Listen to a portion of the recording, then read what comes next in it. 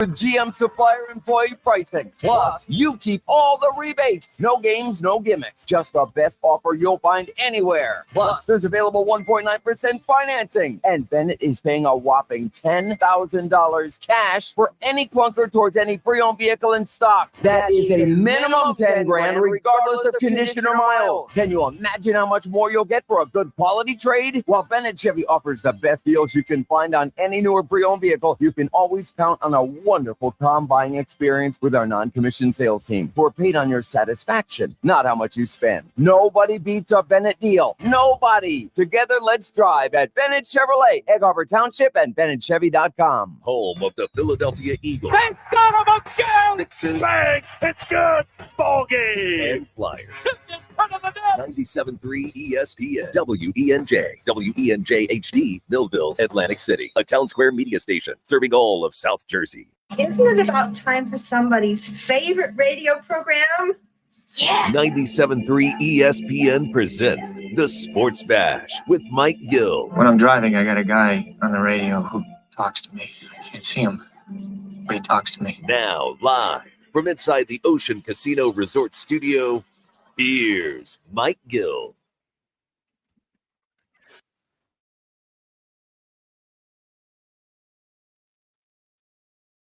For day, Josh Hudrick filling in for Mike Gill before MG returns tomorrow from spring training in Florida. So one more day. No, it's not the regular Mike Gill intro song. It's from the Josh Hudrick collection of walkout songs. Hanging out with you on a Tuesday afternoon on 97.3 ESPN FM, the 97.3 ESPN mobile app powered by First Bank of Seattle City. Well, we got a wild show ahead of us. We got a lot of real estate to cover. Nick Sirianni spoke to the media today. We'll get to some of his reactions and thoughts to the media. Nick actually spoke for about 30 minutes, and I will admit that half of what he said was completely useless. There was a couple items that he did point to that I did catch my eye when I was listening to Nick Sirianni earlier today. Phillies mailbag, Frank Klose joined us from 97.3 ESPN.com. As Frank will join us to talk about, what is the Phillies opening day roster. We'll touch over that with Frank coming up a little bit later at 3 p.m. Aside from Danny Ryle a little bit earlier today, he'll be jumping on in about 25 minutes from now to get to his Big Five topic of the day.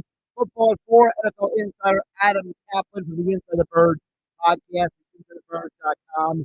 He will join us coming up in just a bit as well. And as always, you guys enjoyed the conversation. 609-403-0973. Your DMs, 609-403 ESPN mobile app powered by First Bank Seattle. Also, Paul Hudrick from Liberty Ballers, he will join us coming up at 4:25 and at 5:25. The Flyers back in action. We will dig deeper into the Fly guys. SiriusXM NHL radio host Scott Laughlin. He joins me usually on game night here on 97.3 ESPN. He's agreed to come on a little bit earlier because the Flyers survived the toughest stretch of their schedule. The Sixers, they are still in the midst of their crazy run of games. Well, the Flyers are finishing up their crazy run of games, and the Flyers have found a way to stay above water. Will they continue to stay above water?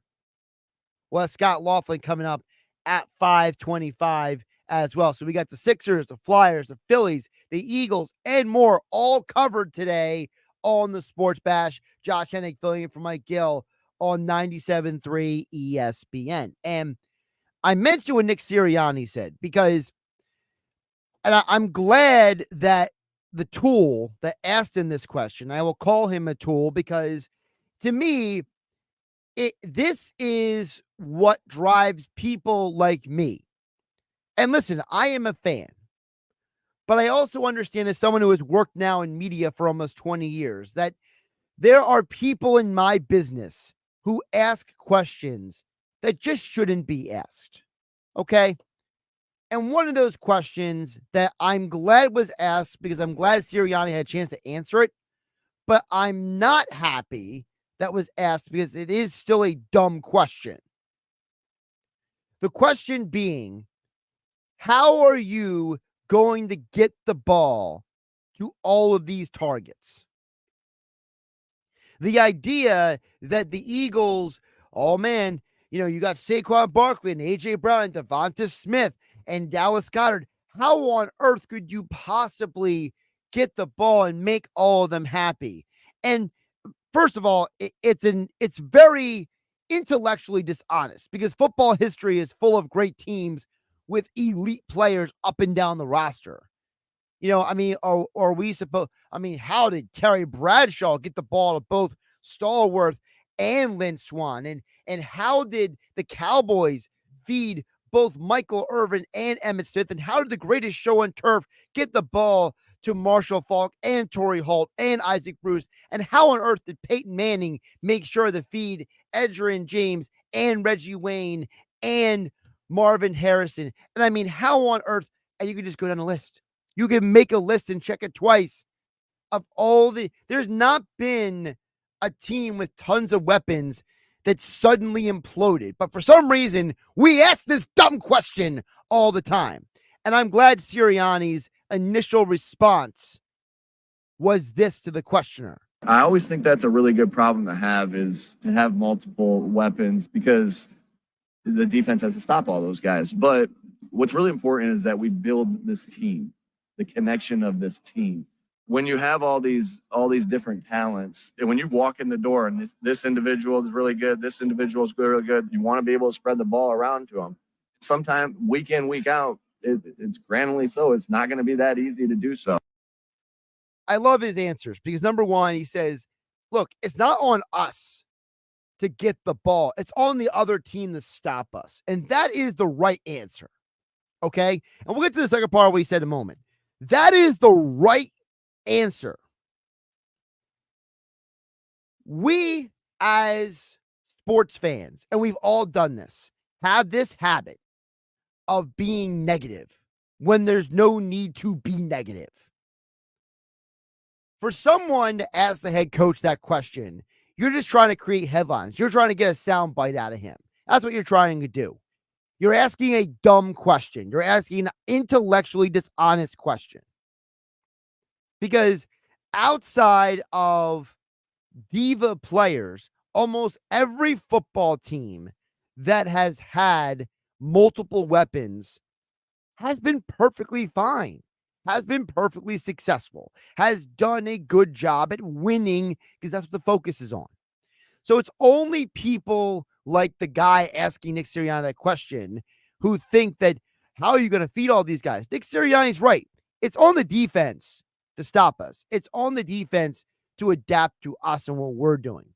Second part of what he said is interesting because he said, look, I'm more concerned about making sure everybody's on the same page so that we can win. That, it's more about having everybody on the same page and focused than it is about how many weapons we have. Nick Sirianni went on to say this. It's not easy, but that's the time that they spend together, getting to know each other, hanging out with each other.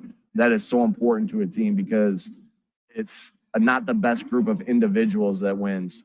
It's the best it's the best team. And that's what we're excited about developing here over the next couple months heading into our first game. And realistically, you look at the people on this team: A.J. Brown, Devonta Smith, Jalen Hurts, Saquon Barkley, Dallas Goedert. There is not a toxic individual among that group. There's not. There's not a guy who has a history of being a locker room cancer or has a history of being a bad individual or a bad guy. So Sirianni's right. It's about the entire group learning how to work together, spending more time together, getting that chemistry, because it's about the group and not the individuals. It's about them becoming together the team and not a bunch of individuals. I mean, this isn't, street ball where you walk up to the basketball court in the middle of the summer at the Jersey Shore and you just pick 5 guys, our 5 versus your random 5. We're going to run up down the court. This is the NFL. This idea that the Eagles, how are they going to feed all these weapons? It's such a childish idea. And I wish I knew where it started. I wish I knew who the first idiot was who brought this idea up. Because, again, You go through football history. There have been so many teams that have had multiple weapons on teams. You know, when Peyton Manning was in Denver and he had Demaryius Thomas and Julius Thomas and Emmanuel Sanders and Wes Welker, was anybody asking Peyton Manning, I don't know how Peyton's going to get the ball to all these guys? When Tom Brady had Julian Edelman and Gronk, and for the short time, Aaron Hernandez, was anybody sitting there saying, I don't know how Brady's going to get the ball and satisfy all these guys? So why are we projecting that negativity onto these guys? What is it about A.J. Brown, Devonta Smith, or Saquon Barkley's backgrounds that suggests that they are going to be making everybody miserable for an entire season? Why? Because A.J. Brown a couple times has been vocal on the sideline because he's a competitor? See, here's the problem with these kind of questions. You're asking a head coach, how are you going to get the ball to all these guys? The head coach looks at you like you're nuts, because you are nuts if you ask that question. You win with good players. You don't win with bad players. There is not a football team or a football coach who won a championship with a bunch of slugs on the team. There is not a football team that won a championship that won it with subpar athletes. So why are we acting like the Eagles in 2024 are any different? Now, unless I'm reading the room wrong, unless I don't understand the question properly, you guys can let me know at 609-403-0973 and in the DMs to 973 ESPN mobile app powered by First Bank. And see, I won't put the question out on the social media platforms as well, but I just don't understand this idea that we have to sit here and worry about something before it's ever happened. You know, instead of asking Nick Sirianni, and this was a question that came in the first 10 minutes of the conversation, instead of asking Nick Sirianni questions about, hey, Nick, you know, how has it been working with your coaches, which was asked about him at a certain point in the conversation, instead of anyone asking Nick Sirianni, hey, Nick, you know, what are your thoughts on Saquon Barkley are going to run the ball more? No, it's how do you get the ball to all these guys? I mean, what a cheap and childish question to ask. Now, maybe I'm offended because, again, as I said, I don't understand how NFL history is full of people making this work, but all of a sudden the Eagles are the one team that can't make it work. In fact, we should be excited that the Eagles have multiple weapons. How many years do we as Eagle fans complain that Donovan McNabb was throwing the ball to James Thrash and Todd Pinkston and Reggie Brown? How many years were we frustrated that there wasn't enough talent on offense? How many years do we say, man, they are leaning so hard on Brian Westbrook? How many years did we complain that Chip Kelly got rid of Deshaun Jackson? How many years did we complain about the Eagles trading away LaShawn McCoy? How many years do we frustrate about, man, they should have drafted Justin Jefferson? And now you have a team that has put all of this talent onto the field. And your question is, how are you going to get them all the ball? Final part of Nick Sirianni's answer to that question about, is it going to be difficult to get multiple players, all these weapons, the ball next year? What's important in the process of a season is that we build the connection, we build the team, right? And so that everyone's, regardless of how much they're eating, everyone's excited for each other.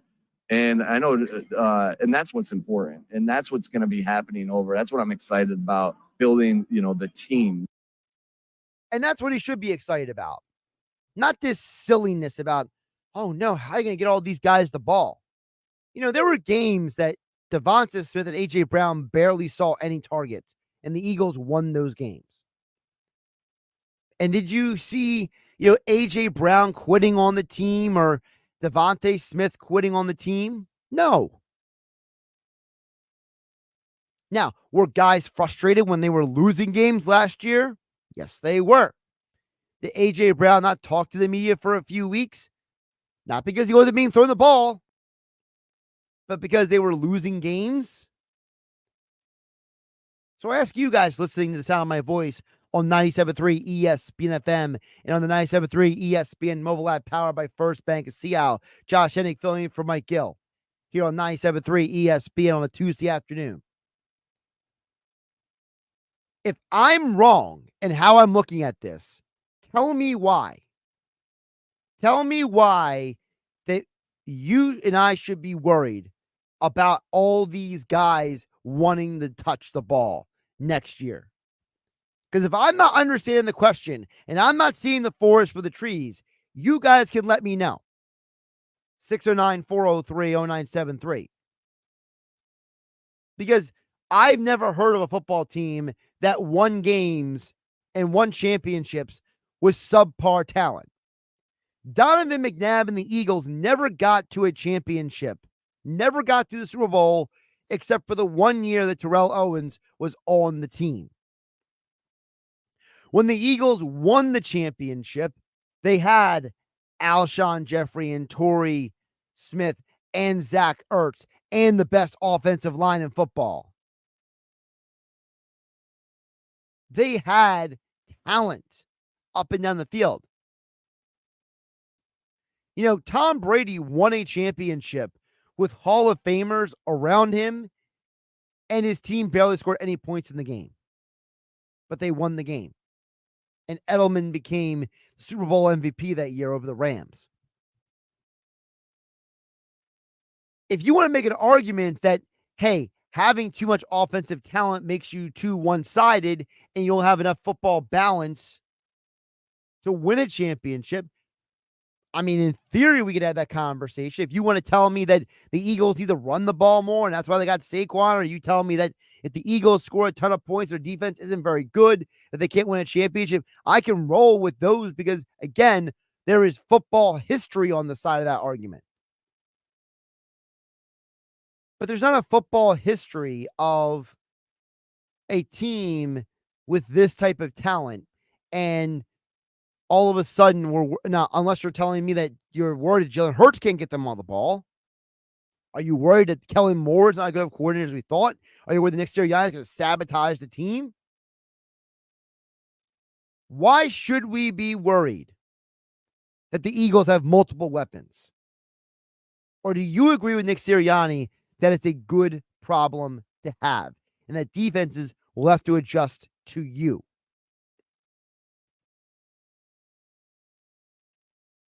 Because again, that's how I look at it.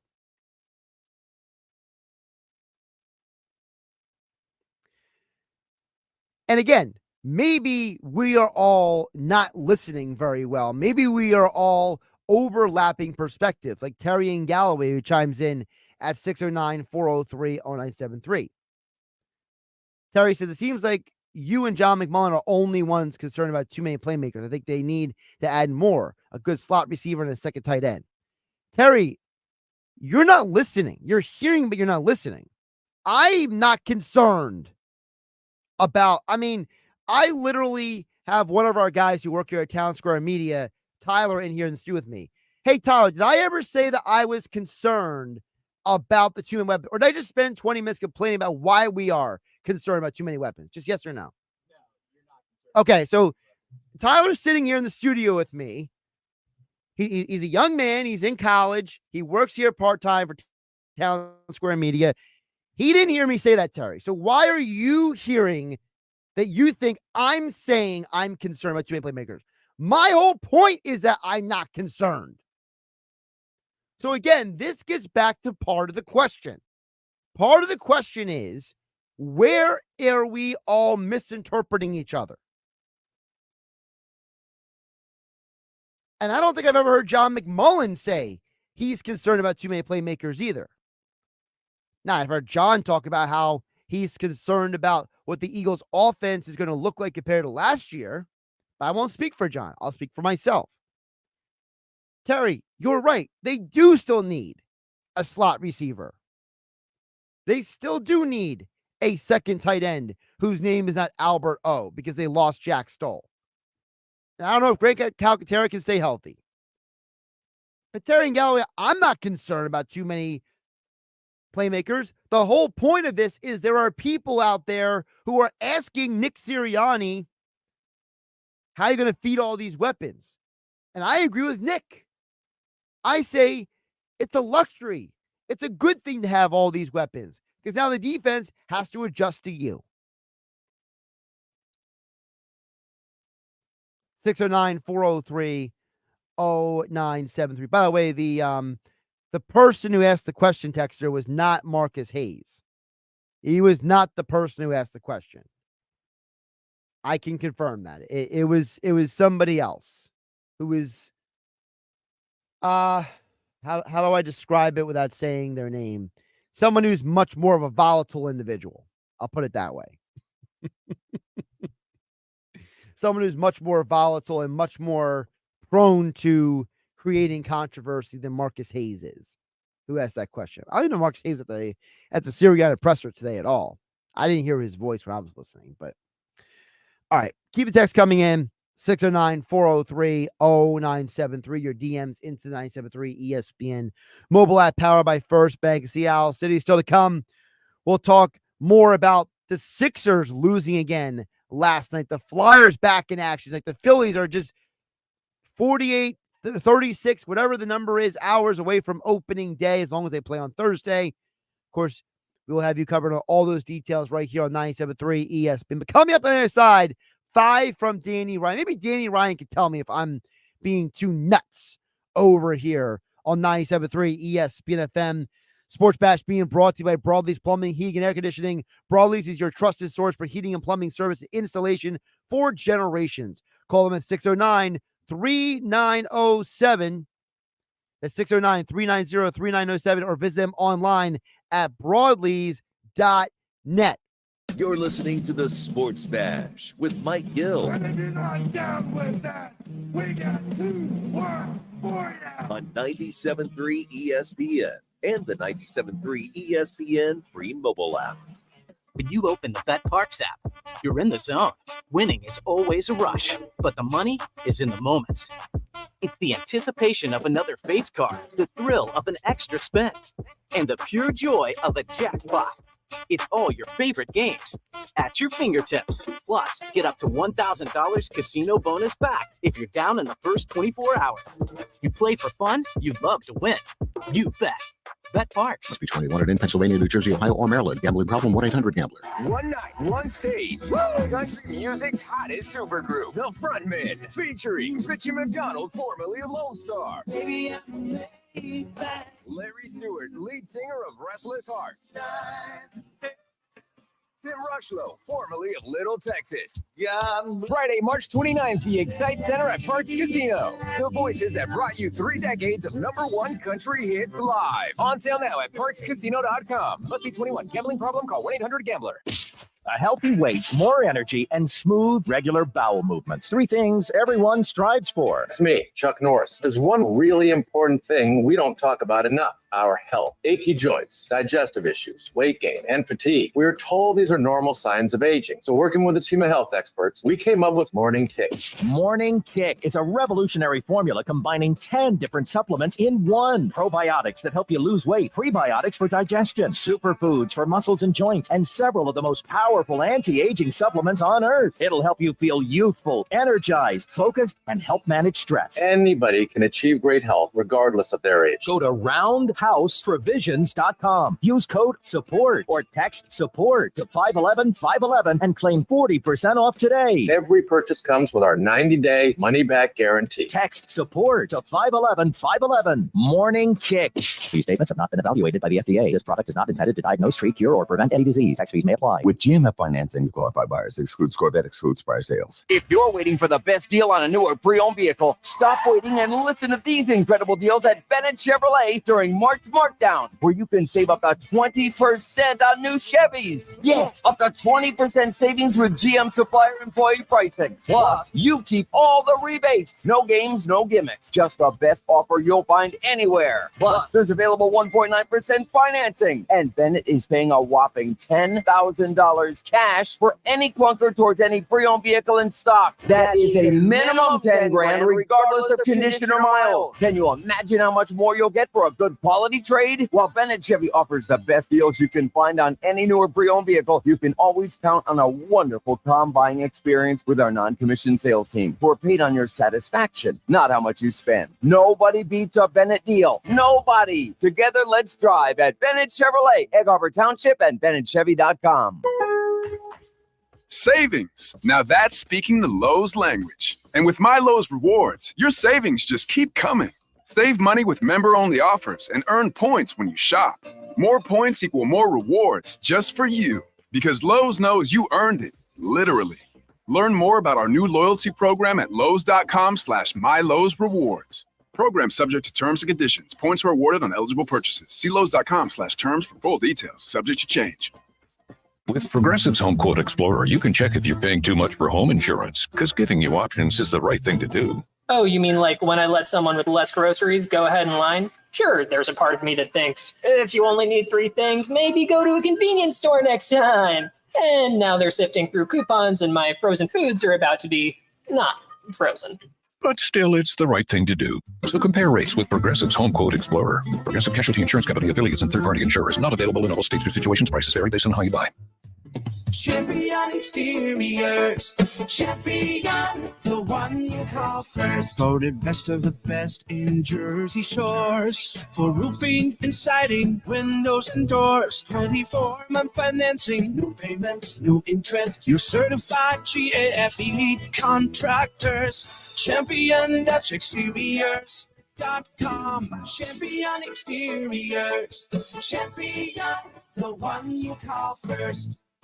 Dog parents are loving Dr. Marty's Nature's Blend Premium Dog Food. The way she acts and the way she moves, it's just so much better. And she's like a puppy again. It's unbelievable. Dr. Marty's Nature's Blend is a freeze-dried raw food made with 0 artificial preservatives, so it's naturally shelf-stable with no mess, freezer, or fridge required. Plus, it's full of premium turkey, beef, salmon, and meat your dog will love. We started with Nature's Blend. She's happy, she sleeps well, she's energetic. I am just delighted with this product. When given the choice, Nature's Blend and Amazon's #1 bestseller in dry dog food, 29 out of 30 dogs chose Nature's Blend first. I'm so confident your dog will love it. Your order is backed with a 90-day guarantee. Save up to 54% off Nature's Blend and get a free bag of delicious beef liver treats. Go to drmartypets.com/deal or text DEAL to 511-511. Text DEAL to 511-511. All pets are unique. Your pet's results can and will vary. Message and data rates may apply. Studies available upon request. You're listening to the Sports Bash with Mike Gill. We'll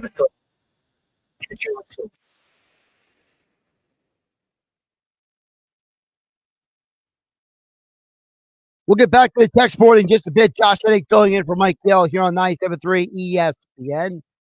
I love the people who are trying to guess on the text board at 609-403-0973 who asked the question, because I refuse to say the guy's name on the radio. That's always a fun conversation. Somebody who knows how those circumstances go is Danny Ryan, 5 from Danny Ryan, joining us a little bit earlier in the show here on 97.3 ESPN. As Danny, you know as well as I do that people sometimes hear what they want to hear, right, my man? Yeah, always. I mean, that's life. That's life. You're going to hear what you want to hear at all times. Why? What's this? I wasn't listening to the first 20 or so minutes of the show. What were you talking about?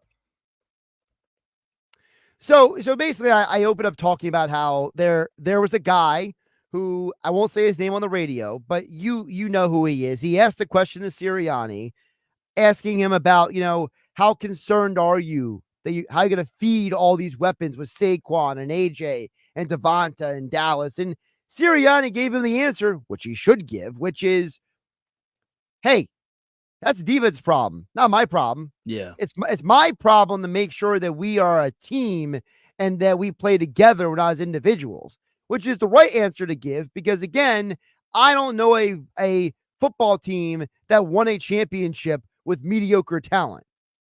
Right. I mean, he's an offensive-minded head coach. Reportedly, he's not going to have as much, or last year at least, he didn't have as much of his skin in the game when it came to the offense, but he should this year alongside Kellen Moore. I don't think that's going to be hard for him at all.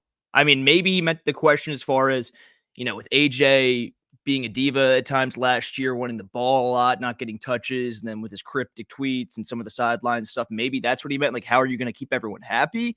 But as far as how are you going to distribute the ball enough, I mean, it's not his problem. He's going to get the ball to the hot hand or he's going to get the ball to the open receiver. And I don't know. That's whatever. I just think the question's dumb because. Yeah. I mean, that's not a problem to have. But here's the other thing. Like, look at all the teams in football history. Was it a problem for Peyton Manning on the Colts or Broncos? Was it a problem for Kurt Warner on the Rams or Cardinals? Was it a problem for John Elway in the late 90s with those teams? Was it a problem for Tom Brady with the Patriots? Like, why is it not a problem for everybody else? But all of a sudden, for the 2024 Eagles, I don't know how you're going to do this. Yeah, and it wasn't a problem for Tom Brady on the Buccaneers in 2020. Another one, yeah.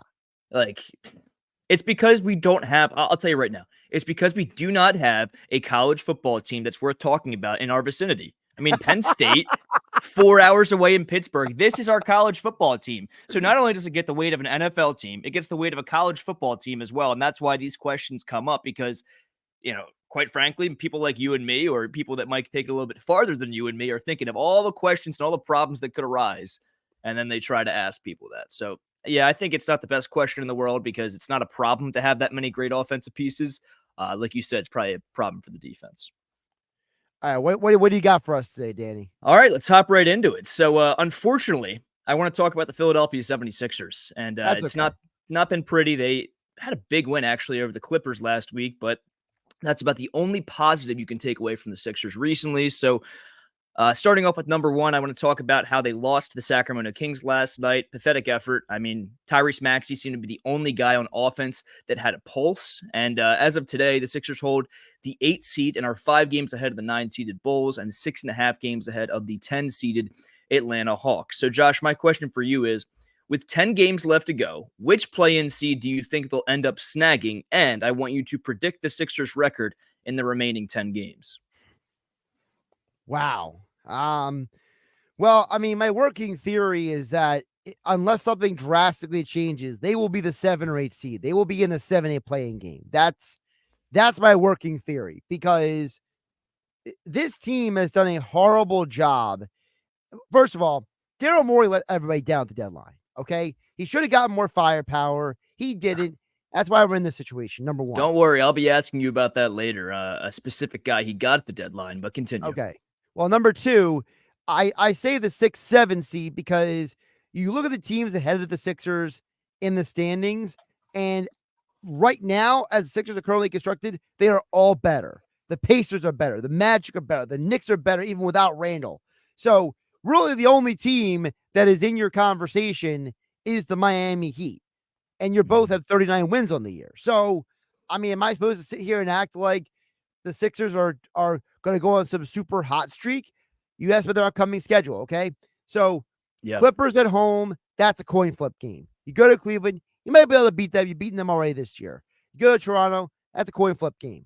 Home against OKC, that's a loss. Go to Miami, that's a loss. Go to Memphis, 50-50 proposition. Go to San Antonio, 50-50 proposition. Home against Detroit, that's a win. Home against Orlando, probably a loss. Home against Brooklyn, that's probably a win. So I see, 4 more wins on this schedule? So if I had 4 more wins to the season, you're at 43 wins. That's 43 and 41 is your doing that right. 43 and 44 be the finish. Well, if they lose 6 out of their next 10, it'll be 39 losses, and if they win 4, it'll be 43 and 39. 39. Okay. So if you're asking me right now, it's 43 and 39 is the final record.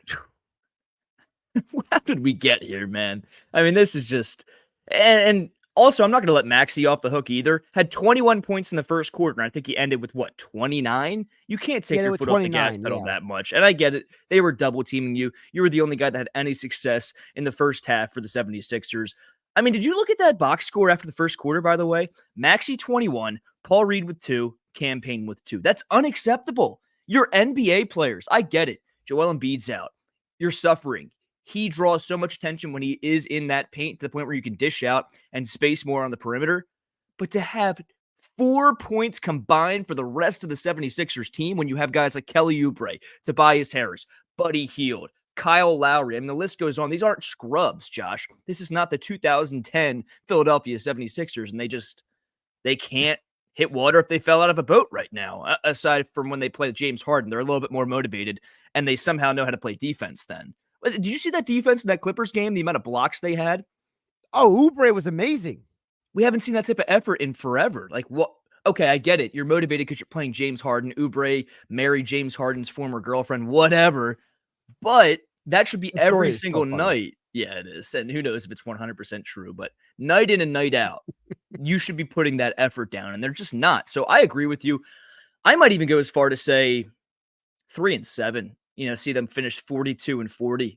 I just don't, unless something happens, and granted, Joel Embiid could come back for the final 3 games and they could get 3 straight wins for all we know, depending on how healthy he is. But this team is a tough watch right now, and I never want Tobias Harris to step foot in the city of Philadelphia again. I will take the crumble cookie.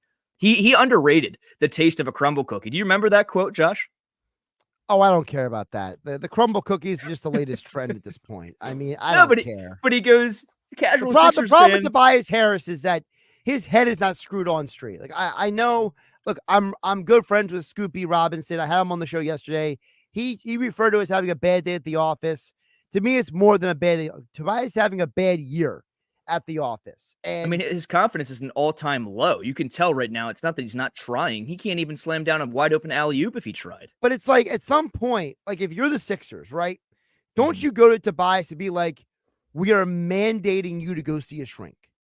Right. Like he's got to go get mental. This is mental. Because how on Friday does he look like the worst player on planet Earth against the Lakers? And then on Sunday, it's just bang a three. Like, what changed? You're in the same building, for goodness sake, 2 days apart. Makes absolutely no sense. And like I said, I would take the crumble cookie over him. He says casual Sixers fans would trade me for a crumble cookie. That's probably the best cookie out there right now as far as fast food goes. So yeah, Tobias Harris, you making $39 million, putting that effort out there over a nice cookie, I'll take the cookie. But moving on to number 2. Is fast food cookies really good though? Or is that just more of like, I'm really hungry, I need something to eat? See, crumble, I think, is the exception. Even Insomnia or like, let's just throw McDonald's cookies out there, which are pretty good. Crumble have these huge cookies with these frosting on them. I mean, they're essentially like cake at that point. So I think they're probably the top of the game as far as the cookie market goes. But this conversation has gone completely awry. We're not talking about crumble cookies being cake. Anyways, number 2.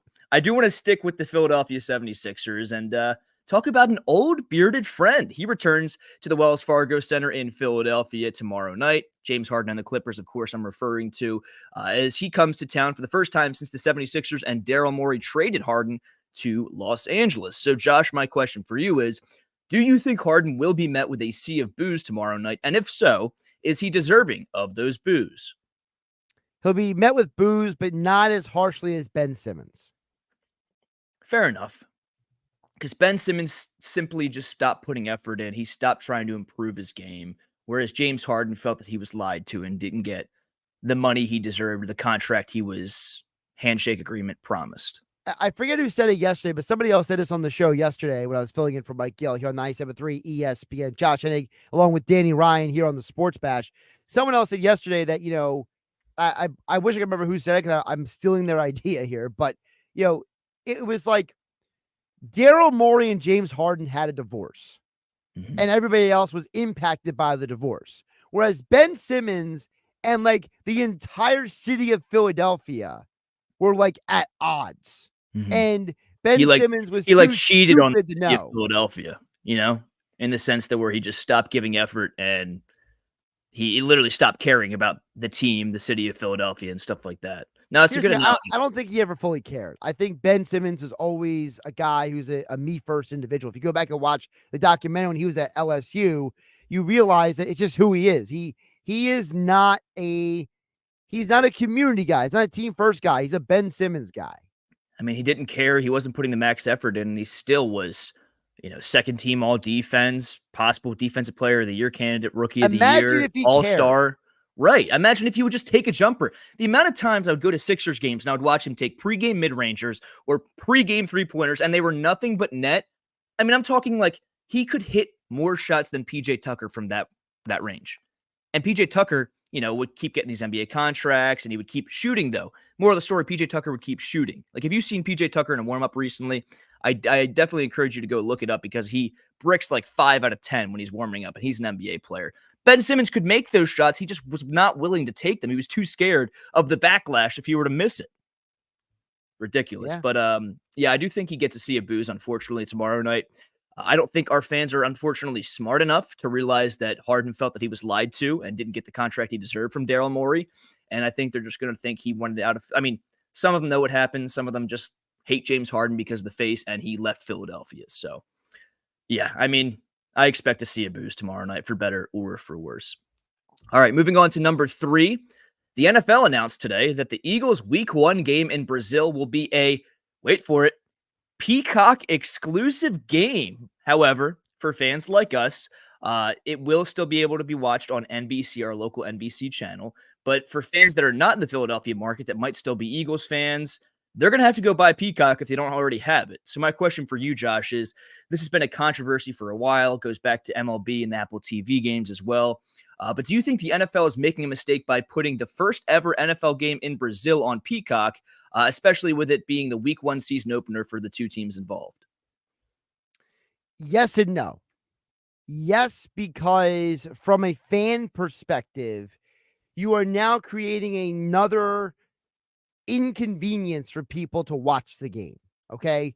And I am a believer in that the best way to market a product is to not make it difficult to obtain.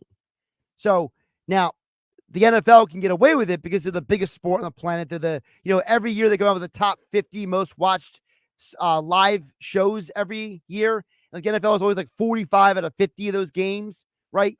So the NFL is king. People are going to find a way to watch it somehow or another. They'll go to a friend's house. They'll go to the local bar. They'll go somewhere to watch it. They'll get it. So that's where it is bad because you're sitting there and you're making something that should be convenient, inconvenient to obtain your product.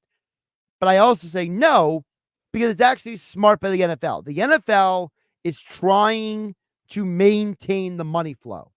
They are trying to force people to go to these streaming platforms because they want to keep the billions of dollars coming in from the TV networks. And they know the TV networks are invested in the streaming wars.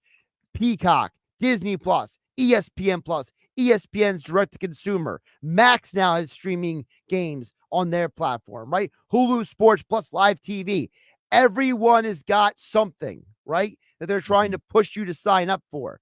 So the NFL says, well, we'll lean into that a little bit because we want you to keep paying us billions of dollars to use our games. So we'll play your little game with you.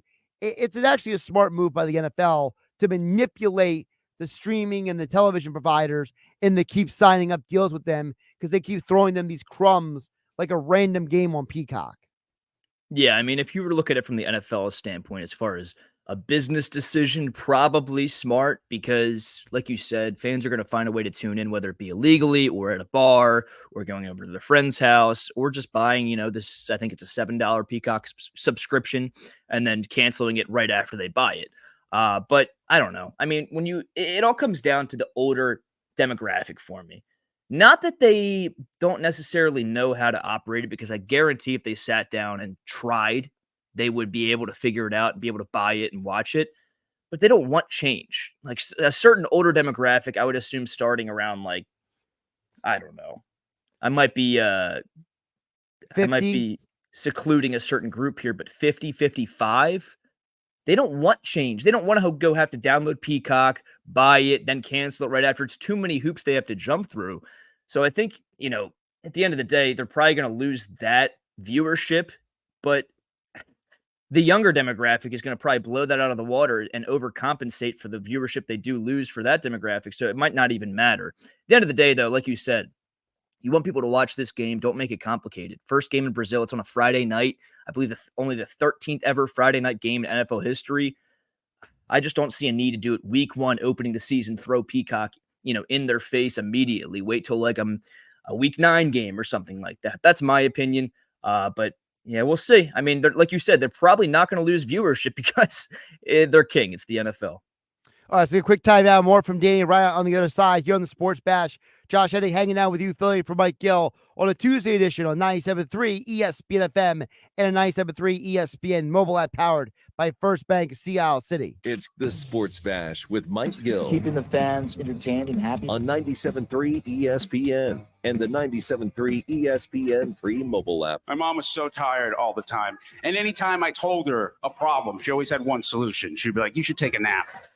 Both my wrists could be cut, and I could be holding a knife, and I could be like, I don't want to be here.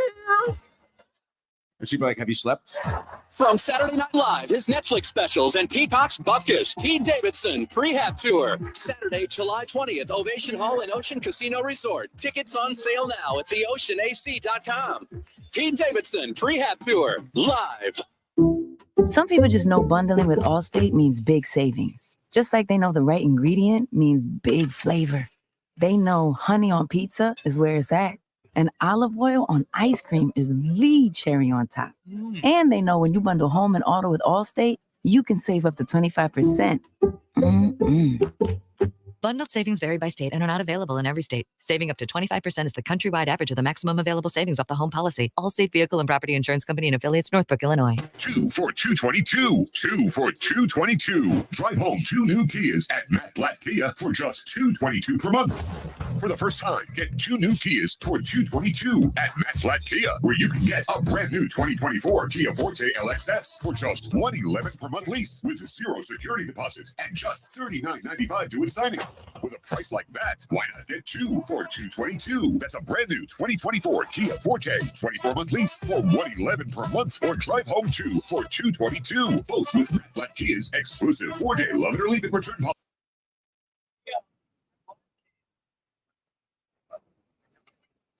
Go to MattBlattKiaNJ.com for complete details or 888-505-6670. Price includes all costs to be paid by consumer except for licensing, registration, and taxes through KMF. 24 months, $1,211 per month, 10,000 miles per year. Rebates and incentives to dealer expires 4/2/24. Matt Blatt Kia, 6211 Black Horse Pike in Harbor Township and on Route 37 in Toms River. Can't believe tax season is here already. Look at all this info I have to enter. Phil's small accounting firm is growing in numbers. Why didn't I take that typing class in high school? A data entry specialist could really help him in a crunch. I got blisters on my fingers. Indeed can help him hire great people fast. I need Indeed. Indeed you do. You can schedule and conduct virtual interviews all from your employer dashboard. Visit Indeed.com/credit and get $75 towards your first sponsored job. Terms and conditions apply. Do you love a good cigar almost as much as your family? Well, maybe that's an exaggeration, but you can find that perfect cigar at Smoker's Haven. With 5 New Jersey locations, Smoker's Haven has the finest selection of cigars in the area, like Ashton, My Father's, Romeo and Julieta, Monte Cristo, and more. All from the finest tobacco leaves and hand-rolled by the world's finest cigar makers. All locations are fully open. Stop in and let them help you find the perfect cigar to pair with your life. See all they have and their locations at SmokersHavenNJ.com. Save big during MVP's bonus days at Lowe's with limited time deals on everything you need. Right now, buy 1 select DeWalt 20-volt max tool. Get 1 DeWalt 20-volt max power stack battery 2-pack free, a $179 value. Plus, save $20 on a select bucket of Deck Plus wood screws. Find these deals and more in-store and online today. Because Lowe's knows savings. Lowe's knows pros. Valid 3/18 through 3/29. While supplies last. Selection varies by location. Pizza's here. Oh, great. I'd love some, but I'm worried about my stomach issues. If you're worried about having diarrhea, gas, bloating, stomach pain, or loose, oily stools, it may not just be stomach issues. It could be a condition called exocrine pancreatic insufficiency, or EPI. With EPI, the pancreas doesn't release enough enzymes to break down food, but EPI is manageable. Use the symptom checker on identifyepi.com and talk to your doctor. That's identifyepi.com.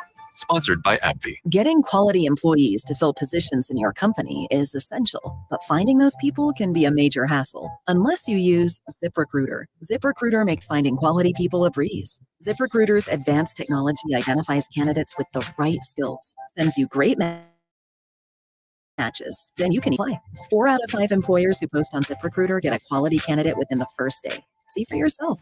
Go to ZipRecruiter.com/free to try ZipRecruiter for free. That's ZipRecruiter.com/free. With GMF financing, qualified buyers excludes Corvette, excludes prior sales. If you're waiting for the best deal on a new or pre-owned vehicle, stop waiting and listen to these incredible deals at Bennett Chevrolet during March Markdown, where you can save up to 20% on new Chevys. Yes, up to 20% savings with GM supplier employee pricing. Plus, you keep all the rebates. No games, no gimmicks. Just the best offer you'll find anywhere. Plus, there's available 1.9% financing. And Bennett is paying a whopping $10,000 cash for any clunker towards any pre-owned vehicle in stock. That is a minimum 10 grand regardless of condition or miles. Can you imagine how much more you'll get for a good quality trade? While Bennett Chevy offers the best deals you can find on any new or pre-owned vehicle, you can always count on a wonderful calm buying experience with our non-commissioned sales team. We're paid on your satisfaction, not how much you spend. Nobody beats a Bennett deal. Nobody. Together, let's drive at Bennett Chevrolet, Egg Harbor Township, and BennettChevy.com.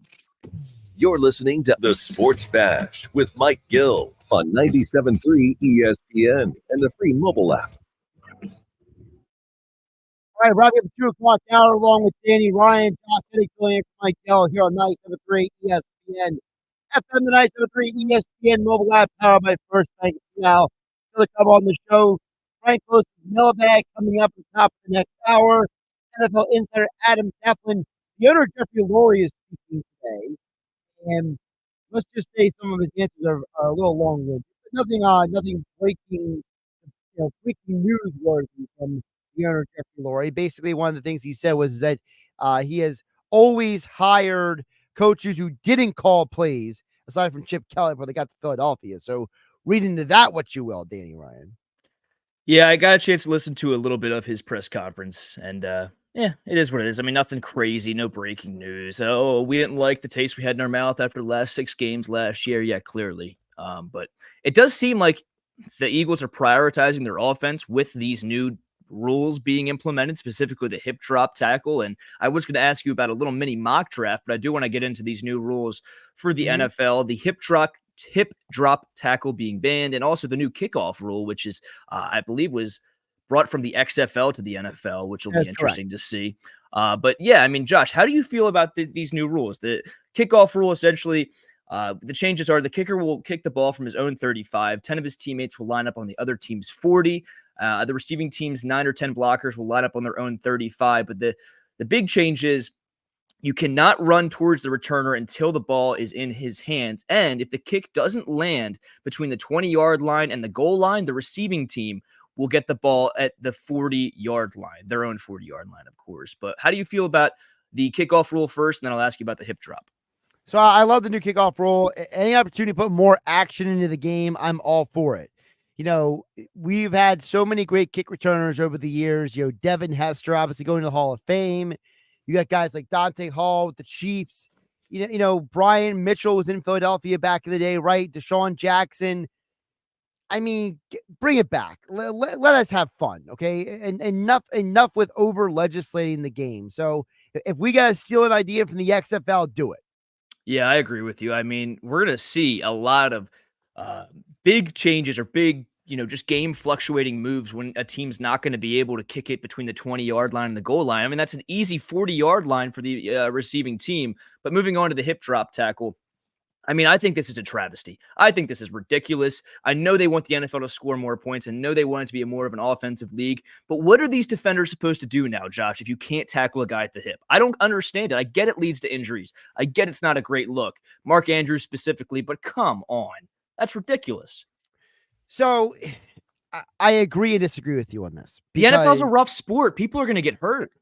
Yes, you're right in the fact that you can't legislate incidental contact out of the game, right? You can't but I will say some of these tackles have been ridiculous. The idea that they're almost doing like a judo move on these guys because these part of the problem is the players not taught how to tackle anymore. They're taught in the lower levels, right? They're taught in pee-wee football and middle school and everything. But by the time they get to the NFL, nobody practices tackling anymore because they don't want to hurt each other in practice. Right. It's this, over-regulation of practice has created now where in the middle of a game, players can't tackle. So what do? They're getting creative. So instead of form tackling guys, they're doing this move. For those who haven't seen what happens for a guy like Mark Andrews, they basically hip check him and twist and throw him to get him to the ground. Well, that's not a football move either. So I understand where the NFL is coming from, but I also understand where you're coming from. You're saying you can't regulate something that's an accident. But I would also say if the NFL cares about not players getting hurt, how about you teach guys how to tackle better? Here's my thing. I'm okay with banning the regular hip drop tackle that causes injuries, but now these referees are going to be looking for every single tackle that's at the hip.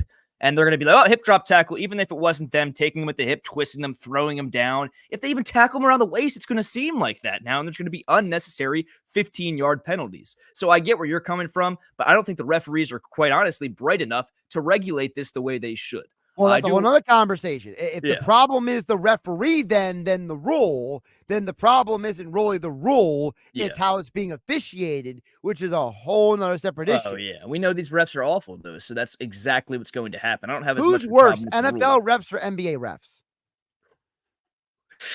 I'll say NBA refs because you can't even celebrate a dunk anymore without getting a technical foul. It's ridiculous. But I know we got to move on.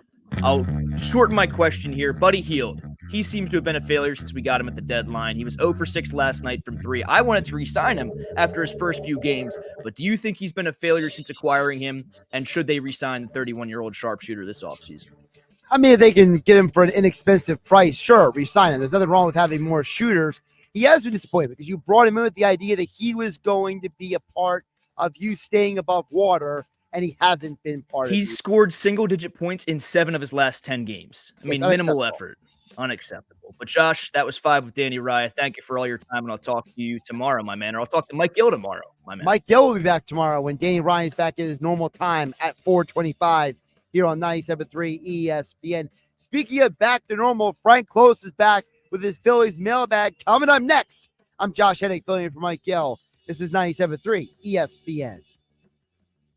Breaking news, the Birds are going to Brazil. Phillies Sports Trips is excited to announce that they've already reserved hundreds of flights and have some epic plans in the works for an incredible trip to Sao Paulo with round-trip airfare, airport, and game day transfers, hotel, tailgate, and tickets to the game. Phillies Sports Trips is making the most exciting Philly experiences easy for you to plan. Visit PhillySportsTrips.com today to book your trip and stay tuned for the full Eagles schedule coming in May. eBay Motors is here for the ride. 120,000 miles of night drives, daily commutes, and who knows how many. Are we there yet? Through countless fixes, elbow grease, and a new radiator, you kept your ride alive. With eBay Motors, you have over 122 million parts to keep it running. And with eBay Guaranteed Fit, they'll be the perfect fit every time. Plus, at these prices, well, we're burning rubber, not cash. Keep your ride or die alive at ebaymotors.com. Eligible items only. Exclusions apply. Attention lovebirds, are you ready to take the next step in your journey together? Don't miss out on Sage Jewelers' exclusive engagement ring sale. Sage has the perfect ring to symbolize your everlasting love with up to 50% off on their exquisite collection of engagement rings. Hurry, this sale won't last forever. Visit Sage Jewelers today, Tilton Road, Northfield, or online at sagejewelers.com. Sage Jewelers, the ultimate expression of love. At Charmin, we heard you shouldn't talk about going to the bathroom in public, so we decided to sing about it. When you're rolling Charmin, looking up on the party, listen, also roll it back at everybody. It's our party,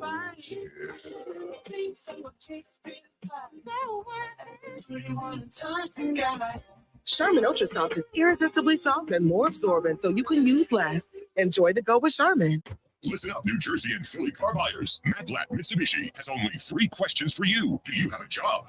Do you want a new car? Do you want 0 down?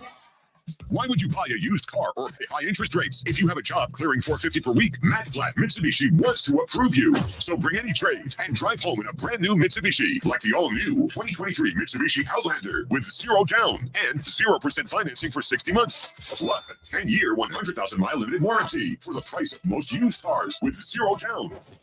Blatt Mitsubishi keeps the rates low. With a 4-day love it or leave it return policy, you can't go wrong. Simply Matt Blatt Mitsubishi. Rate qualifications exist with approved credit. 1666 per 1,000 finance on in-stock 2023 Mitsubishi Outlanders. Not all will qualify. Go to mattblattmitsubishi.com for complete details or call 844-946-2315. Price includes all costs to be paid by consumer, except for licensing, registration, and taxes. Expires 4/1/24. Matt Blatt Mitsubishi in the heart of Glassboro for 30 years.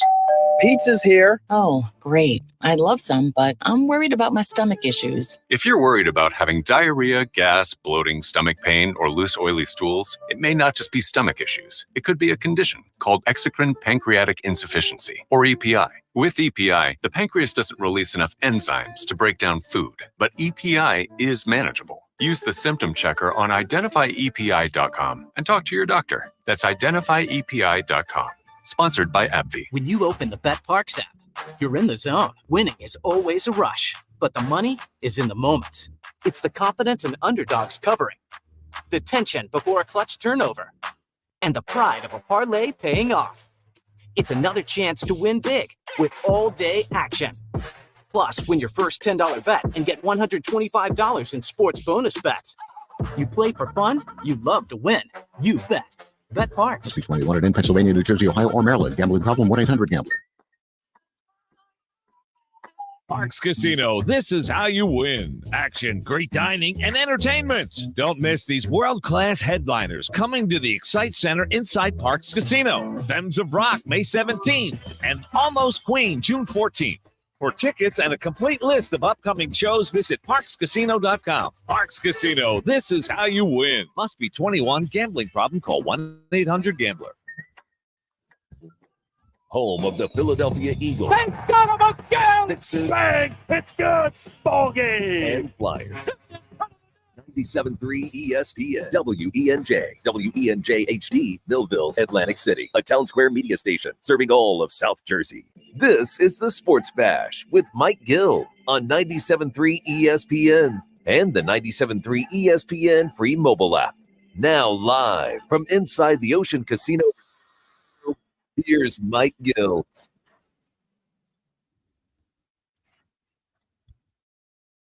Three or two on the Sports Bash. Josh Hennick filling for Mike Gill on a Tuesday edition on 97.3 ESPN. Well, we are counting down to the start of the Phillies season.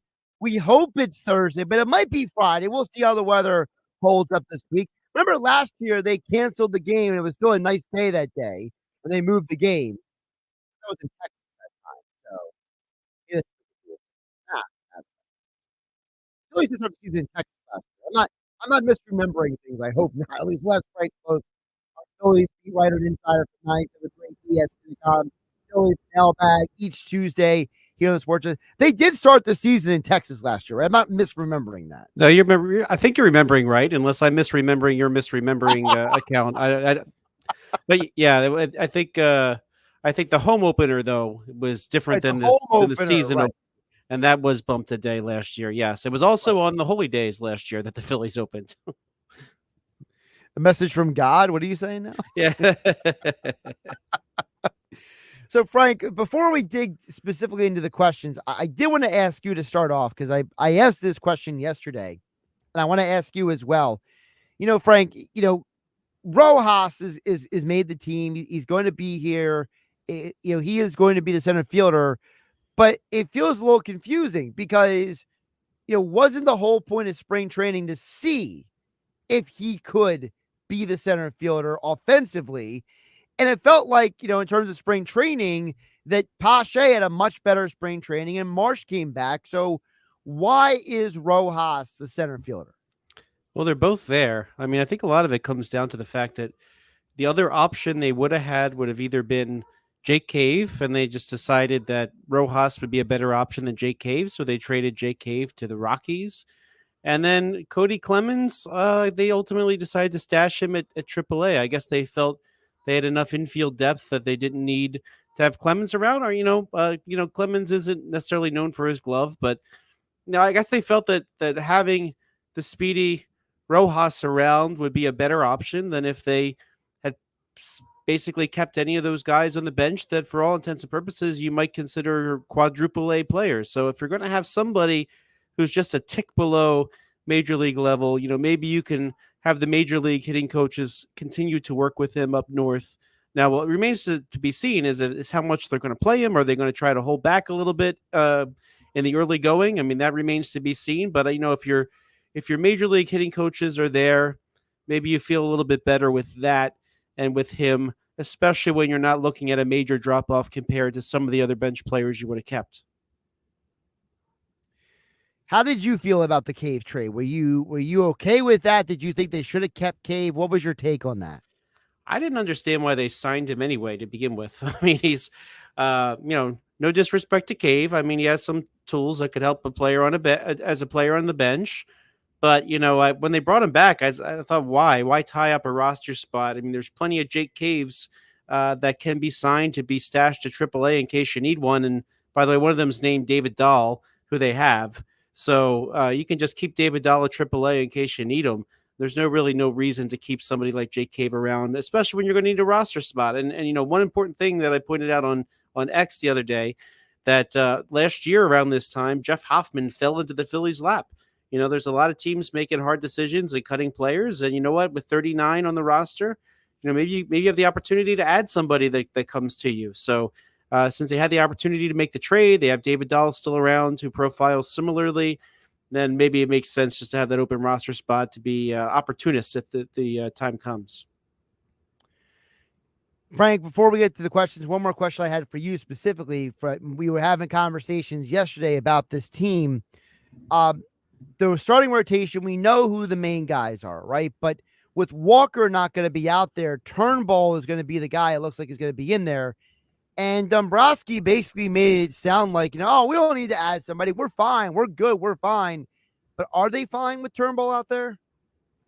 They always say that, right? I know that. You're not going to try to say, yeah, our guys suck, so we probably got to go shopping for one.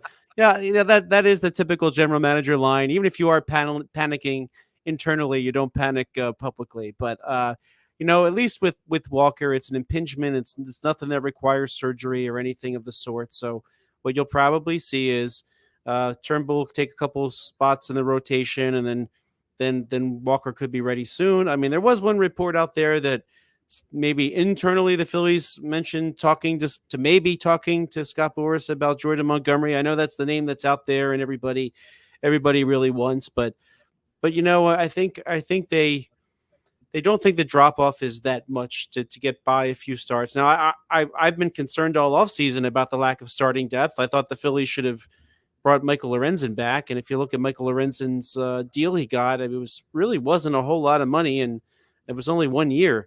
So I personally would have had more depth around earlier, but I think that is an area of concern because now that you're already down one, well, then what happens if another starting pitcher breaks a fingernail? I mean, that's enough to knock somebody out of a start or two, and I'm just worried that they don't have a whole lot of depth. But Turnbull was a nice player. I think you could say he maybe earned an opportunity, at least to show what he can do, and if he doesn't work out early on, then maybe you can, go another direction. But it's funny. It's a Major League Baseball right now where there's not a lot of high level starting pitching, and the Phillies still have one of the best rotations in all of baseball, even with a clear hole in that fifth spot. I mean, how many teams have we seen starters go down right before the beginning of the season? And I think the Phillies will be okay overall, but I just don't love. I don't love having that little starting pitching depth. And let's face it, if Turnbull gives them 3 scoreless and they're happy with it, but then the bullpen gets a little worn out after that. That's what kind of bothers me about somebody like Turnbull. If you can only get so many innings out of him, that's more innings that kind of come out of your pen. Speaking of the pitching staff, that was one of the first questions on your Phillies mailbag at 97.3 ESPN.com. If the Phillies are going to be successful this season, the questioner asks, how many games do Wheeler and Nolan need to win, Frank? I don't even think of it in terms of numbers of wins, because it's quite fascinating that if you look at the numbers over the last 4 years, Zach Wheeler has been one of the best pitchers in all of baseball. If you could make the argument he's in the top 1 or 2, even if you want. He has not won 15 games yet as a Philly, which is kind of mind-boggling considering how good he's been. And Aaron Nola, aside from 2018 when he won 17, he's never won more than 12, which doesn't seem right. But I think that the number of wins is overstated for pitchers right now. If you're looking at it specifically that way, what you really need anymore are pitchers that will go deep into games, take the ball every 5th day without worry, and keep you in the game. And you know what? Even a lot of the games that they came in and threw well, maybe they went 7 innings, gave up 2 runs. I mean, if you leave the game and it's tied at 2, you don't get a victory, but you certainly did a substantial part of winning that day when the team ekes out a victory. So I think it's one of those things where if they stay healthy over time, you don't really need to worry about the wins and losses on their baseball card, because you'll have wins, a lot more wins than losses in the actual standings. So I think those two doing their thing, they're going to pitch a substantial number of innings, and when they do that, they keep you in all these games, and that's how you win a National League East. We're going through the Phillies mailbag over at 97.3 ESPN.com. Frank Klose writes the Phillies mailbag every week throughout the entire baseball season as we are counting down to the opening day of the Phillies season. Josh Hennig filling for Mike Gill here on 97.3 ESPN. Speaking of pitching, we mentioned Walker, we mentioned Turnbull, but Phil wanted to know, Frank, what about Trevor Bauer? This is a name we tend to hear a lot, and Trevor Bauer, of course, won the Cy Young Award in 2020. So also a lot of controversy surrounding him. And, there was one issue that I guess you can call it a legal issue. Technically, he was never arrested, never charged with a crime, as Trevor Bauer himself had pointed out. And that issue was resolved. I don't think that issue is really what's keeping people from signing Trevor Bauer. I think it's a lot more to do with how things went with the 4 different teams that he pitched for in his 10-year career. From my perspective, if you have 4 teams, all of whom could use pitching, that know the guy and know what he brings to the team, they would be all over him first. The person that the team that knows him would be over him, all over him, right? And so far, none of those teams are biting. And I think that tells me a lot. And one thing from the Phillies, they have a real personal connection to Trevor Bauer, and that's in 2019 and 2020, the 2 seasons that Trevor Bauer pitched for the Reds. And that 2020 season was the year he won the Cy Young Award. The assistant pitching coach and director of pitching for the Reds was Caleb Cotham. What does Caleb Cotham do right now? Well, he's the Phillies pitching coach. So my guess is if he was somebody who was advocating for Bauer, the Phillies would have him. And I think he would know better than anybody else whether or not he would be a good fit on the roster. I don't know the reasons why. I mean, I used to hear all kinds of stuff about him, and a lot of those issues, quite frankly, were kind of put in the back burner when the other allegation came out. But for a long time, Trevor Bauer was seen as a pain in the clubhouse and highly controversial, even on baseball matters, right? He was behind the spider. I know he was connected to the spider tack thing is another example that he used to use to help him pitch. And he was one of the vocal critics of that.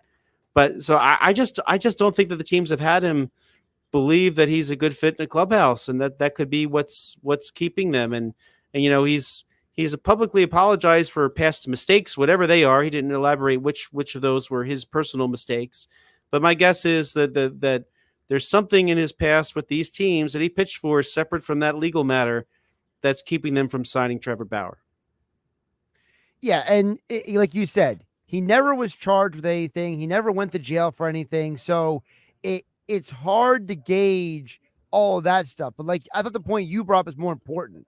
You have a guy on the Philly staff who literally was in the same clubhouse with him during that year. And if that guy doesn't say, we should go get Trevor Bauer, then I think that's more of an indictment than anything. And I think that kind of goes with everything, right, Frank? Like, you got to let the people in your organization make these decisions, not the PR office.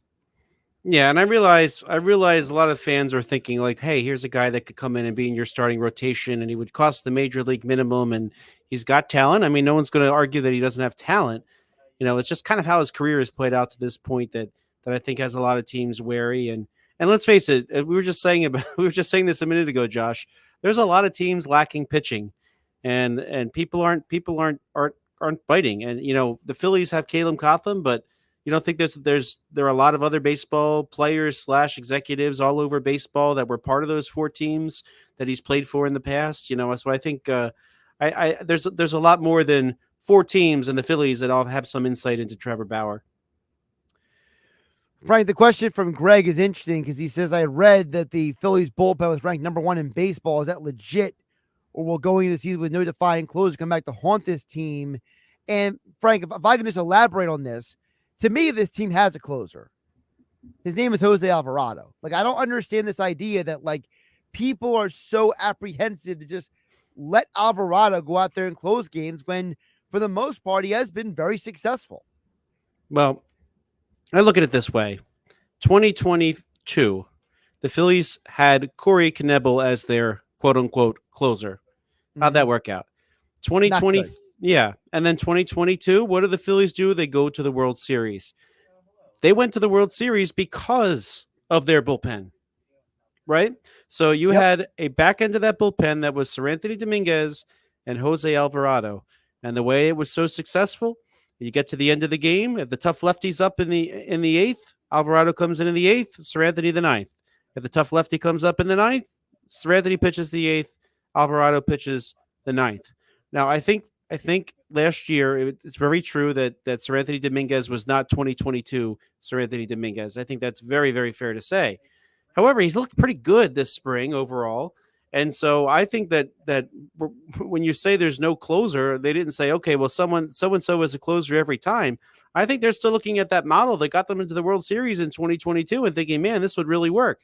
And by the way, if Seranthony doesn't work out, they got a lot out of Jeff Hoffman last year, and Orion Kirkering is a very promising back-end right-handed arm as well. So they've got options. And Matt Strahm, they just locked him up to an extension, keep him around. He was a very, very reliable relief arm. And Gregory Soto is probably going to be like a 6th or 7th inning guy, but he's someone who's closed in the major leagues and was an all-star closing in the major leagues. So it's, the way that you can look at this, and of course, during the course of the season, they need their days off and whatnot, but like with the games that count, especially as you get to the playoffs, like, yeah, this is pretty deep if you're looking from the back in.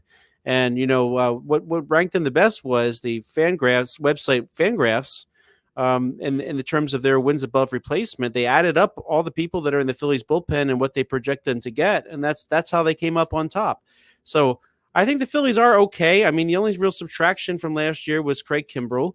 I know fans didn't love how his year ended, but quite honestly, Craig Kimbrell was not signed to be the closer last year. He just ended up doing it a lot because Seranthony Dominguez had his injuries and the performance struggles. But if you have Seranthony Dominguez back, you're back to that 2022 bullpen that really got the Phillies to the World Series, and you also have Orion Kirkering emerging as a really strong option as well. And then they also have the likes of Connor Brogdon, who may or may not be something. He's at basically his last baseball chance right now in the meantime. But there's going to be a couple arms in there you don't get excited about. But overall, it's a very, very good bullpen. And so if you really consider individually what they bring to you and add it all up, well, that's better than most teams.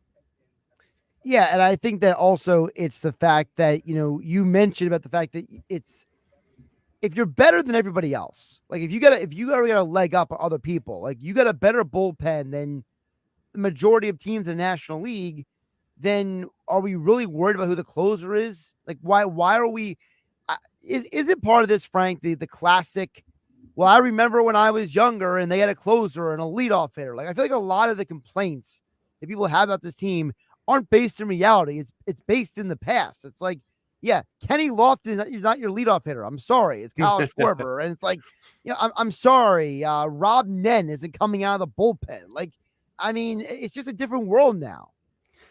Sure is. But you remember, I will say this, 1993 Phillies, if you want to go back to when Mitch Williams was the full closer, Jim Fregosi did a lot of those mixing and matching that we call analytics today. Remember the double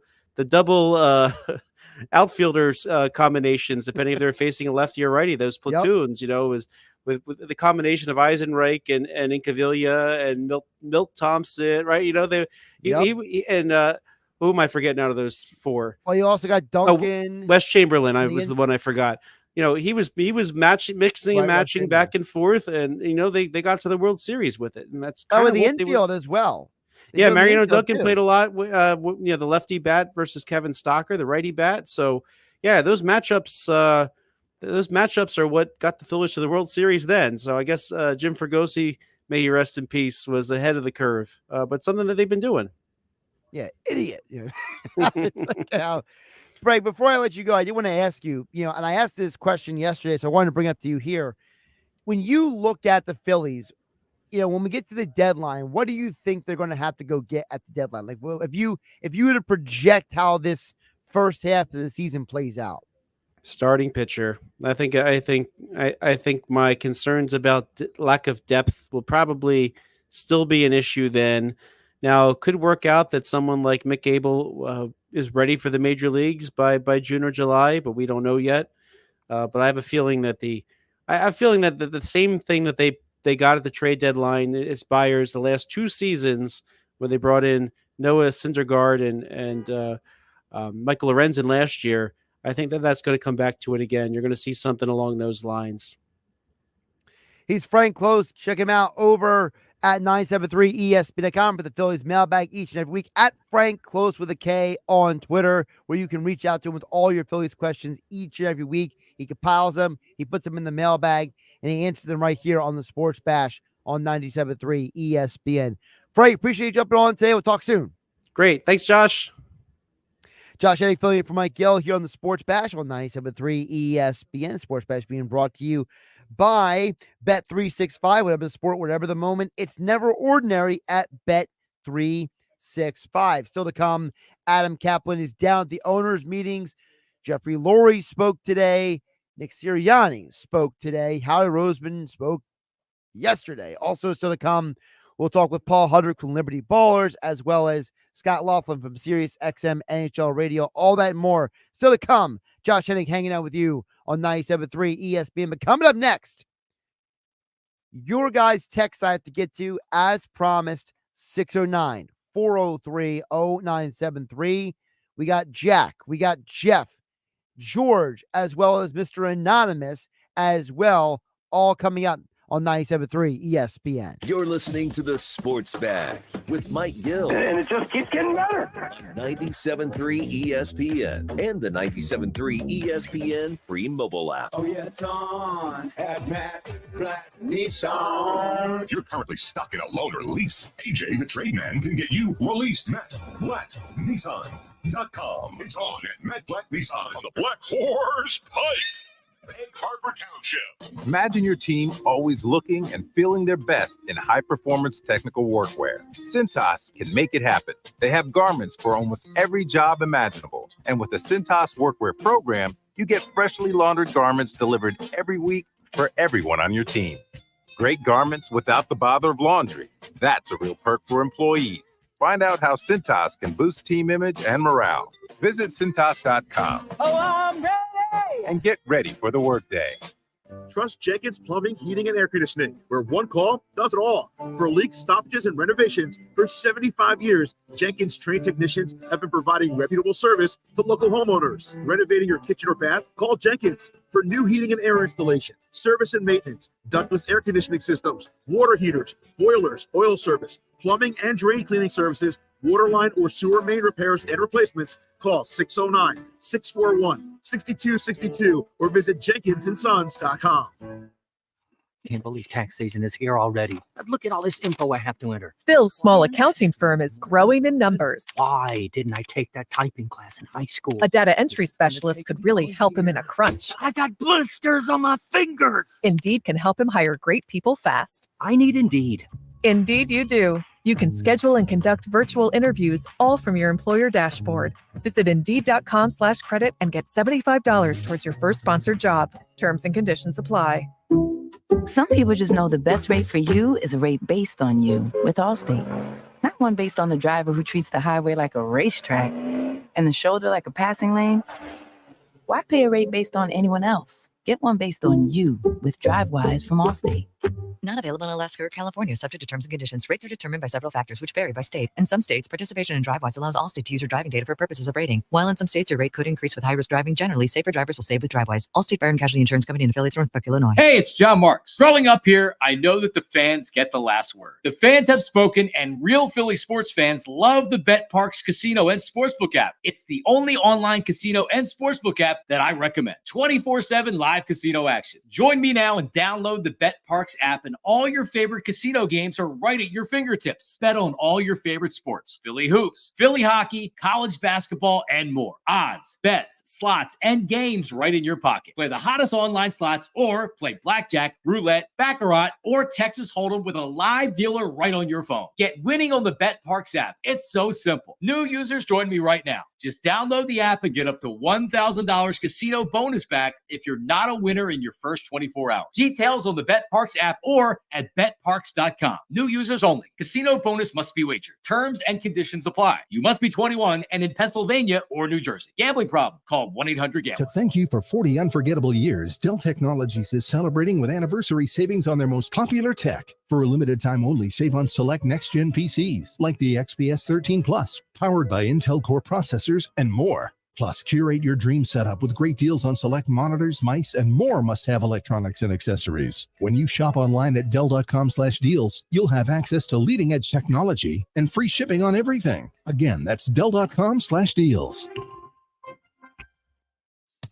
Champion Exteriors, Champion, the one you call first. Voted best of the best in Jersey Shores. For roofing and siding, windows and doors. 24-month financing, no payments, no interest. You're certified GAF elite contractors. Champion Dutch Exteriors. .com. Champion Exteriors, Champion, the one you call first. Hey, I got a question for you. You hate bending over to put on your shoes? Wish you should just put them on standing or sitting without ever having to touch them? If so, then I have the shoe for you. Introducing new hands-free Skechers Slip-ins. With new Skechers Slip-ins, you just step in and off you go. You don't even need to lace up. So how do Skechers Slip-ins work? Well, there's a special smooth comfort pillow in the heel that helps your foot slide right into place. So just step in them and go. Find new hands-free Skechers Slip-ins for the whole family at a Skechers store, Skechers.com, or wherever stylish footwear is sold.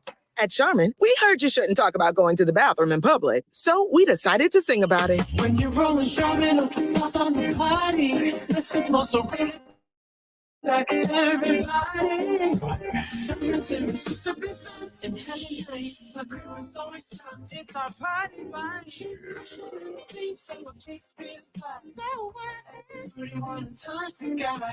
Charmin Ultra Soft is irresistibly soft and more absorbent, so you can use less. Enjoy the go with Charmin. Save thousands at Matt Blatt Kia. Get out of your old trade today, even if you owe thousands more than it's worth. Go to mattblattkianj.com for more details. That's mattblattkianj.com. It's gotta be Matt Blatt Kia. It's the Sports Bash with Mike Gill. Do I have everybody's attention now? On 97.3 ESPN and the 97.3 ESPN free mobile app.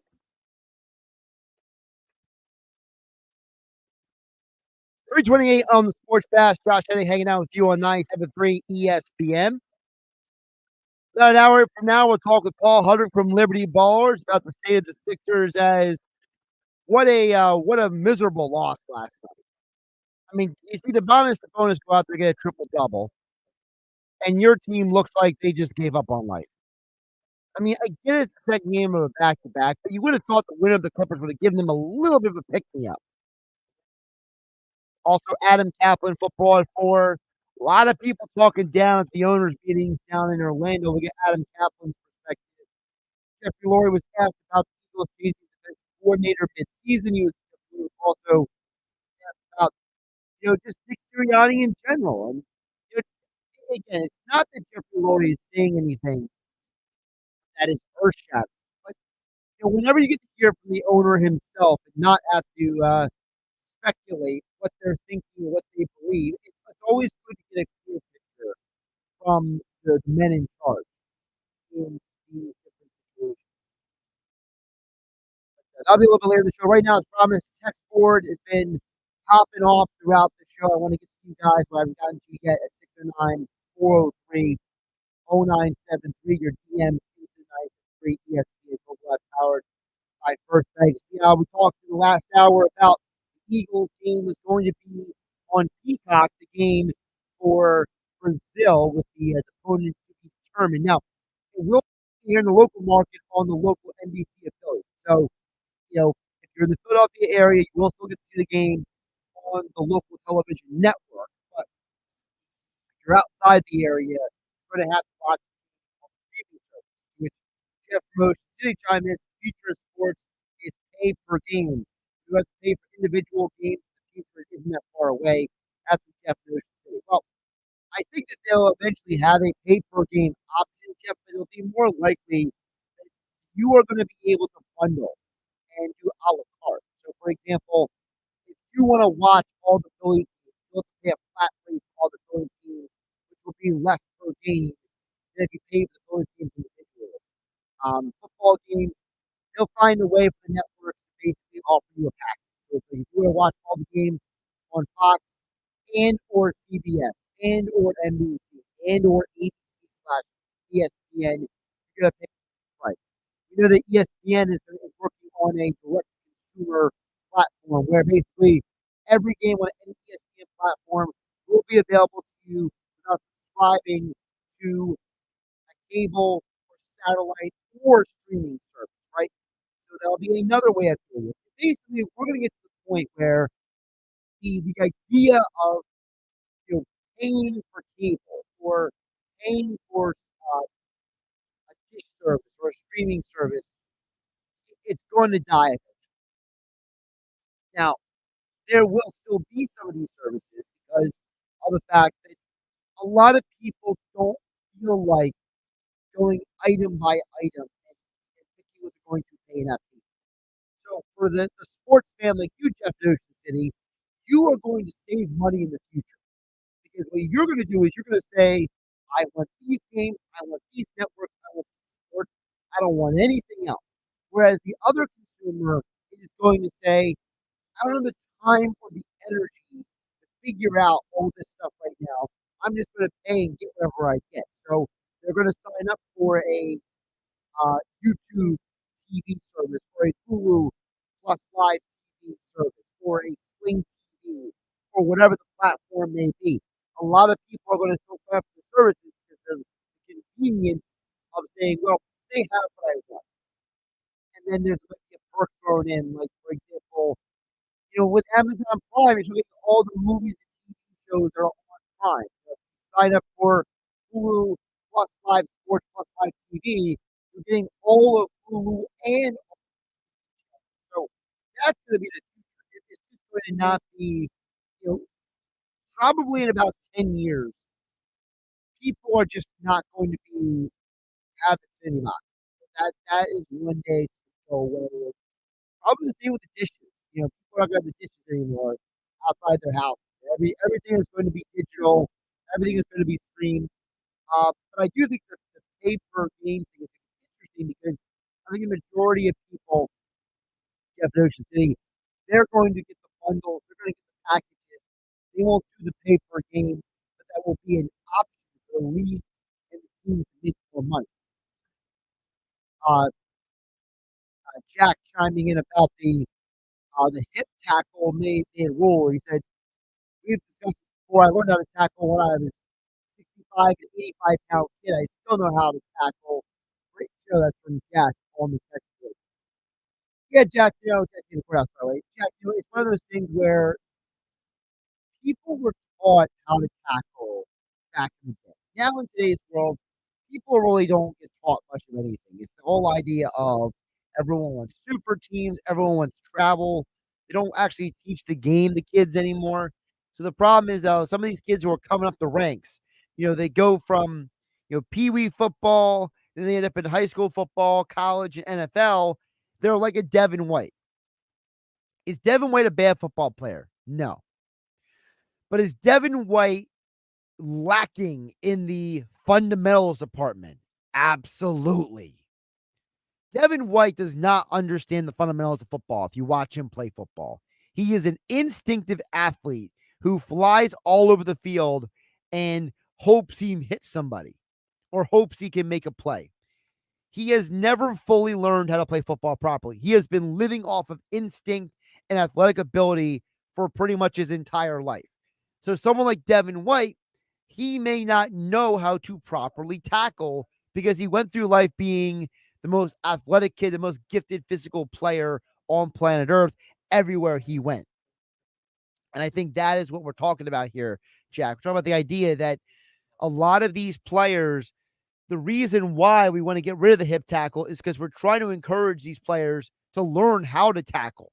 But the problem is that if you're not teaching people during the course of a season, if you're not teaching people during the course of training camp, OTAs, how to tackle properly, well, then people might be like, well, I got to do whatever it takes to get this guy on the ground. I got to do whatever it takes to get this guy from scoring a touchdown. And that's why these things happen. So, yeah, you learned, I learned, but we were not the most gifted athletes in the world. We weren't guys who got by as the most physically gifted people. So we had to learn the fundamentals of the game to just be able to play.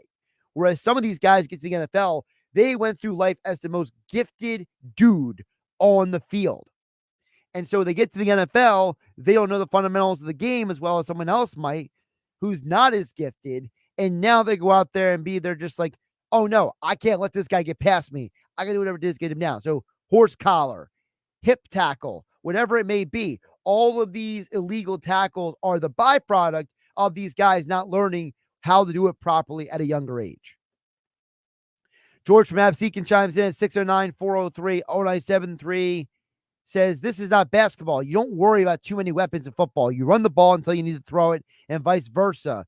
The goal is a Super Bowl win, not a Pro Bowl selection. That's from George from Absecon chiming in on our conversation about the dumb question that was asked to Sirianni about, are you concerned about how you're going to get all your weapons to ball? And George from Absecon is correct.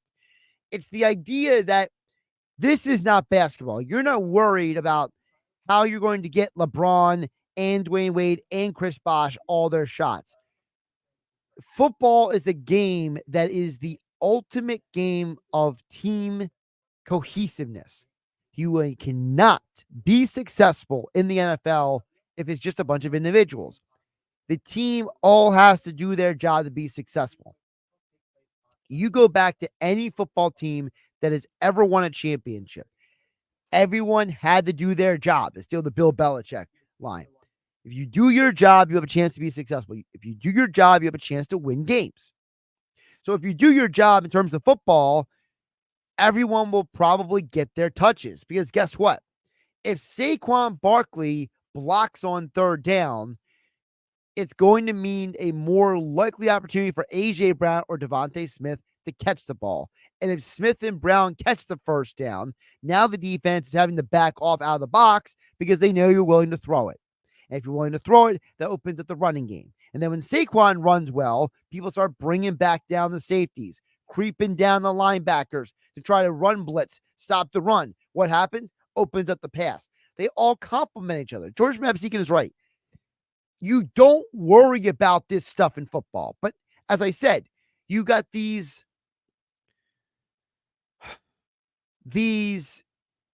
hot take controversy makers who want to make something out of nothing. They want to project chaos and drama and negativity into the universe instead of just talking football. Let's talk ball, or let's not talk ball. Okay. You know, if you want to have a conversation about, for example, I think A.J. Brown's sneakers are dumb. Okay. We had that conversation. If you want to tell me that Jalen Hurts is too stoic, let's have that conversation. If you want to tell me that, you know, the Eagles are not going to be as good next year without Jason Kelce at center, sure, we could talk about that. But don't give me this hogwash about how, oh, there's too many weapons. How are you going to get it to all these guys? It's just such a wacky conversation. I love to know who the first person was who said, you can't win football. if you have too many weapons. Like, who's the first guy who said that? I would love to know who that guy is and ask him if he ever played football in his life. And by the way, that's another side of this conversation. You know, the majority of us who love sports, we've either played or watched sports during our entire life, okay? You know, whether you played the sport, whether you watched the sport from a young age, we all know the game. We all have an idea and an understanding of how it works. Are we all the experts on the game? No. Are we all the experts how play calling is done? No. But we still know the game in general. And as I said, the average fan knows that there is not a history of teams getting too many weapons who are not successful. Look at the team of the Cincinnati Bengals. The Cincinnati Bengals got to the Super Bowl when they had Jamar Chase, T. Higgins, Tyler Boyd, Joe Mixon. Now, a few years later, no Mixon, potentially no Higgins. How do the Bengals respond? How do the Bengals bounce back? We're going to find out. When the Rams got to the Super Bowl, it was Cooper Kupp. It was Odell Beckham Jr. It was Matthew Stafford. It was multiple running backs. It was a good offensive line. It was Aaron Donald on defense. There were so many moving parts to that team's success. We get so focused on being one guy. Well, it's not always one guy. Before we hit the break, an anonymous texter chimed in earlier at 609-403-0973. And maybe the reason why they're anonymous is because they realize that their comment is silly. Okay? And listen, for as much as I ripped in the Terry from Galloway in the last hour, first of all, Terry put his name on it. Respect on that. Number two, Terry misheard me, misunderstand what I was saying. That happens. We all have that happen in life. Okay? But this anonymous texter is obviously trying to be adversarial and be a negative Nancy and go out there and try to create, a narrative. That's why I didn't put his name on it. He says, you guys said last year the Eagles were playing at a C level. You ever maybe realize the Eagles are just a C team and not an A team? Well, first of all, we're not talking about TV shows. No A team involved here, okay? What we were talking about last year was that when the Eagles started the year 10-1, and then they completely choked down the stretch of the season, they were playing like a team at a C level. They are not a C team. Because anonymous texture, think about this. The Eagles have multiple players who would start on other teams. So if you have multiple players who can start on other teams, that means you don't have a bad football team. That means you do not have a C-level team. The Eagles starting right tackle Lane Johnson, he starts on multiple teams. Landon Dickerson would start on multiple teams. Jalen Hurts would start a quarterback for multiple teams in the NFL. A.J. Brown would start a wide receiver. Devontae Smith would start a wide receiver. Dallas Goedert started tight end. That's just 6 guys off the top of my head I just named who could start for other teams. Jalen Carter, how about him? He would start for other teams. Hassan Reddick would start for other teams as a pass rusher. Darius Slay would start for other teams as a corner. Jake Elliott would be the number 1 kicker for many teams over their current kicker. So if we can safely say that of the primary 25 players on the football team every week, the 11 starters on offense, the 11 starters on defense, and then the 3 special teams cogs, the long snapper, the kicker, and the punter. So if we're to say that 11 of the 25 are all players who would start on other teams, and then you could argue that some other players would probably get reps over other players, other teams. But we'll just go with 11 out of 25. So 11 out of 25 means that almost half of your starters are starting for other teams. That is not a C-level team. Now, if you want to tell me it's not an A-plus team, fine, I'll give you that. But the reason why they choked down the stretch wasn't because they were a C team, anonymous texter. They choked down the stretch because they ran into a mental block. It's like Lane Johnson said, ever since the 49ers loss, It got in their head, and they could never get it out of their head. That doesn't mean that they're a bad football team. It doesn't mean they're an average football team. It means that the players and the coaches did a bad job at responding to a gut punch loss. Again, not one and the same. It's not one and the same. Look, the Eagles are a good football team. Are they the best team in football? Probably not in terms of how their roster is built, in terms of on paper. But to act like the Eagles, the reason why they choked last year is because they're a bad or mediocre football team, it's not the reason. Because if it was, that'd be easy to explain. There would be nobody puzzled or confused, whether it's locally or national media. People in the national media are still asking, how did this happen? Why did this happen? We don't understand. But the problem is again, you have certain people who like to project negativity into the universe. We can't enjoy football. We can't enjoy sports. We can't have fun with it. We can't have debate and argue. It's got to be, you're stupid, you're an idiot, you stink. No. We can have a conversation, but it's not, I agree with you or I'm stupid, okay? Or I'm going to send an emoji of, face palm, right? All right, we got more text to get to on the other side. Of course, more of your messages on the 973 ESPN mobile app powered by First Bank of Seattle. I asked the question earlier. I'll ask it again. Nick Sirianni says having multiple weapons is a good problem to have. Do you agree or disagree, and why? Well, we'll check in on what you guys are saying on that point as well. We asked it at 973 ESPN over on our Facebook page. And of course, we've been asking throughout the show here on the Sports Bash. Josh Hennick filling in for Mike Gill on 97.3 ESPN. Wake up weekday mornings from 6 to 10 a.m. with Unsportsmanlike on 97.3 ESPN with Evan Cohen, Super Bowl champion Chris Canty, and Michelle Small. Can't wake up without it. Brought to you by the Gallery Bar Book and Games at Ocean Casino Resort in Atlantic City. Breaking news, the Birds are going to Brazil. Phillies Sports Trips is excited to announce that they've already reserved hundreds of flights and have some epic plans in the works for an incredible trip to Sao Paulo with round-trip airfare, airport, and game day transfers, hotel, tailgate, and tickets to the game. Phillies Sports Trips is making the most exciting Philly experiences easy for you to plan. Visit phillysportstrips.com today to book your trip and stay tuned for the full Eagles schedule coming in May.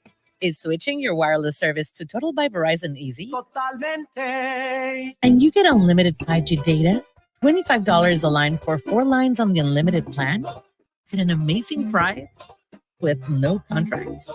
Should you switch to Total by Verizon? Definitely. Totalmente.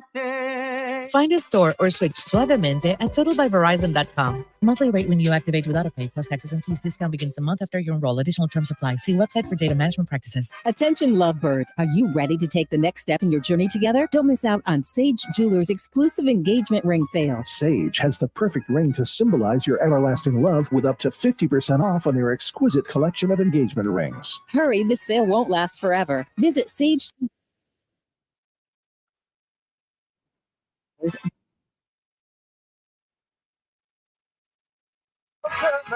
Expression of love. Find what you love what you find. A Total Wine and More. There's so much waiting for you. Spirits and beer, thousands of wines. Walk right through the door. It's all here to explore. With guides in the know and prices so low, it just might blow your mind. You're gonna find what you love and love what you find. Drink responsibly, B21. With GMF financing, qualified buyers excludes Corvette, excludes prior sales. If you're waiting for the best deal on a new or pre-owned vehicle, stop waiting and listen to these incredible deals at Bennett Chevrolet during March Markdown, where you can save up to 20% on new Chevys. Yes, up to 20% savings with GM supplier employee pricing. Plus, you keep all the rebates. No games, no gimmicks. Just the best offer you'll find anywhere. Plus, there's available 1.9% financing. financing. And Bennett is paying a whopping $10,000 cash for any clunker towards any pre-owned vehicle in stock. That is a minimum 10 grand regardless of condition or miles. Can you imagine how much more you'll get for a good quality trade? While Bennett Chevy offers the best deals you can find on any newer pre-owned vehicle, you can always count on a wonderful car buying experience with our non-commissioned sales team, who are paid on your satisfaction, not how much you spend. Nobody beats a Bennett deal. Nobody. Together, let's drive at Bennett Chevrolet, Egg Harbor Township, and BennettChevy.com. Some people just know the best rate for you is a rate based on you with Allstate, not one based on Carol. She's more focused on hitting a high note than the car in front of her. Why pay a rate based on anyone else? Get one based on you with DriveWise from Allstate. Not available in Alaska or California, subject to terms and conditions. Rates are determined by several factors, which vary by state. In some states, participation in DriveWise allows Allstate to use your driving data for purposes of rating. While in some states, your rate could increase with high-risk driving. Generally, safer drivers will save with DriveWise. Allstate Fire Casualty Insurance Company and affiliates, North Carolina, Illinois. You love a good cigar almost as much as your family. Well, maybe that's an exaggeration, but you can find that perfect cigar at Smokers Haven. With 5 New Jersey locations, Smokers Haven has the finest selection of cigars in the area, like Ashton, My Father's, Romeo and Julieta, Monte Cristo, and more. All from the finest tobacco leaves and hand-rolled by the world's finest cigar makers. All locations are fully open. Stop in and let them help you find the perfect cigar to pair with your life. See all they have and their locations at smokershavennj.com. Dog parents are loving Dr. Marty's Nature's Blend Premium Dog Food. The way she acts and the way she moves, it's just so much better. And she's like a puppy again. It's unbelievable. Dr. Marty's Nature's Blend is a freeze-dried raw food made with 0 artificial preservatives, so it's naturally shelf-stable with no mess, freezer, or fridge required. Plus, it's full of premium turkey, beef, salmon, and meat your dog will love. We started with Nature's Blend. She's happy. She sleeps well. She's energetic. I am just delighted with this product. When given the choice, Nature's Blend and Amazon's #1 bestseller in dry dog food, 29 out of 30 dogs chose Nature's Blend first. I'm so confident your dog will love it. Your order is backed with a 90-day guarantee. Save up to 54% off Nature's Blend and get a free bag of delicious beef liver treats. Go to drmartypets.com/deal or text DEAL to 511-511. Text DEAL to 511-511. All pets are unique. Your pet's results can and will vary. Message and data rates may apply. Studies available upon request. Go for the pulse and the pools. Go for the hot streak and the hot tubs. Go for a relaxing massage and for wild nights with your entourage. Go to play all day and to dance all night. Go for the rooms with the ocean views that go on forever. Go for paradise with a pair of dice. Go for the win. Go to Ocean Casino Resort. Book your trip at theoceanac.com. Must be 21 or older. Party responsibly. Gambling problem? Call 1-800-GAMBLER. You're listening to The Sports Bash with Mike Gill on 97.3 ESPN and the free mobile app.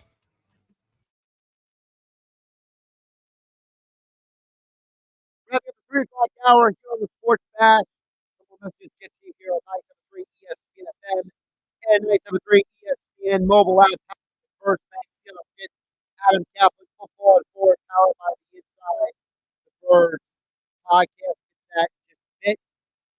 Over on the DMs, James chimes in on 97.3 ESPN mobile app powered by First Bank. Seattle, James chimes in. Hey Josh, what are your thoughts on Justin Simmons? Also, what about college wide receiver Corley from Western Kentucky? He's the king of yak as a slot receiver. Well, James, my thoughts on Justin Simmons is that I'm not against the Eagles signing him or bringing him in. What I'm against is the idea that you don't want to pay a guy like that a huge, big contract. But if you look at him and be like, hey, look, if he wants to come in on a discounted 1-year deal, then you're fine. You know, you're not putting yourself in a bad position. You know what I mean? So it's that kind of deal where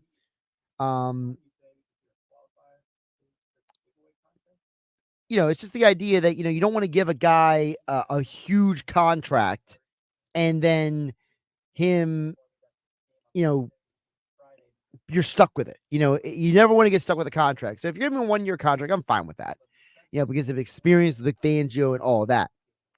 You mentioned Corley, the wide receiver from Western Kentucky. Look, if you get him in, as a day 2, maybe an early day 3 draft pick, I'm fine with that. I don't know. My only question with Corley is he a guy that makes the most sense for the Kellen Moore offense? Because the Kellen Moore offense is a very aggressive offense. So, whether it's, first of all, can he block? How is he as a blocker when you run the ball with Barkley? When it comes to things like that. So, that's how I look at it. I don't think it's a bad idea. I think if you walked out of this offseason, Simmons on a 1-year deal to play next to CJ Garner-Johnson and Corley in one of the mid to late rounds, I'm fine with it. I think it's a fine solution. Phil and Brigantine says, Josh, I saw a mock draft that had Brock Bowers falling to the Eagles. Also, with just Simmons in play for a 1 or 2 year deal. So, Phil and Brigantine, it's kind of similar to what James' question was about Simmons. Yeah, I mean, I'm good with Justin Simmons on a 1-year deal. I don't know about a 2-year deal, but a 1-year deal, I bet they'll be fine with. My only question with Simmons is, why did Denver let him go? Was it an age thing? Was it a performance thing? The other thing with Bowers, I mean, look, I saw the Tannenbaum. You can see all the details at 973ESPN.com. Brock Bowers, for those who didn't hear, is the superstar tight end from Georgia. In Tannenbaum's draft, Brock Bowers dropped to the Eagles and they took him. If Brock Bowers is available when you pick at 22, then you have to take him. But the likelihood of you being able to take him, it's just not likely. I don't see him falling, Phil. I think that's Tannenbaum doing some weird dark magic with his mock draft. I don't see that happening at all. I think Bowers is probably a top 10 at worst, top 15 type player when it comes to the draft this year. That's how I personally look at him for the Eagles. Sorry, for the NFL draft, I should say. All right, still to come, Adam Caplan, Football at 4, powered by the Inside the Birds podcast. Scott Laughlin, SiriusXM NHL Radio in the 5 o'clock hour. All that and more. Josh Hudrick hanging out with you here on 97.3 ESPN. Don't forget, Quick Draw for the New Jersey Lottery is now Quick Draw Progressive with a free shot at winning a rolling jackpot. It's a free chance to win the growing jackpot every time you play with the New Jersey Lottery. Keep the text coming in, 609-403-0973. Your DMs into 973 ESPN mobile app powered by First Bank of Sea Isle. It's funny with the thing with Nick Sirianni. I feel like Nick Sirianni, because he's not a great orator, no matter what he says today, he would have been in a no-win situation. More on that coming up next. Are you already doing digital advertising sales? Do you know all about targeted display, social media marketing, the latest in SEM and behavioral targeting? If so, you could be Town Square Media's newest advertising sales star. We are looking for passionate sales professionals to join our media and digital advertising team. If consulting and connecting local business with their ideal audience for growth sounds exciting, let's have a conversation about you working for Town Square Media. The right career choice is all about timing, and right now is the perfect time to join our team as an advertising account executive. Our comp package is amazing with unlimited earning potential, including base salary, 401k match, and more, along with world-class training and plenty of room for growth. If you're competitive, driven, and have the ability to communicate great ideas, we want to hear from you. Reach out to Michael Rubel, Market President, at 609-910-5249 or visit careers.townsquaremedia.com. Town Square Media is an equal opportunity employer. Champion Exteriors, Champion, the one you call first. Voted best of the best in Jersey Shores. For roofing and siding, windows and doors. 24-month financing, no payments, no interest. You're certified GAF elite contractors. Champion Dutch Exteriors.com. Champion Exteriors, Champion, the one you call first. Get in zone, AutoZone. Welcome to AutoZone. What are you working on today? I need new oil for my truck. Really? I need a new truck. Mobile One is giving away a 2024 Chevy Colorado ZR2. When you pick up 5 quarts of Mobile One full synthetic with an STP extended life oil filter for $35.99, you're entered for a chance to win. Whoa. Other prizes include a year's supply of Mobile One or a $100 gift card. Never been so excited for an oil change. Get in zone, AutoZone. No purchase necessary. Terms at AutoZone.com. Ends 5/27/24. Find what you love what you find. A Total Wine and More. There's so much waiting for you. Spirits and beer, thousands of wines. Walk right through the door. It's all here to explore. With guides in the know and prices so low, it just might blow your mind. You're gonna find what you love and love what you find. Drink responsibly, B21. Drive like a champion when you lease with the winning team at BMW of Atlantic City. We're dishing out the ultimate assist of game-changing lease offers on our all-pro lineup of ultimate driving machines, like a new 2024 X3 X-Drive 30i. Lease for $649 a month. 36 months, zero security deposit at BMW of Atlantic City. Closer than you think. Located in Egg Harbor Township. Online at bmwatlanticcity.com. For more details, call 609-316-2393. eBay Motors is here for the ride. 120,000 miles of night drives, daily commutes, and who knows how many. Through countless fixes, elbow grease, and a new radiator, you kept your ride alive. With eBay Motors, you have over 122 million parts to keep it running. And with eBay Guaranteed Fit, they'll be the perfect fit every time. Plus, at these prices, well, we're burning rubber, not cash. Keep your ride or die alive at ebaymotors.com. Eligible items only. Exclusions apply. Meet Cheryl. Hey. She's on vacation and lost in the moment. Unfortunately, so is her Chase debit card. It's got to be somewhere. Maybe she lost it at salsa night. These skirts should have pockets. Or maybe she lost it at Pilates.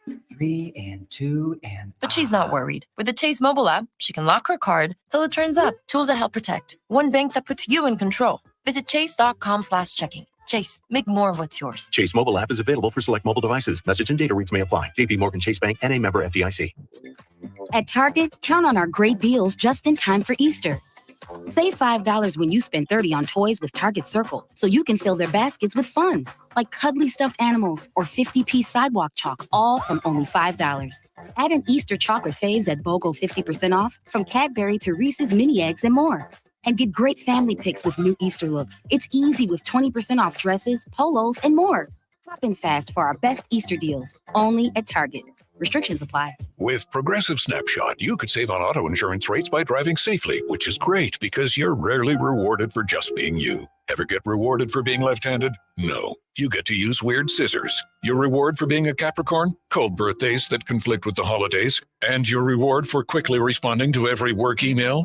More emails. But with Snapshot, even left-handed Capricorns with proper email etiquette could get rewarded for good driving. So download the Progressive app today. Progressive Casualty Insurance Company affiliates. Snapshot not available in all states or from all agents. At Bet365, we don't do ordinary. We believe that every sport should be epic. Every basket, every game, every point, every play. From the moments that are legendary to the ones that fly under the radar. Whether it's a game-winning goal in the final seconds of overtime or a shot on goal in the first period. Whatever the sport, whatever the moment, it's never ordinary at Bet365. 21 plus only, must be present in New Jersey. If you or someone you know has a gambling problem and wants help, call 1-800-GAMBLER. Terms and conditions apply. South Jersey's official play-by-play home of the Eagles, Sixers, and Flyers. At 0 point would I ever consider not being a fan of the team. 97.3 ESPN, WENJ, WENJ HD, Millville, Atlantic City. A Town Square media station serving all of South Jersey. This is the Sports Bash with Mike Gill on 97.3 ESPN and the 97.3 ESPN free mobile app. Now live from inside the Ocean Casino Resort studio, here's Mike Gill.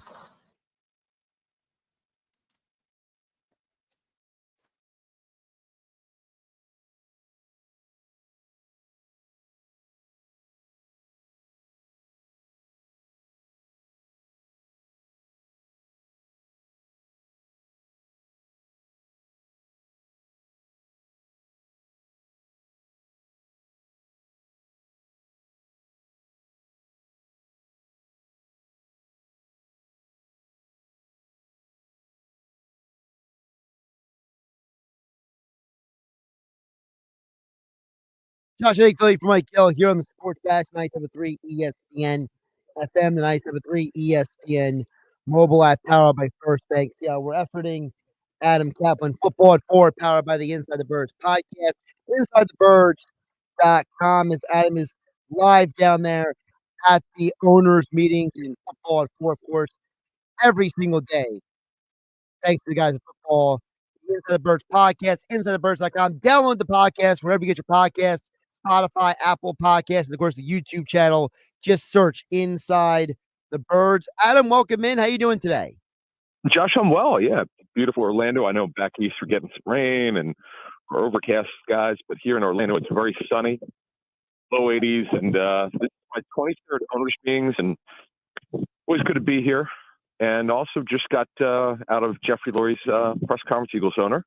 Yep. And good to catch up with him. I actually saw him at a party last night. Good to talk to him, and gave his annual State of the Team address, so to speak. So let's start with the owner, because, you know, Jeffrey, it's always, as you've talked about on the Inside the Birds pod, Adam, you know, when Jeffrey speaks, it's always a good look into how he views things. So let's start with the retirements.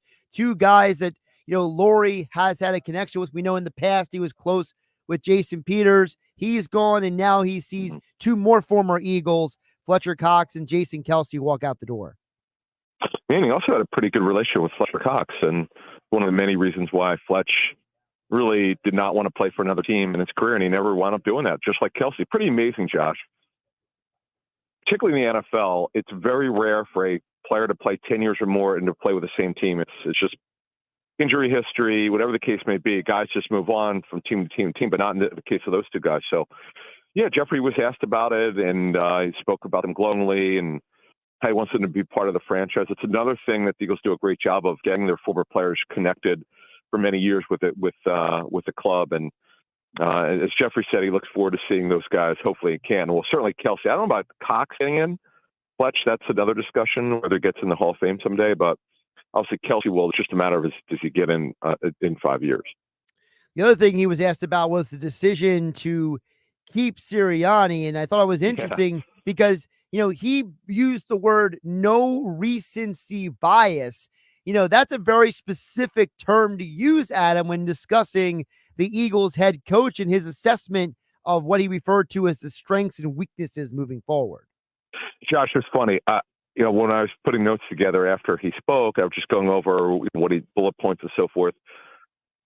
Knowing him over the years and hearing him speak and so forth, it's the first time I've heard him talk about recency bias or latency bias. It's, you know, he's big on the buzzwords, you know, emotional connection and stuff. He's talked about a lot of things over the years, and this is a new one, sort of a buzzword, but I totally got it, because if he just went with the last 6 out of 7 games, you certainly could have made the case for them to change coaches. But if you went over the 3 years and success under Nick Sirianni, it would be hard to walk away from him. You got to let the guy make a mistake or not do well. I mean, you can't expect perfection. There's no such thing in the National Football League, Josh. So, okay, this happened. They got to the Super Bowl with Sirianni 2 years ago. He's got a winning record in 3 playoff appearances in 3 years. Are you really going to fire a guy? So whatever, you know, we talked about this one Inside the Birds after the season's over. We heard Jeffrey was very angry about how the season ended. Well, who wouldn't be? Duh. Right. But he obviously calmed down and took a step back, and he wouldn't talk about that part. But what he did talk about is the process of how he does things and how thorough they are. And Sirianni and Roseman presented kind of what their plan was going forward, and that's what Jeffrey talked about today. He wouldn't be specific about it, but we talked about Inside the Birds, and you obviously on our show, and you obviously know what the results were. Is they were going to have two coordinators, and that was obviously a big part of it. He also talked about player development as part of it, of improving everything. And it's good to see that. One of the things I really liked what he said was that it wasn't specific to football operations, but whenever anything's going well, you just don't accept it. Go, well, that's going to be, you know, here we are. We're going to do this every year. Even when you're doing great, you got to still look at everything. Another thing the owner Jeffrey Lurie talked about was about the fact how self-critical the head coach is of himself. And he talked about how he was encouraged by Sirianni and Roseman's plans for the future, which gets back to something that, Adam, you and Jeff have talked about on the Inside the Birds podcast, about how Jeffrey Lurie is the kind of owner who does like to see a plan. You guys have mentioned this multiple times on the pod. Yeah, and in fact, Josh, what you just said was a big part of Sirianni retaining this job is what is the plan going forward? And what I think Jeffrey said today was, we didn't quite know this about Nick. We know Nick would talk about this after game plans. You're putting yourself through the mud, so to speak. But that's a good thing that the head coach is self-critical about the season and everything that he did or didn't do correct. So that was good. I mean, that was interesting insight to what they were dealing with. And look, they have this detailed plan. The offseason we've seen now. Sirianni was able to talk a little bit about free agency and what happened. And Sirianni talked earlier this week about it. So did Jeffrey. And Jeffrey talked about that today. And don't forget, Roseman talked, the GM, the head coach talked. And this is what we always get going back decades, is that typically all three speak here. Talk with Adam Caplan, NFL Insider, at Caplan NFL on Twitter X platform, Inside the Birds podcast, wherever you get your podcasts, InsideTheBirds.com, and just search Inside the Birds over on YouTube for the latest edition of Intel with Greg Cosell about the wide receiver class in the draft this year. We talked about Nick Sirianni spoke this morning, Adam, and I thought it was interesting because he was very specific about how he views that Kellen Moore will definitely call plays. He's going to run his scheme. Sirianni will have input, but he was very affirmative that it's going to be Kellen Moore's offense, it seems like. Yeah, but the only thing that raised eyebrows, and this is just the second time he's done it, he's talking about meshing everything together. Well, he didn't say that the first time he spoke when him and Roseman spoke after the season was over against Tampa Bay. They spoke, within a week after, but they delayed it a little bit because they had to get some things together. That's when Nick kind of seemed defeated, and it's going to be Kellen's scheme, and he's going to run the show, and I don't even know then who he said who that was. I think he just talked about the new offense coordinator is going to be able to run his stuff. That's when Tim McManus from ESPN.com asked, "Well, then what are you going to do?" If you remember that, right? But then the last two times, Josh, he spoke at the combine. That's where he dropped that. Oh, we're going to mesh stuff together, and he did it again today. That's the only thing that would concern me a little bit. Because remember, he was running his scheme before. The former offense coordinator, Brian Johnson, was running his scheme. And this past season didn't work out well.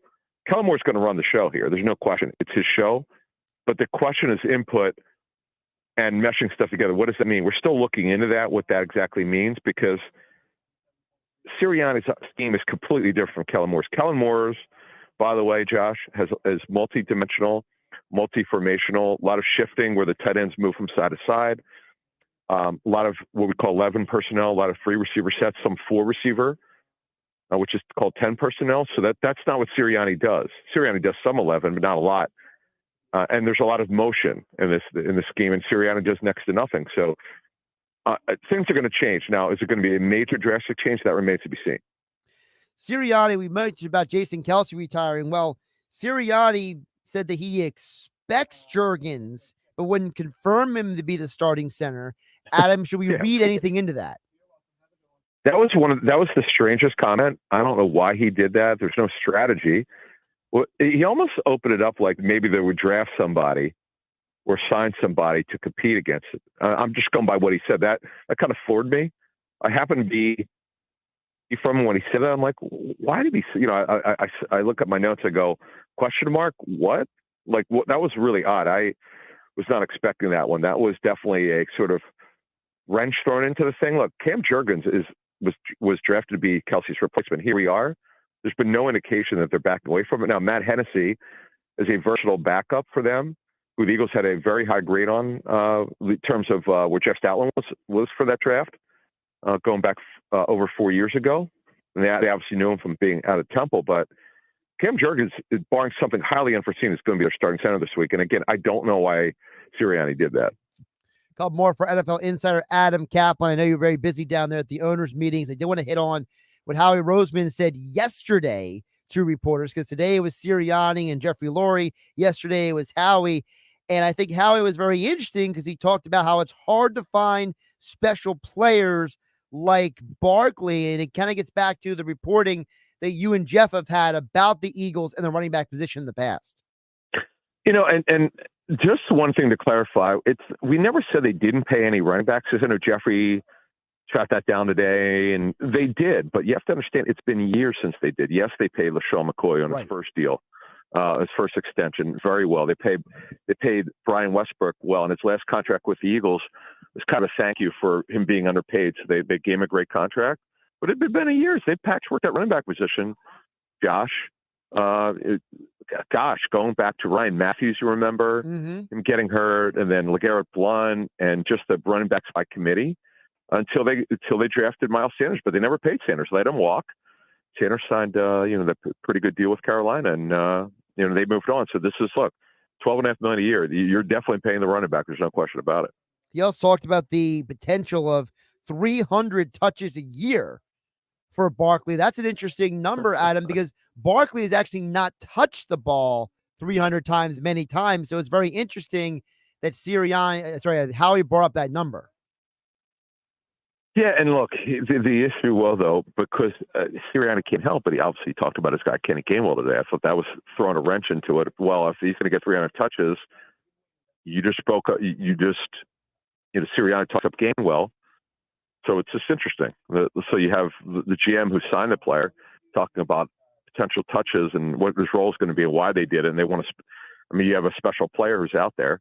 Then Sirianni, although he spoke very glowingly of Barkley and obviously going up against him, Gainwell talked about Gainwell's pass protection. So we talked about Inside the Birds exclusively about no matter what's out there about Barkley's pass protection. It's not as good as people think it is. So that's the only thing, Josh, going forward here with Gainwell and Barkley is there a scenario where Barkley will be taken out of the game on a third down or hurry up 4-minute offense? Because other than that, he's going to get every touch. He's going to get a ton of touches if he holds up physically. Adam, real quick, we'll let you go. Give us the latest on Isaiah Rodgers as they talked about him today. He was asked about, and he said, "Look, they look forward to getting him in there. He sounds optimistic that he's going to get reinstated." Yeah, so the word around the league is that Rodgers applied for reinstatement sometime in the last 4 to 6 weeks. Don't know the exact time frame, but that's not the issue. The issue is, will he get reinstated? That's up to the league. Nobody knows when that will be, if he does at all. But obviously, they're counting on Rodgers to get reinstated and to be a meaningful part of their secondary because they don't have a nickel right now. Right. And they need some juice on their outside corner. Rodgers could play either position. By the way, the guy's a really good returner. Probably going to be a guy who could be their kickoff returner. So if he is reinstated, he got a pretty big role. We'll see. At Caplan NFL on the Twitter X platform. It's Inside the Birds podcast, Spotify, Apple Podcasts, wherever you get your podcasts. Also, don't forget Inside the Birds on YouTube. The latest edition of the Intel with Greg Cosell dropped about this year's wide receiver draft class. Adam, appreciate you making some time. Enjoy the weather down there, okay? Thanks, man. See ya.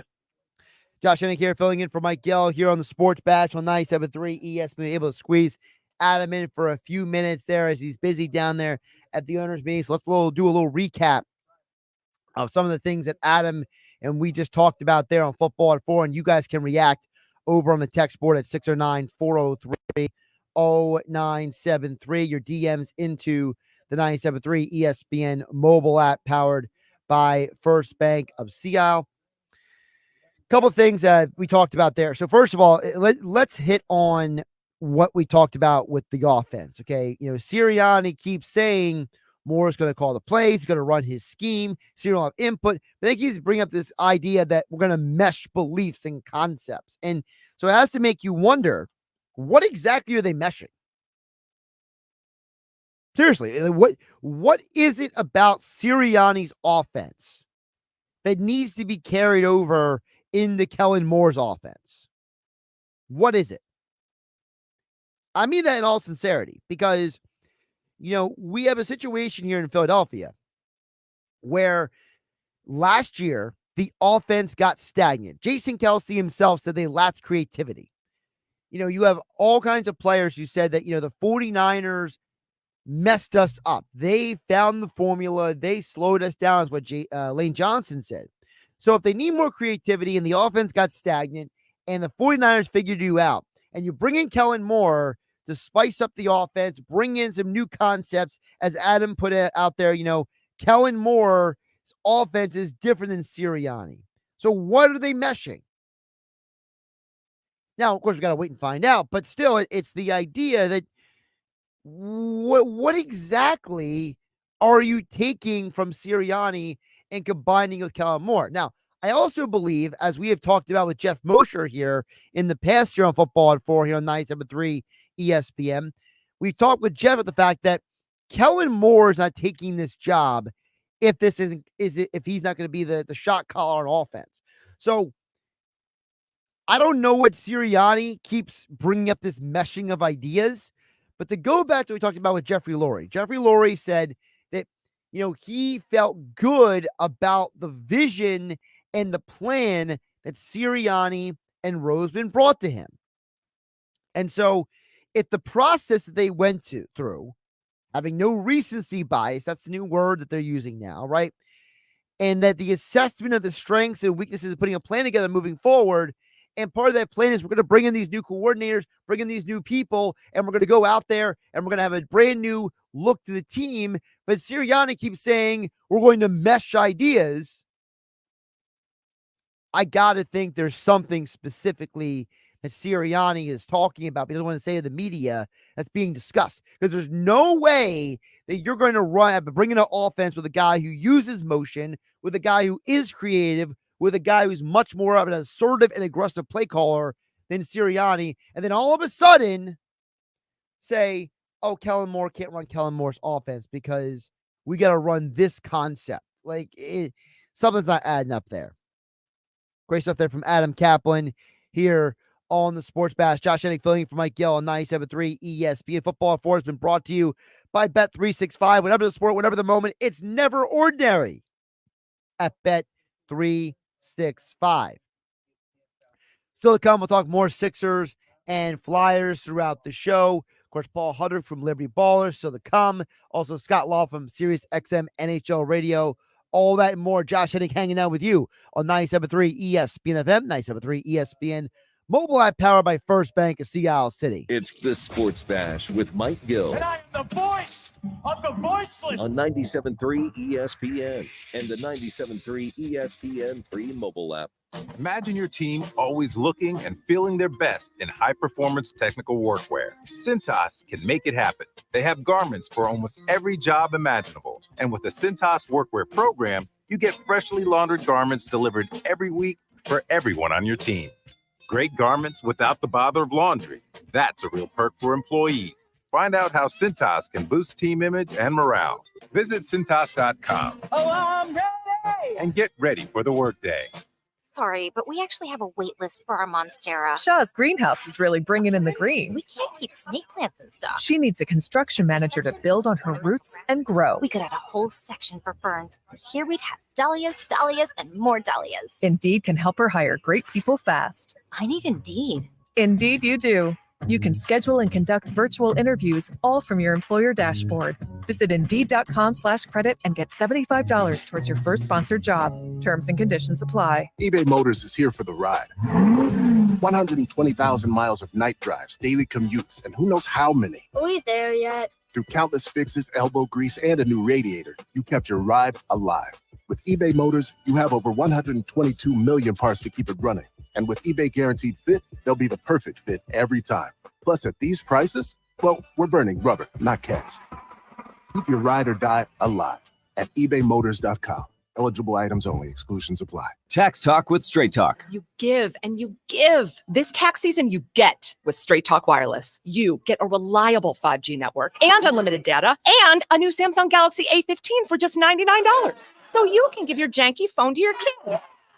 Good talk. Switch to Straight Talk for plans starting as low as $25 a line per month for 4 lines. Find us at Walmart and straighttalk.com. For network management practices, visit straighttalk.com. Device offer ends 4/14/24. In-store activation on single silver unlimited plan or higher required. Family plan discount with 4 lines all on the silver unlimited plan. Taxes and fees apply. At Bet365, we don't do ordinary. We believe that every sport should be epic. Every basket, every game, every point, every play. From the moments that are legendary to the ones that fly under the radar. Whether it's a three-pointer at the buzzer to tie the game or a player goes 2 for 2 at the foul line. Whatever the sport, whatever the moment, it's never ordinary at Bet365. 21 plus only, must be present in New Jersey. If you or someone you know has a gambling problem and wants help, call 1-800-GAMBLER. Terms and conditions apply.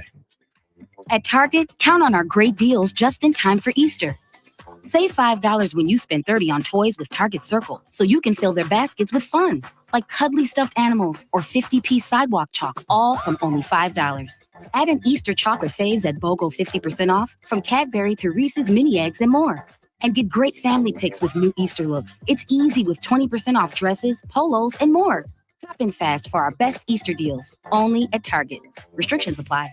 It's buyback March at Matt Blatt Nissan. So bring any trade because AJ the Trade Man wants to buy your vehicle today. AJ pays $500 more than CarMax, so you get more dough for your ride. Brand new Sentra for just $199 per month lease with 0 security deposit. Only Matt Blatt Nissan has a 4-day love it or leave it return policy. Oh yeah, it's on at Matt Blatt Nissan. Or drive home with 0 down and 0 interest for 72 months. Plus, current Nissan owners get $1,000 owner loyalty cash back on every clearly marked new Nissan in stock. Have a job clearing $450 per week? We want to approve you today. And AJ wants your trade, but only at Matt Blatt Nissan.com. Rate qualifications exist with approved credits. $1,389 per thousand finance. Not all will qualify. Go to mattblattnissan.com for complete details or call 844-917-4758. Price includes all costs to be paid by consumer except for licensing, registration, and taxes. Sentra VIN RY 201059. Lease selling price $24,579. Expires 4/6/24. It's on at Matt Blatt Nissan on the Black Horse Pike. Egg Harbor Township. Powered by NJM. No jingles or mascots, just great insurance. This is the Town Square, New Jersey Info and Weather Network. The Flyers face the Rangers and the Sixers get the night off. This is Danny Ryan with your South Jersey Sports Center. The 76ers lost to the Sacramento Kings last night by a final score of 108-96. Next up, the Sixers will return home for a rematch with James Harden and the Clippers tomorrow night. Listen to the game live right here on 97.3 ESPN. Coverage starts at 7:30. The Flyers hit the road to the Big Apple tonight to take on the New York Rangers. You can listen to the game live right here on 97.3 ESPN. Coverage starts at 7. And barring a weather postponement, the Phillies are set to open the 2024 season Thursday afternoon in Philadelphia when Zach Wheeler takes the mound against the Atlanta Braves. First pitch is at 3:05. For more Eagles, Sixers, Phillies, and Flyers, download our free mobile app. Your forecast is next. From the Town Square, New Jersey Info and Weather Network, I'm Chief Meteorologist Dan Zarrow. Rain returns to the forecast tomorrow and Thursday. But if all goes well, our weather should largely clear out and calm down just in time for the upcoming holiday weekend. Mostly cloudy tonight. You might see some patchy fog develop. Low temperature 39. Lots of clouds tomorrow and a growing chance of showers, especially late day, high 53. Thursday looks like the wettest day of the week. Periods of rain, heavy at times, high of 50. Get weather 24/7 wherever you are. Download our free mobile app today.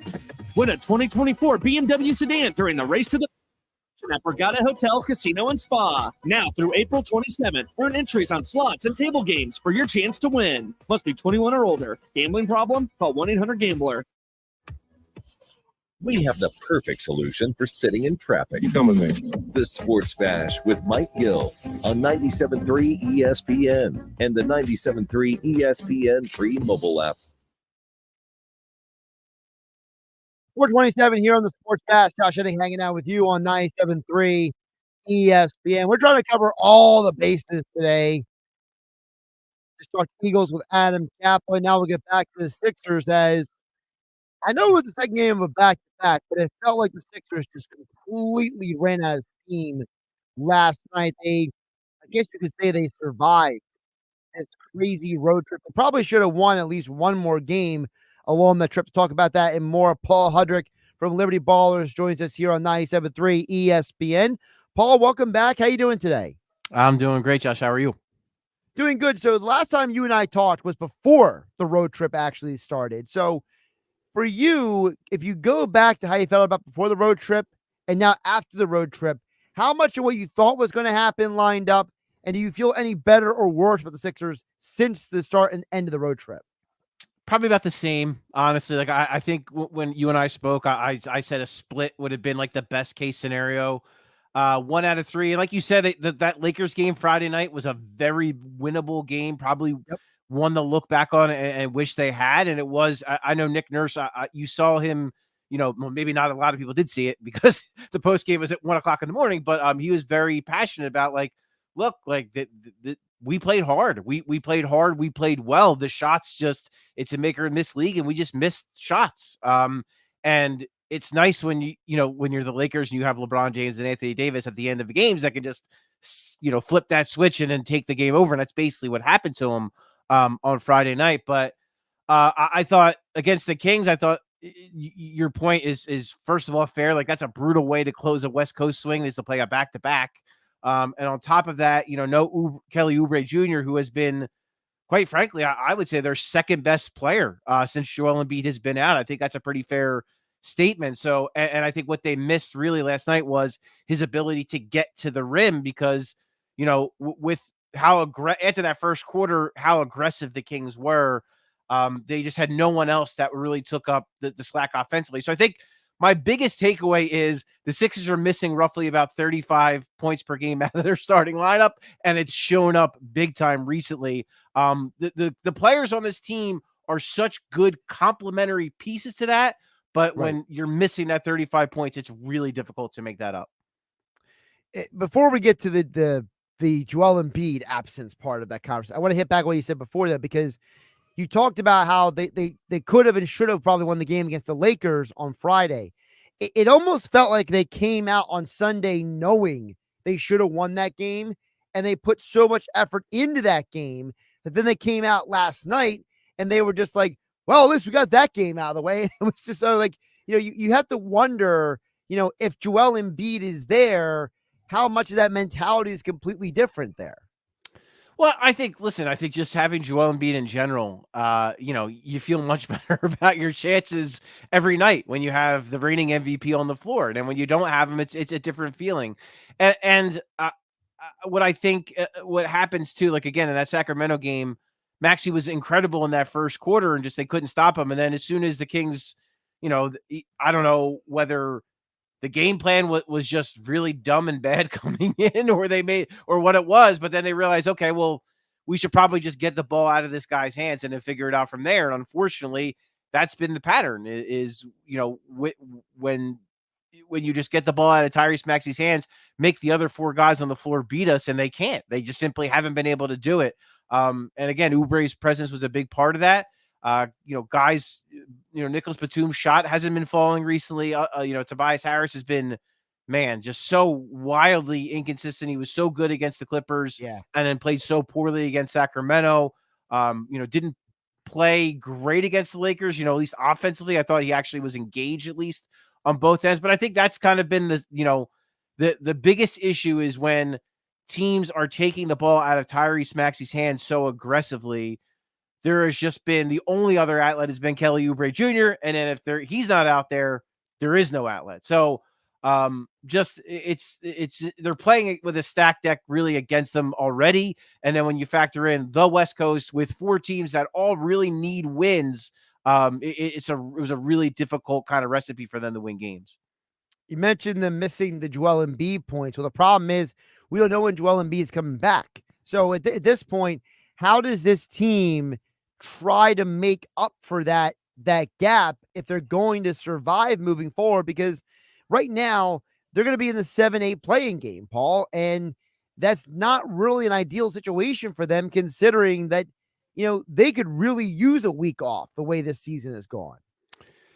Yeah, I would agree that you'd prefer to not play in that. And then also, you don't want to risk, listen, if it's the Sixers and the Bulls, I'm going to take and with Joel Embiid, I'm going to take the Sixers all day.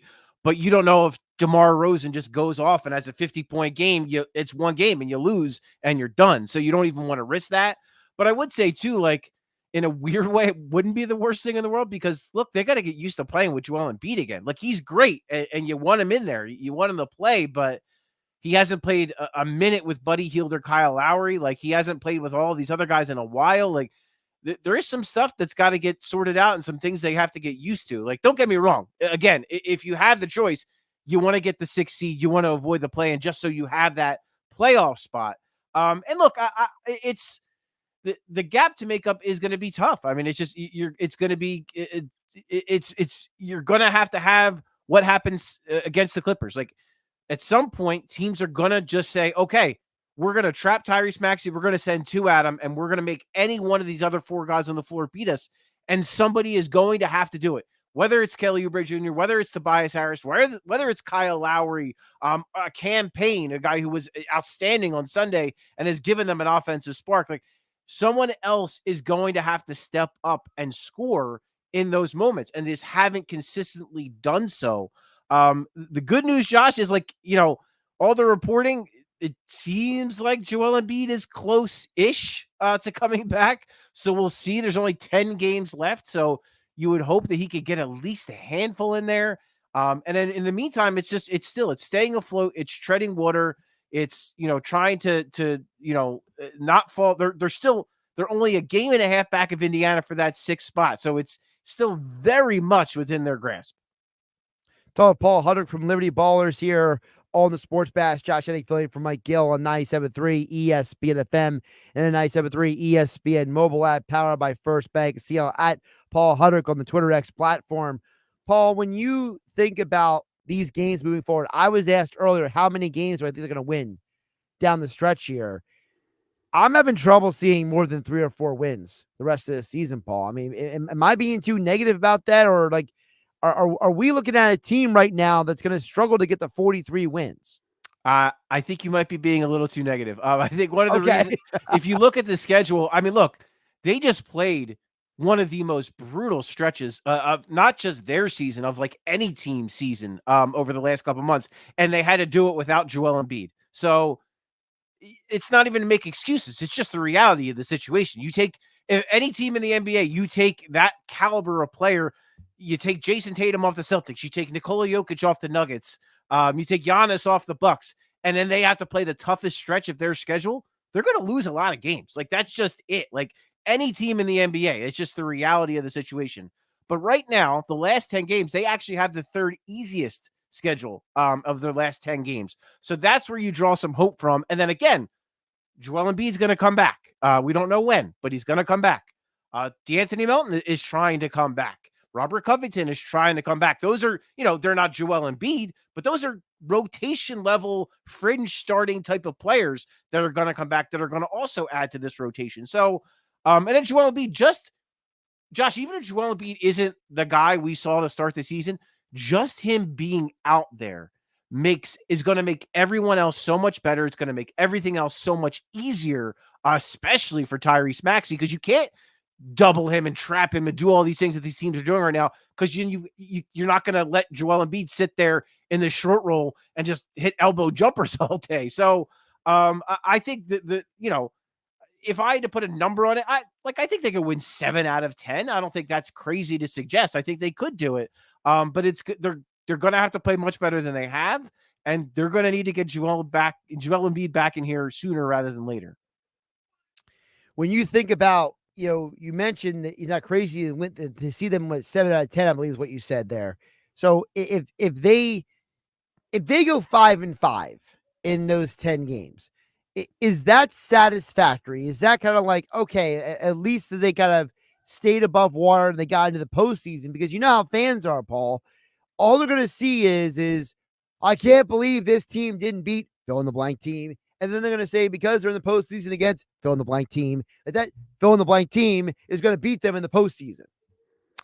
Yeah, I think the context is going to matter. Like, if they go 5-5, but then they still somehow manage to get the 6th seed, I think you feel pretty good about that. If they go 5-5 and Joel Embiid plays like 8 games, that doesn't seem like it bodes well, right? Because that would mean that they didn't play that much better with him in the lineup. But I think too, John, like just that kind of like spiritual boost that they're going to get from just him seriously though, like just from him being out there and playing. And it's not, look, there's going to be rough moments. They're going to, as great as he is, there's still some integration to do, still some things they're going to have to figure out. But like, they play the Grizzlies. Like there is zero reason why they shouldn't beat the Memphis Grizzlies when Joel Embiid is back in the line. The Orlando are as good as the Orlando Magic have been. The Sixers have handled the Magic this year. They've won games without Joel Embiid against the Orlando Magic this year. So and the Cavaliers, another team, they've beaten the Cavs twice without Joel Embiid, if I'm not mistaken, or at least once. Twice. Yeah. So, I mean, so that's, you look at that, I mean, and you get Joel Embiid back into that mix. So like there are games that they should win. But if like I said, the context is going to matter, where they wind up, what it looks like with Joel Embiid, and I think that's more of what you're going to worry about than the raw numbers of the record of the last 10 games. Paul was asked this question earlier. I wanted to ask it to you. How concerned are you about Buddy Hield right now? Very, quite frankly. Look, and Buddy Hield's a guy that I've always liked, and I kind of thought was a little underrated when he was playing in Indiana. Like maybe wasn't getting used properly, and kind of has had improved his game a pretty good bit. And he made me look really smart for his first handful of games here. When he was doing some stuff off the dribble, when he was finishing at the rim, when he was doing a lot of different things offensively. Facilitating, having games where he had 8 assists. And for some reason, he has just really crashed. So the concern level is very high. Now, again, he's another guy that when Joel Embiid comes back, he is a perfect type of player to play with Joel, but they haven't played together. So what's that going to look like? Are they going to be able to develop enough chemistry to kind of make that work? So the simple answer is yes. I am quite concerned about Buddy Hield because they need more offense. I talked about, when they're doing all this stuff to Tyrese Maxey, when they're doubling him and tripling him and trapping him, a guy like Buddy Hield should be able to find shots in those circumstances, and he just hasn't. And the ones he has found, he's just missed them. So maybe an optimist would say better now than when the playoffs start, but definitely I think it's very fair to be concerned about his production recently. The comment that was made to me yesterday was that, now I'm not saying I agree with this comment, so that's why I'm presenting it to you about Tobias Harris, is that Tobias Harris has been having some bad days to the office, and he's human. Is it fair, though, to just look at Tobias Harris or Buddy Hield or any of these guys that matter and just say they're human, they're having bad days, or should we hold these guys to a higher level of expectation than just they're having a bad day at the office? Well, if it was just a bad day or two, perhaps at the office, maybe you could say that. But look, I mean, the reality is Tobias Harris is one of the highest paid players in the NBA. That's the situation. So when he has a stretch as poor as it's been over the last, 2 months now, I would say, he's going to get, and he deserves some credit. I think even Tobias Harris himself would agree with that he deserves some criticism, that he hasn't played as well. I think Buddy Hield too. I think Buddy Hield's a competitive guy. I'm sure he's not thrilled with the way he's been playing recently. So a game or two, sure. Yeah. These guys are human. It's ebbs and flows a season. Especially Hield, shooters tend to do that, right? Shooters tend to have these stretches where for 5 games they can't miss, and then for 5 games they can't make anything. It's just kind of the way the ebbs and flows of shooters kind of go. But yeah, I mean, look, Tobias Harris makes a lot of money. He's counted on to be one of the biggest contributors on this basketball team. Buddy Hield, when Daryl Morey acquired him, said this was the best player that was moved at the trade deadline. When that comment is looking so bad right now. Well, yeah, right now it is. But the point being, when you have these guys on this pedestal, and they're professional athletes, they have to perform. And when they don't, they're going to face criticism. That's the reality of the job. Josh, you or I, if we don't perform well, people are for sure going to let us know about it too. Yep. And we don't make, quite that much money, maybe just a little bit less, but no, it's just, yeah, it's the reality of Paul.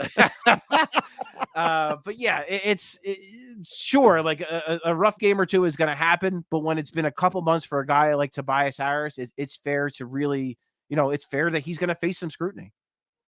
Yeah, it's I chuckled earlier when I saw your tweet about that was the final late night game for the rest of the season. And it's guys like you and I are up after midnight trying to suffer through this Sixers game so we can write about it or talk about it. And then, what you have random person listening to us to the segment be like, you quoted that stat wrong.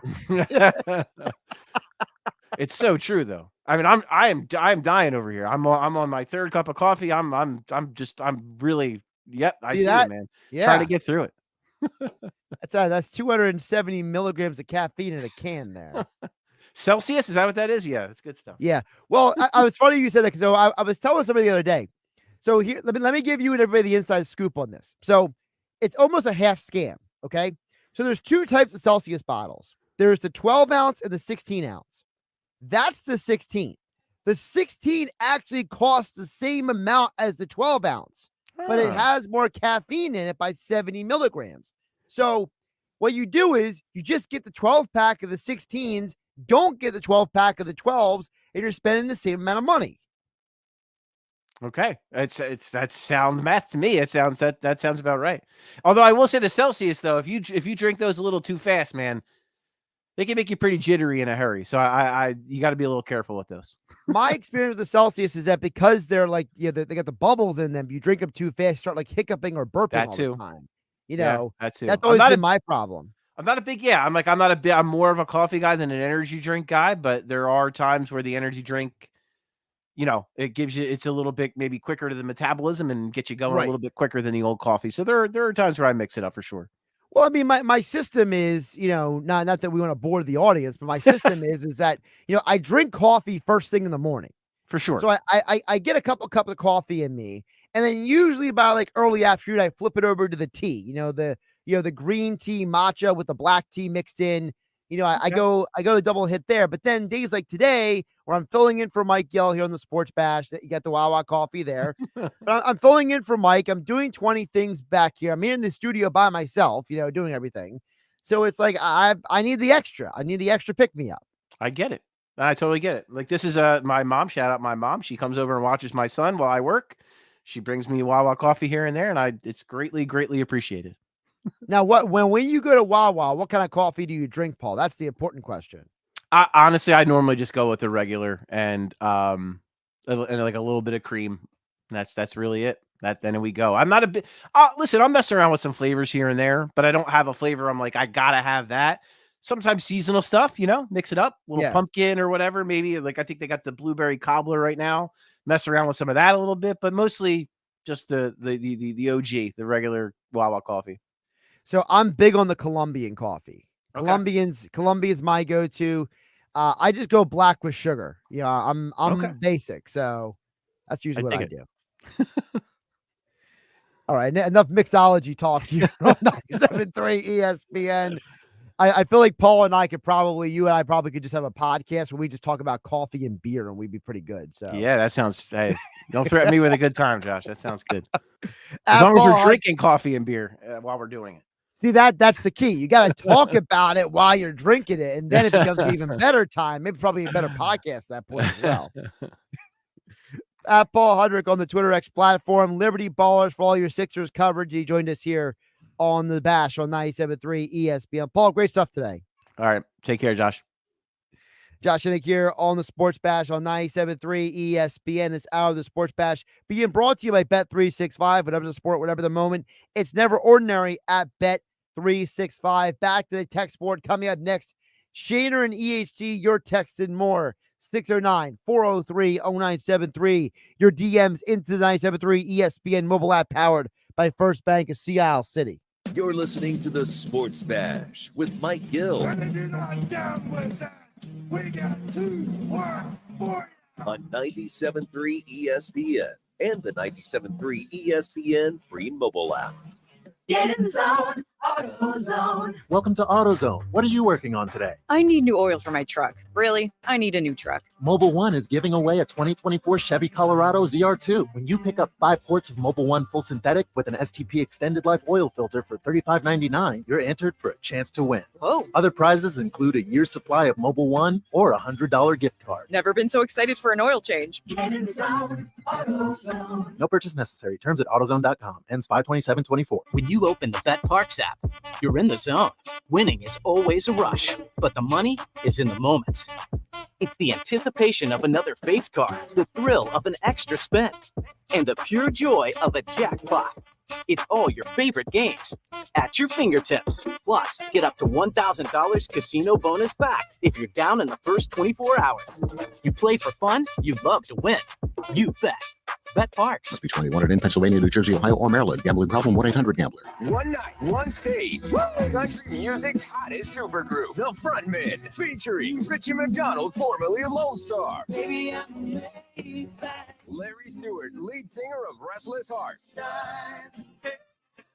Tim Rushlow, formerly of Little Texas. Friday, March 29th, the Excite Center at Parks Casino. The voices that brought you 3 decades of #1 country hits live. On sale now at parkscasino.com. Must be 21. Gambling problem? Call 1-800-GAMBLER. Pizza's here. Oh, great. I'd love some, but I'm worried about my stomach issues. If you're worried about having diarrhea, gas, bloating, stomach pain, or loose, oily stools, it may not just be stomach issues. It could be a condition called exocrine pancreatic insufficiency, or EPI. With EPI, the pancreas doesn't release enough enzymes to break down food, but EPI is manageable. Use the symptom checker on identifyepi.com and talk to your doctor. That's identifyepi.com.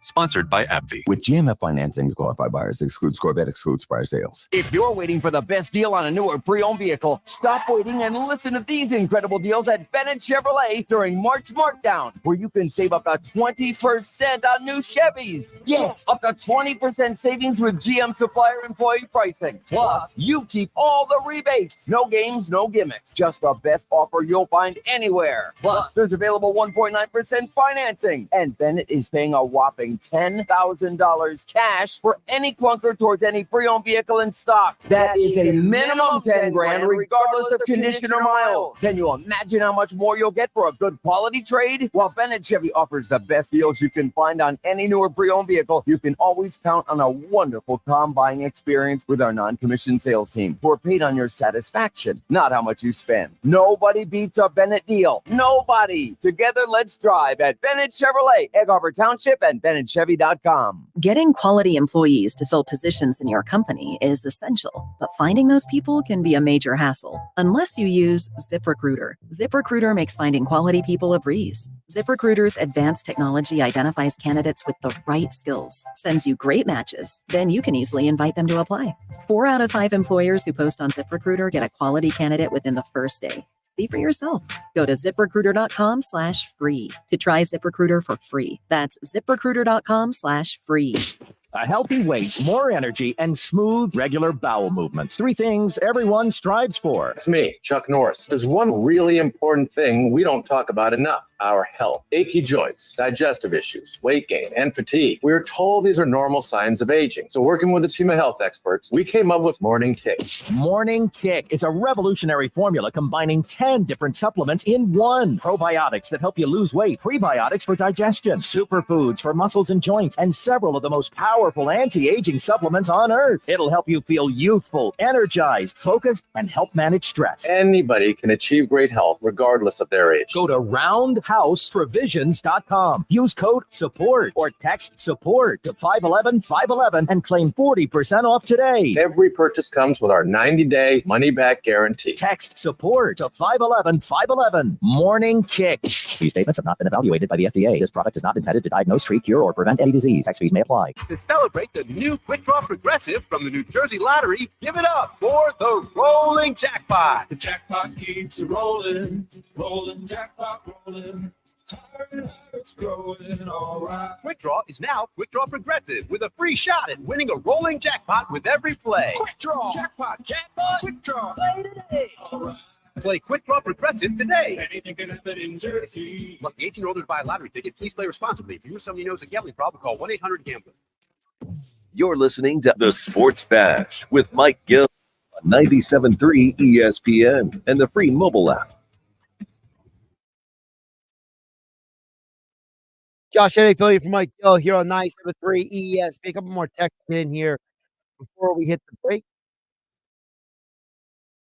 Eagles and Sixers and Phillies talk throughout the day. Oh, I do want to remind everybody that the Phillies watch party scheduled for this Thursday at Maynard's and Market. The watch party will be moved to Friday if the Phillies game is moved to Friday. So if you're concerned about, as a qualifier for the Phillies trip to Baltimore contract, right, all qualifiers must be present. If the Phillies game is not happening on Thursday, We will have the watch party on Friday at Maynard's in Margate. So keep it tuned here tonight at 3 ESPN. We'll keep you updated on the front, and we will let you know if the Phillies game gets postponed for Thursday. Pending potential weather coming to the area, but the problem is that forecasters can't agree on what exactly the timing of it is. So if the game gets moved, we will move the watch party from a Thursday to a Friday with the sports back. You're nice at 3 ESPN. Again, for a qualifier, we qualified for the last few weeks. President at Maynard's during the Phillies opening day game, whether it's Thursday or Friday. As promised, I want to get to Shaner in EHC chiming in. He says, there's maybe only 30 quote unquote weapons in the NFL. Dallas is number 10 to 12 at best. And that's a weapon by the numbers. And our quarterback is top 10-ish. And he's a weapon as well. We have 2 top 6 receivers. They are weapons, and a top running back. So too many weapons. If anyone steps up, maybe 4 or 5. That can be. Sorry, he says that can win with a decent defense, but will the defense be decent? So I think what Shane HC is trying to say is that we keep talking about how there might be too many weapons, but at the end of the day, he's saying that, at the end of the day, we might have enough weapons, but is the defense good enough to offset what we have anyway? And again, I'm not trying to put words in Shannon's mouth, but I'm kind of translating through the voice to text. Doesn't like you today, Shannon EHT. Look, you're right though. The problem really isn't the offense. The problem is the defense. Statistically, the offense is still a very good offense last year. The defense was a huge problem last year. And so if you get a decent defense, it offsets the need of the offense to be elite in the first place. Now, do you bring in all these extra weapons, to use that word, in order to not worry about the defense? Are you trying to outscore the defense in certain games? Maybe. All right, more your text on the other side, 609-403-0973. Your DMs into 973 ESPN mobile app powered by First Bank. See how Josh Hennig filling for Mike Gill on 973 ESPN. Are you already doing digital advertising sales? Do you know all about targeted display, social media marketing, the latest in SEM and behavioral targeting? If so, you could be Town Square Media's newest advertising sales star. We are looking for passionate sales professionals to join our media and digital advertising team. If consulting and connecting local business with their ideal audience for growth sounds exciting, let's have a conversation about you working for Town Square Media. The right career choice is all about timing, and right now is the perfect time to join our team as an advertising account executive. Our comp package is amazing with unlimited earning potential, including base salary, 401k match, and more, along with world-class training and plenty of room for growth. If you're competitive, driven, and have the ability to communicate great ideas, we want to hear from you. Reach out to Michael Rubel, Market President, at 609-910-5249 or visit careers.townsquaremedia.com. Town Square Media is an equal opportunity employer. $5,000. That's the average amount of money people in the U.S. are now spending on gas in a year. $5,000. That's crazy. If you drive, you have to download Upside, the free app that gives you cash back every time you get gas. That's right. You can earn real cash back with Upside just by buying the gas you're already buying. You can literally start earning cash back today. I use Upside every time I fill up, and I've already made around $200-$300. You're putting gas in your car anyway. Why not get real cash back? If you like free money, download Upside. I'm saving the cash I earn from using Upside to help pay for a vacation later this year. Download the free Upside app now to earn cash back every time you buy gas. Use promo code SAVE to get an extra 25 cents per gallon on your first tank. You can cash out anytime right to your bank, PayPal, or a gift card for Amazon and other brands. Just download the free Upside app and use promo code SAVE for a 25 cents per gallon bonus on your first tank. That's code SAVE for a 25 cents per gallon bonus. Upgrade your outdoor look for summer with my friends at Progressive Fence and Railing. Whether it's a durable fence, glass, or cable railing, new shed, stylish deck, beautiful awning, or serene gazebo, check out Progressive's Spring Special. 20% off materials, and a 4-year warranty extension, plus finance options that fit your budget. Privacy protection perfection. Grab your free estimate today. Visit ProgressiveFenceandRail.com. ProgressiveFenceandRail.com. Find what you love what you find. A Total Wine and More. There's so much waiting for you. Spirits and beer, thousands of wines. Drink responsibly. B21. When you open the Bet Parks app, you're in the zone. Winning is always a rush, but the money is in the moments. It's the confidence and underdogs covering, the tension before a clutch turnover, and the pride of a parlay paying off. It's another chance to win big with all-day action. Plus, win your first $10 bet and get $125 in sports bonus bets. You play for fun, you love to win. You bet. Bet Parks. 21 in Pennsylvania, New Jersey, Ohio, or Maryland. Gambling problem? 1-800-GAMBLER. Parks Casino, this is how you win. Action, great dining, and entertainment. Don't miss these world-class headliners coming to the Excite Center inside Parks Casino. Femmes of Rock, May 17th, and Almost Queen, June 14th. For tickets and a complete list of upcoming shows, visit ParksCasino.com. Parks Casino, this is how you win. Must be 21. Gambling problem? Call 1-800-GAMBLER. At Target, count on our great deals just in time for Easter. Save $5 when you spend $30 on toys with Target Circle, so you can fill their baskets with fun, like cuddly stuffed animals or 50-piece sidewalk chalk, all from only $5. Add an Easter chocolate faves at BOGO 50% off, from Cadbury to Reese's mini eggs and more. And get great family picks with new Easter looks. It's easy with 20% off dresses, polos, and more. Shop in fast for our best Easter deals, only at Target. Restrictions apply. Save thousands at Matt Blatt Kia. Get out of your old trade today, even if you owe thousands more than it's worth. Go to mattblattkianj.com for more details. That's mattblattkianj.com. It's gotta be a Matt Blatt Kia. I'm embarrassed to say this. I've been using deodorant on my armpits for 30 years, and anytime I noticed odor anywhere else, I thought I needed another shower, I wasn't clean, or I felt like there was something wrong with me. And then my gynecologist told me about Lumi. It's a whole body deodorant for pits, feet, and privates that controls odor anywhere and everywhere on your body. Since Lumi, I never have to worry about body odor ever again, anywhere on my body. And that reassurance is worth every penny. There's a special offer for listeners.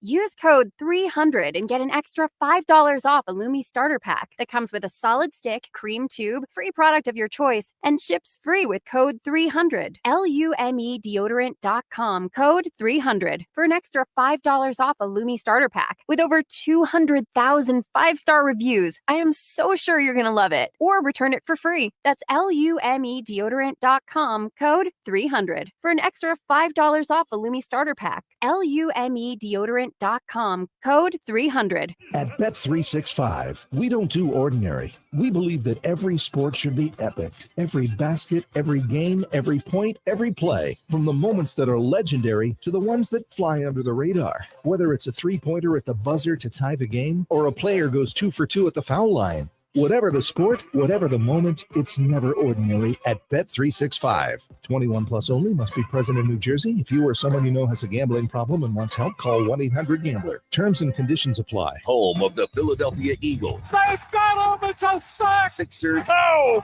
baby! and Flyers.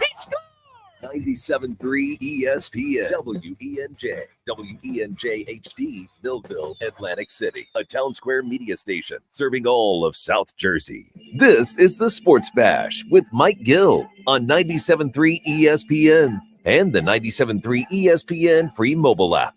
Now live from inside the Ocean Casino. Here's Mike Gill. Josh Hennick filling in for Mike Gill here on 97.3 ESPN FM, the 97.3 ESPN mobile app powered by First Bank. It's the aisle.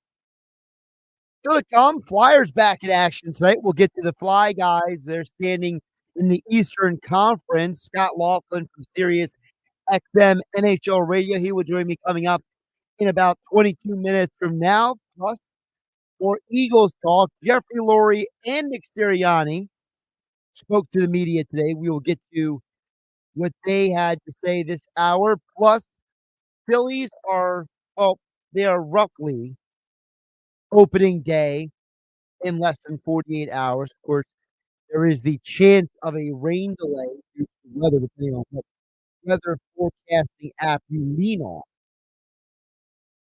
So again, if you are somebody who will be coming out to the Phillies watch party at Maynard Party as a qualifier for the contest to enjoy the game with some fellow fans, keep it tuned here, 973 ESPN, because if the watch if the Phillies opening day gets postponed from Thursday to Friday, then the watch party will also be on Friday. So keep it tuned right here to 973 ESPN. I'll get to the text board in just a bit at 609-403-0973. Couple of different texts coming in there. But I did want to kind of retrace my steps back to some of the conversations we've been having throughout the day because Nick Sirianni and Jeffrey Lurie spoke today. And it's one of those situations where there were certain parts of what was said today that stood out. And I kind of want to tie two of them together because the owner, Jeffrey Lurie, said that, part of the reason why, Nick Sirianni still has this job is because he didn't want to have recency bias and because he asked a lot of questions and he liked the plan that Roseman and Sirianni put together of how to fix the team moving forward. And obviously part of that plan is the fact that they cleared house with the coordinators and they brought in Vic Fangio to be the new DC and Kellen Moore to be the new offensive coordinator. Well, the problem is that the owner is saying, hey, I like the plan that was handed to me. I like how self-critical the head coach is of himself.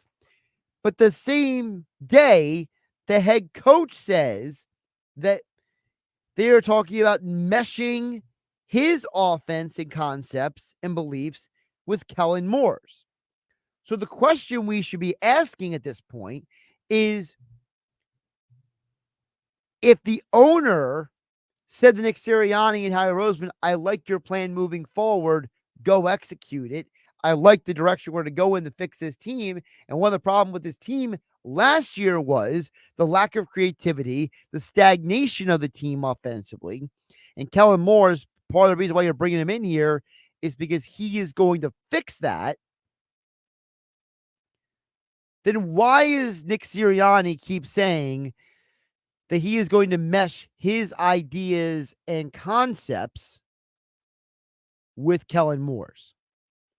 Something's not adding up there. And my theory, not that I have the answer necessarily, but my theory is that I think the reason why Sirianni keeps saying that he's going to mesh his beliefs and concept with Kellen Moore's offense, even though he also says that Kellen Moore is going to call the plays and run his scheme with Sirianni's input, is because I think Sirianni might be overcompensating for when Tim McManus of ESPN asked him, well, Nick, what do you do then? When he asked about him being head coach.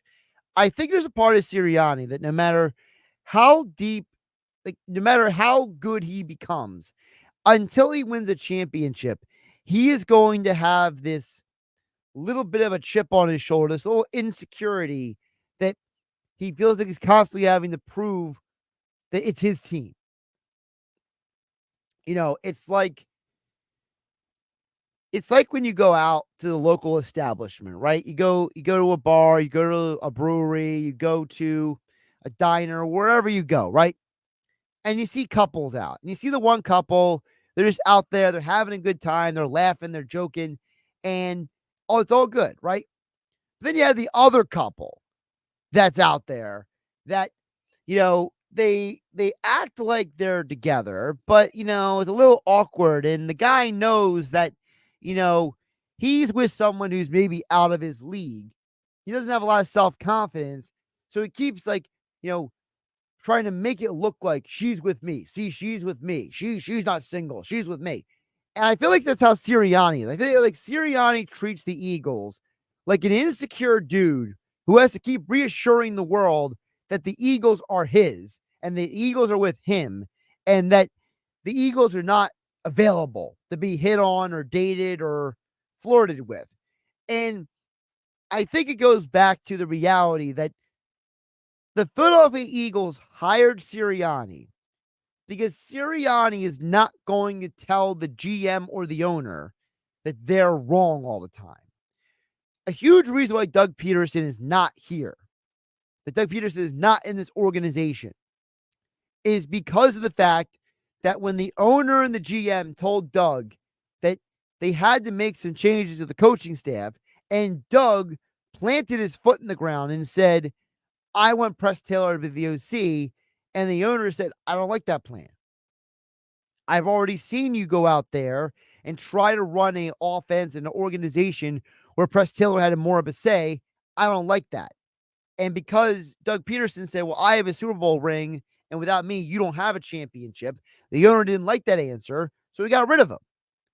And I think that's what this goes back to. I don't think Sirianni is literally going to tell Kellen Moore, I don't like that play, want a different play. I think Sirianni is reflexive and reactionary in his attitude about the team and the organization.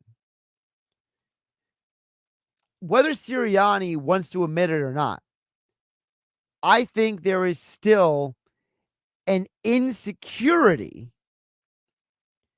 when it comes to him being head coach.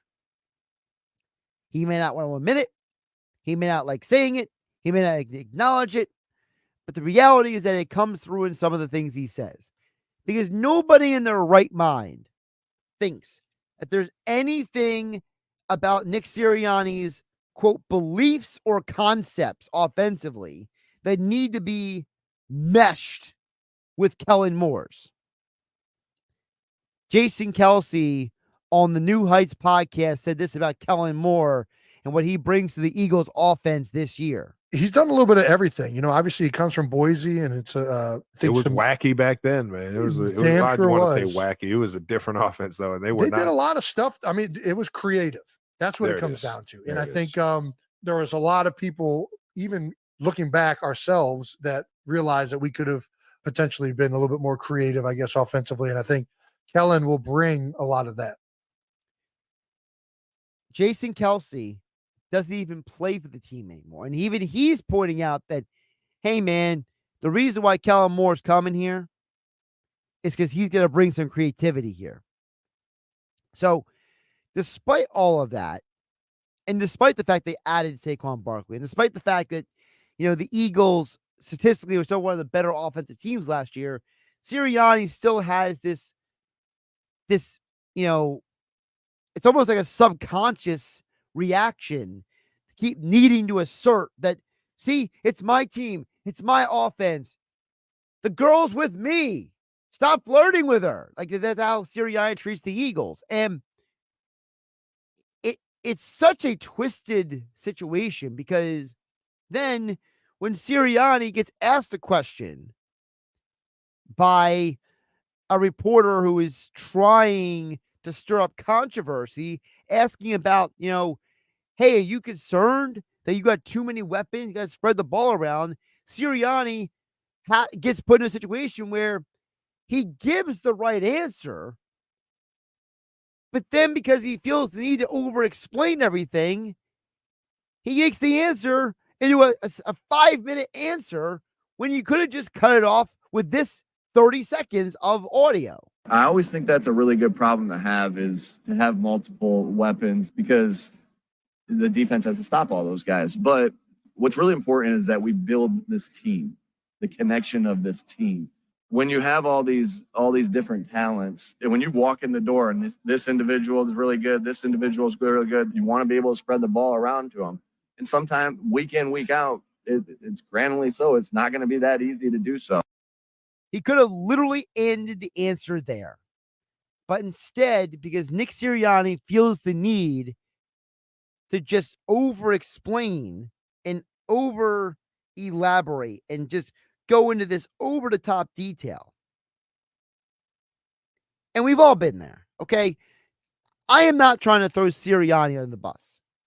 Doesn't matter who you are. Me, Josh Hennick, here on 97.3 ESPN, filling in for Mike Gill.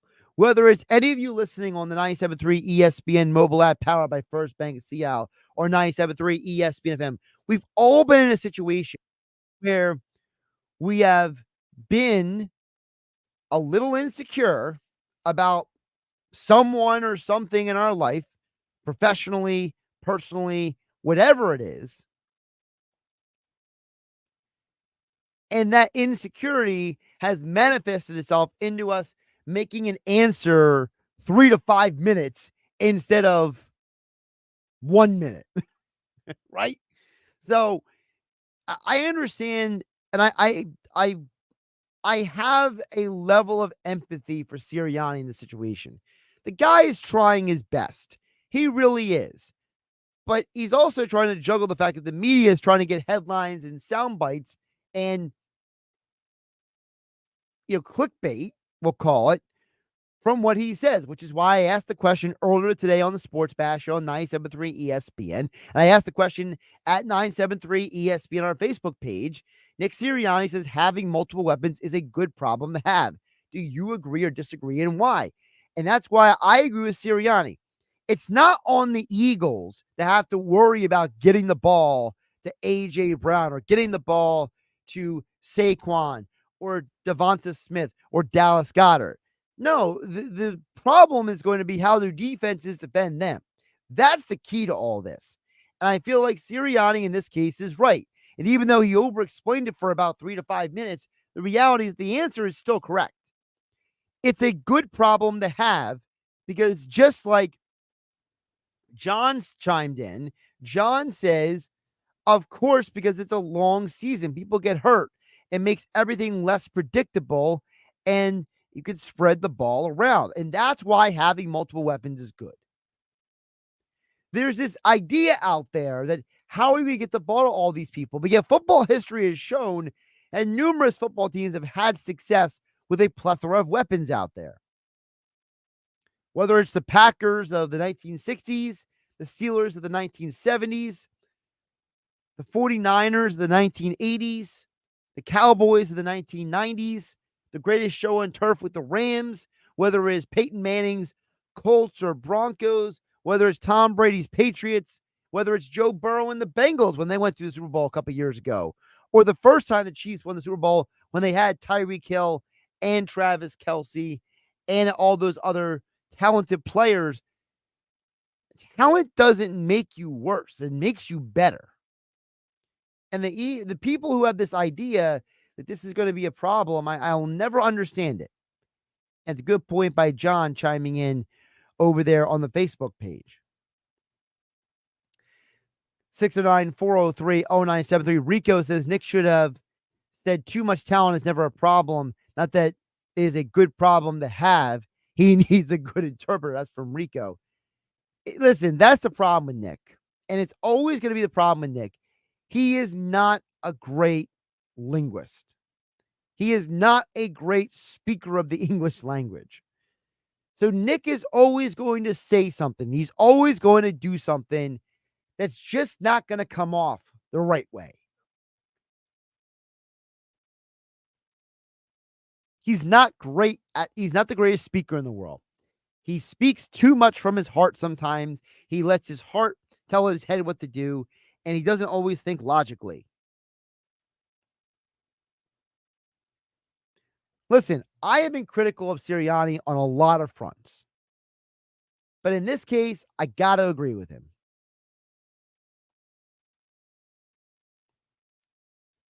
Mike from Marmora chimes in at 609-403-0970. Says, Josh, I agree that Sirianni overspeaks, but he's done it since day one. I'm not sure what you want him to say. You also say you have empathy for him because the media is looking for headlines. Meanwhile, here you are dictating the entire segment, dissecting his answers. Pick a lane. That's from Mike and Marmora. Well, it can be both lanes. 2-lane highway. 2 lanes each direction. I can go from left to right lane. I can go to the passing lane and then go back into the regular lane. Look, I think that, I understand where Sirianni is coming from. But I think that, if I can notice these things, there's got to be someone in Sirianni's inner circle, Mike and Marmora, that's got to hear and see the same thing. There's got to be someone in the Eagles organization that's got to say to him, Nick, you got to stay on message. Or Nick, you got to get back on message, because talking about some of these concepts is what puts you in a position to get nitpicked. It's like the most successful people in terms of public image and public speaking are the people that have a group of people to help them critique and get better at what they do. And while Sirianni has overall gotten better since day one, as Mike and Marmora mentions, I think there are still flaws in his speaking style. And I think that there are things that we should touch on and talk about, and it has to make you wonder and question him and question the organization. I don't think it's one or the other. I don't think I have to, just because I understand what he's trying to say and do, doesn't mean I can't also critique what he's saying and doing. I think I have the opportunity to do both. Dan EHT chimes in. 609-403-0973. You know what, Dan? I'm going to get to your text a little bit later, because I thought it's a very interesting question that you're asking about the gambling stuff. I will get to that a little bit later in the hour. But coming up on the other side, we'll talk some Flyers hockey. Scott Laughlin from SiriusXM NHL Radio will join us to talk about the Flyers and the Eastern Conference.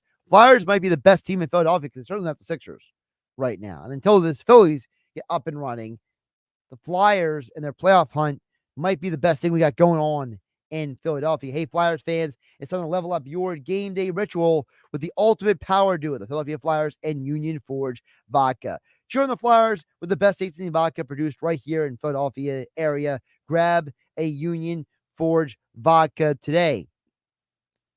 John Tortorella today apologized. What did he apologize about?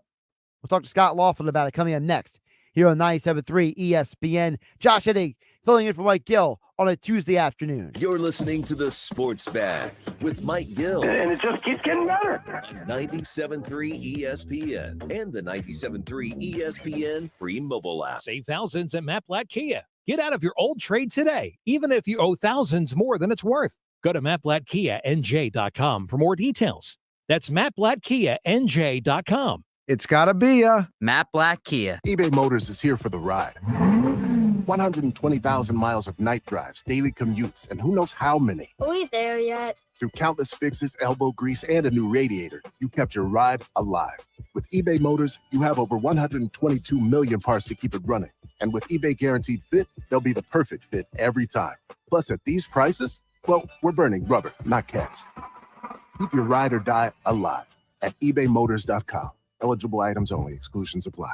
At Bet365, we don't do ordinary. We believe that every sport should be epic. Every basket, every game, every point, every play. From the moments that are legendary to the ones that fly under the radar. Whether it's a game-winning goal in the final seconds of overtime or a shot on goal in the first period. Whatever the sport, whatever the moment, it's never ordinary at Bet365. 21 plus only. Must be present in New Jersey. If you or someone you know has a gambling problem and wants help, call 1-800-GAMBLER. Terms and conditions apply. Find what you love what you find. A Total Wine and More. There's so much waiting for you. Spirits and beer, thousands of wine.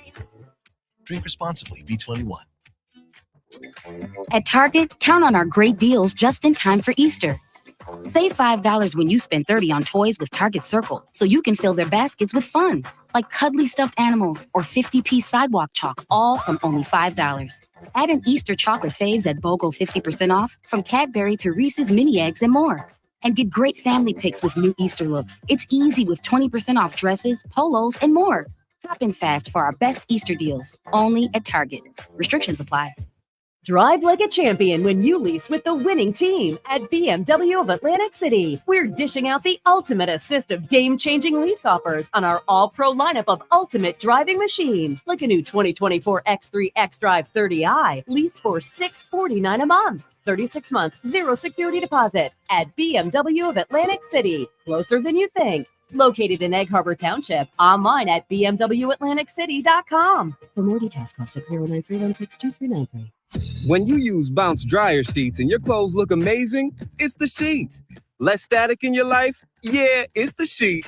Smelling fresher than ever? It's the sheet. Oh, so soft fabric? Ooh la la. It's the sheet. Less wrinkles on your clothes? You know it's the sheet. Bounce dryer sheets. More freshness, more softness. Less static, less wrinkles. It's the sheet. Get in the zone, AutoZone. Welcome to AutoZone. What are you working on today? Brakes? We can save you 15% on that. We have OE quality Duralast brake pads and rotors in stock, ready for pickup or delivery. We also have calipers, brake fluid, tools, and anything else you'll need to do the job right. When you get Duralast pads and rotors together, you'll save 15%. It's just part of what makes us America's #1 brakes destination. Get in the zone, AutoZone. Cade Publishing would like to recognize and salute all of the local men and women serving in our armed forces who have risked their lives to keep us free. We say thank you and God bless America. That's brought to you by Cade Publishing at 513 Washington Street in Cape May. Professional serving the area with quality and integrity. Cade Publishing in Cape May is on the air because they care about our military members. And they're serving our community with pride. Powered by the all-new BetParks New Jersey Casino and Sportsbook app. BetParks.com. This is the Town Square, New Jersey Info and Weather Network.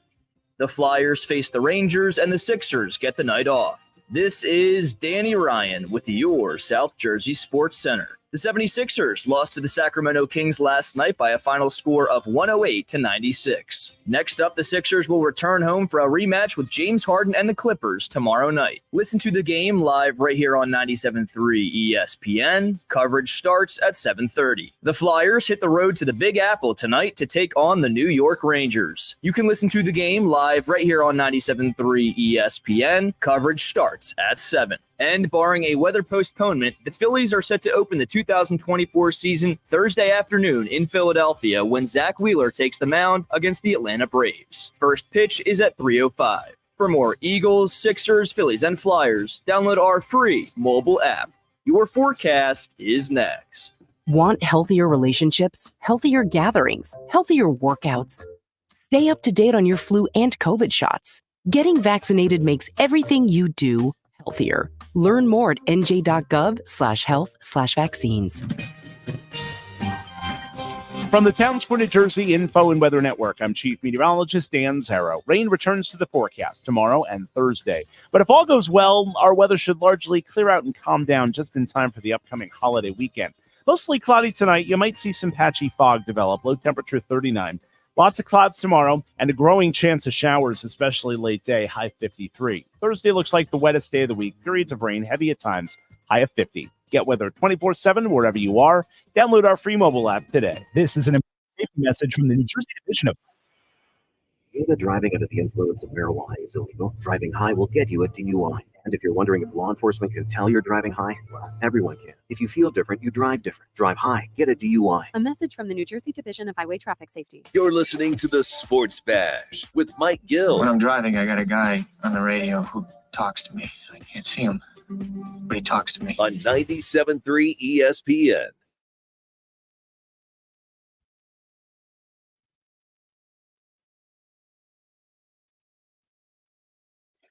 Josh Hennig filling for Mike Gill, 5 o'clock hour of the Sports Bash, 97.3 ESPN FM and 97.3 ESPN mobile app powered by First Bank. Yeah, don't forget, Flyer fans, time to level up your game day ritual with the ultimate power duo, the Philadelphia Flyers and Union Forge Vodka. Sure, the Flyers with the best tasting vodka produced right here in the Philadelphia area. Grab a Union Forge bottle today. Flyers back in action tonight at 7 p.m. right here on 97.3 ESPN FM. And you can hear the game as well on the 97.3 ESPN mobile app powered by First Bank of Sea Isle. Interestingly enough, today, John Tortorella apologized for how he handled the press conference when him and all of us were frustrated with another miserable performance by Felix Sandstrom. So talk more about the Flyers as we are coming down the stretch of the season. Flyers hanging on to that 3 spot in the division. Scott Laughlin, SiriusXM NHL Radio, joins me right here on 97.3 ESPN. Scott, welcome in. How you doing today? I'm doing well, Josh. Yourself? Doing pretty good. So, you're a guy who's covered the league for a long time. When you see a guy like Tortorella come out and apologize for doing something, that's not a common thing. So what is your reaction when Tortorella says, my bad, I shouldn't have walked down the press conference? Yeah, that's kind of new, right? That's kind of new. I'm the type of guy that does really feel that the NHL is a lot more interesting with John Tortorella being a big part of it. And the way he handled the question with regards to Sandstrom's struggles the other night did not exactly, I'm sure, go over well within the room. I don't think it went over well with the goaltender either. Now, again, he didn't play well. There's no question about it. And John has always been that type of guy. You remember back to the Stanley Cup playoffs way back when he had John Graham as his goalie in Tampa, and he said, I'm pretty tired of the 25% rule. That is the goalie stopping 25% of the shots.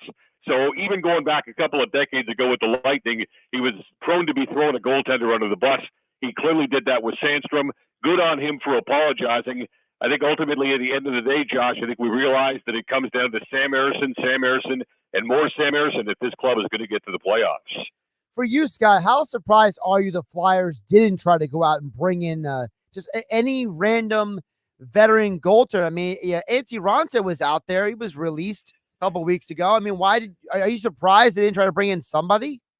I am surprised, Josh. I am surprised at that. And I think that's maybe where some of the frustration would come from John Tortorella. Like, I think he's just probably thinking, hey, look, I'm fighting this fight right now with one arm tied behind my back because I realistically only got one goaltender who I can turn to right now. That shouldn't be the case. We should have a little bit more stability between the pipes. We know how the Carter Hart thing played itself out earlier this season, so that was going to be not an option, clearly. So I am surprised they didn't go out and try to upgrade in goal because it's been proven time and time again in this league, you need two goaltenders. Sometimes you need three. Heck, if you were Vegas last season, you needed 5 goaltenders to get the job done. So you have to have that depth between the pipes. And right now, Philadelphia certainly doesn't have it at the most important time of the year. They've got, one more back-to-back left.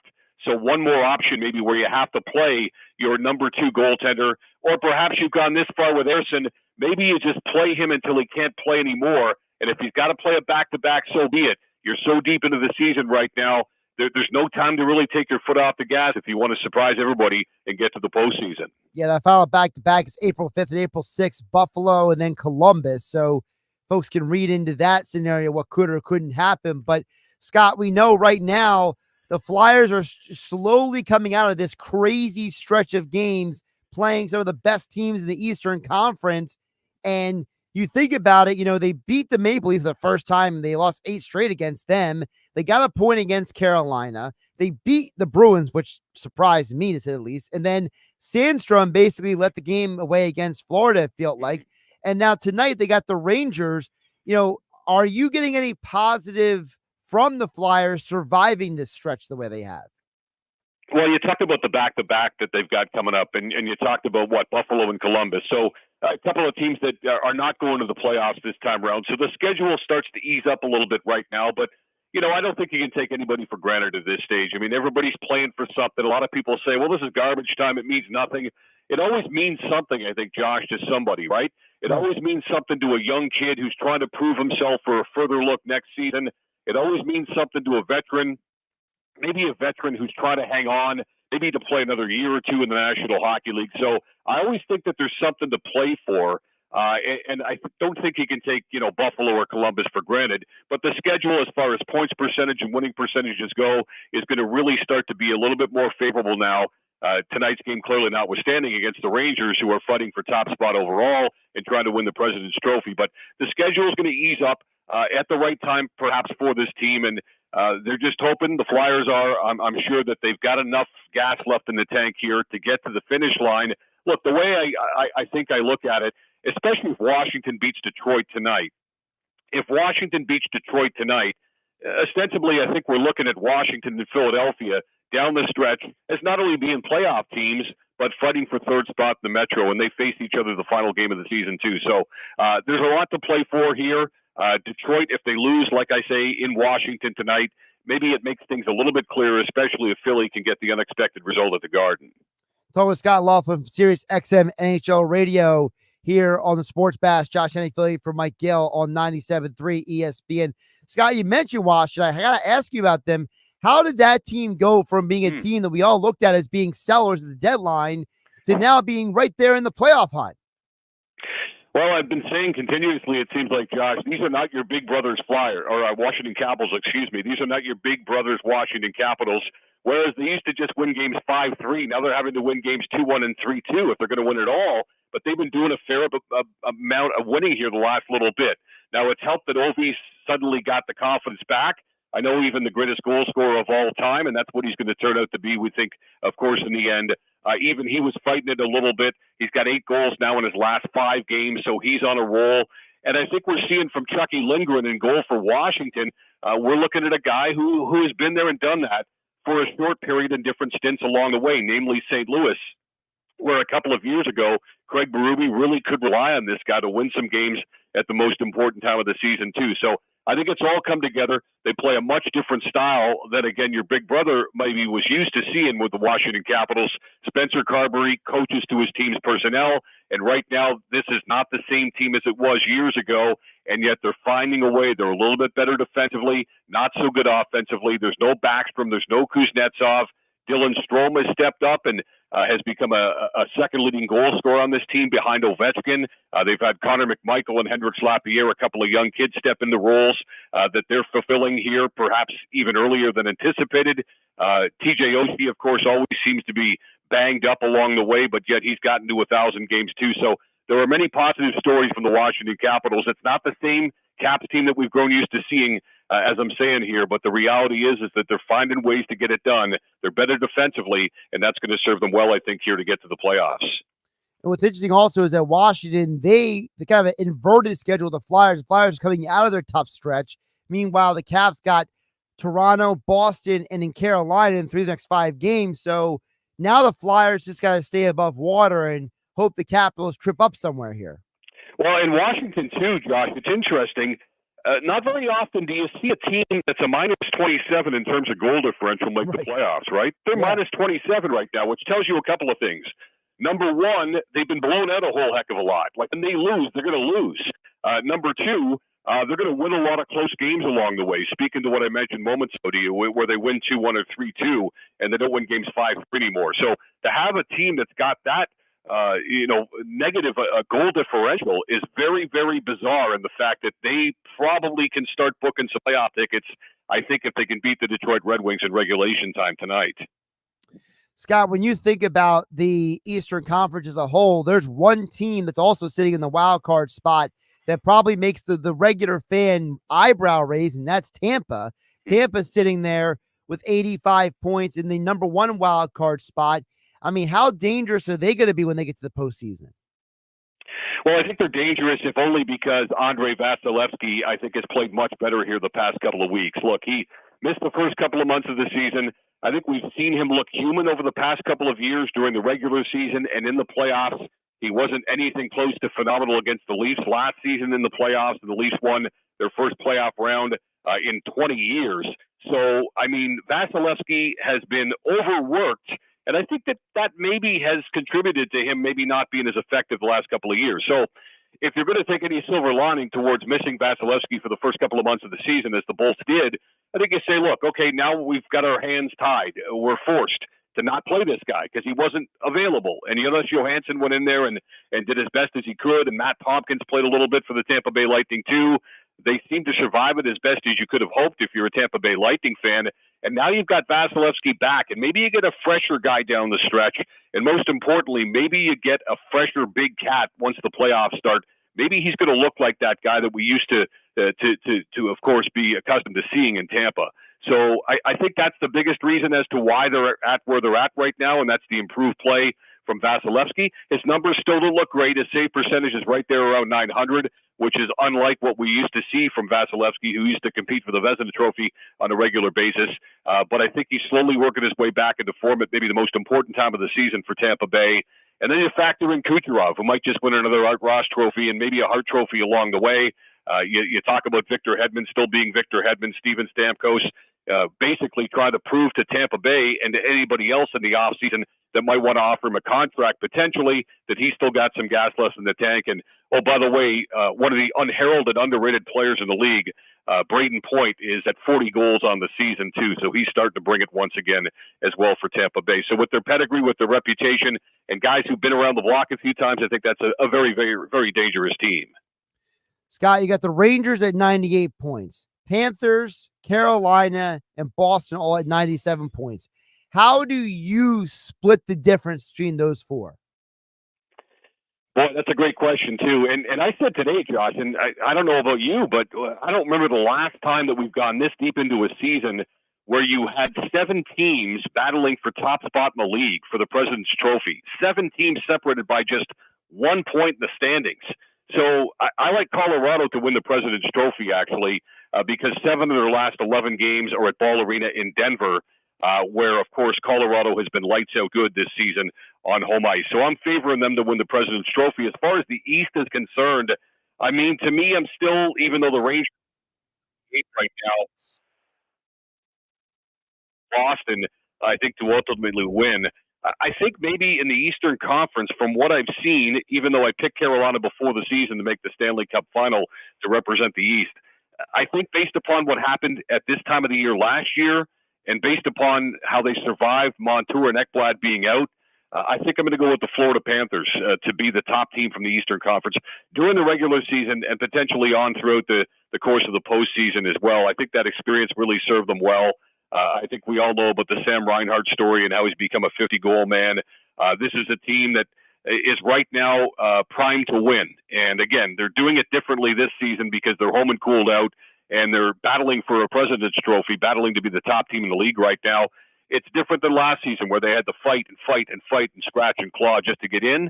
Once they got in, as we know, even being down 1-3 against the Boston Bruins, they turned that series on its ear and went to the Stanley Cup final. So I think Colorado's going to win the President's Trophy, top team in the regular season, but the best team in the East during the regular season and potentially once again in the playoffs, to me, is going to be the Florida Panthers. And Scott, just to bring it full circle back to the Flyers, tell our audience, who is the top team that doesn't want to see the Flyers in the postseason? Well, it'll be interesting because they got tonight against the Rangers, and I think one more game against the Rangers too, right? So, I mean, they're going to see New York a couple of times here. That would be an interesting matchup. Look, Philadelphia and New York, I mean, there's nothing needs to be said about the rivalry over the last number of decades and what that could entail.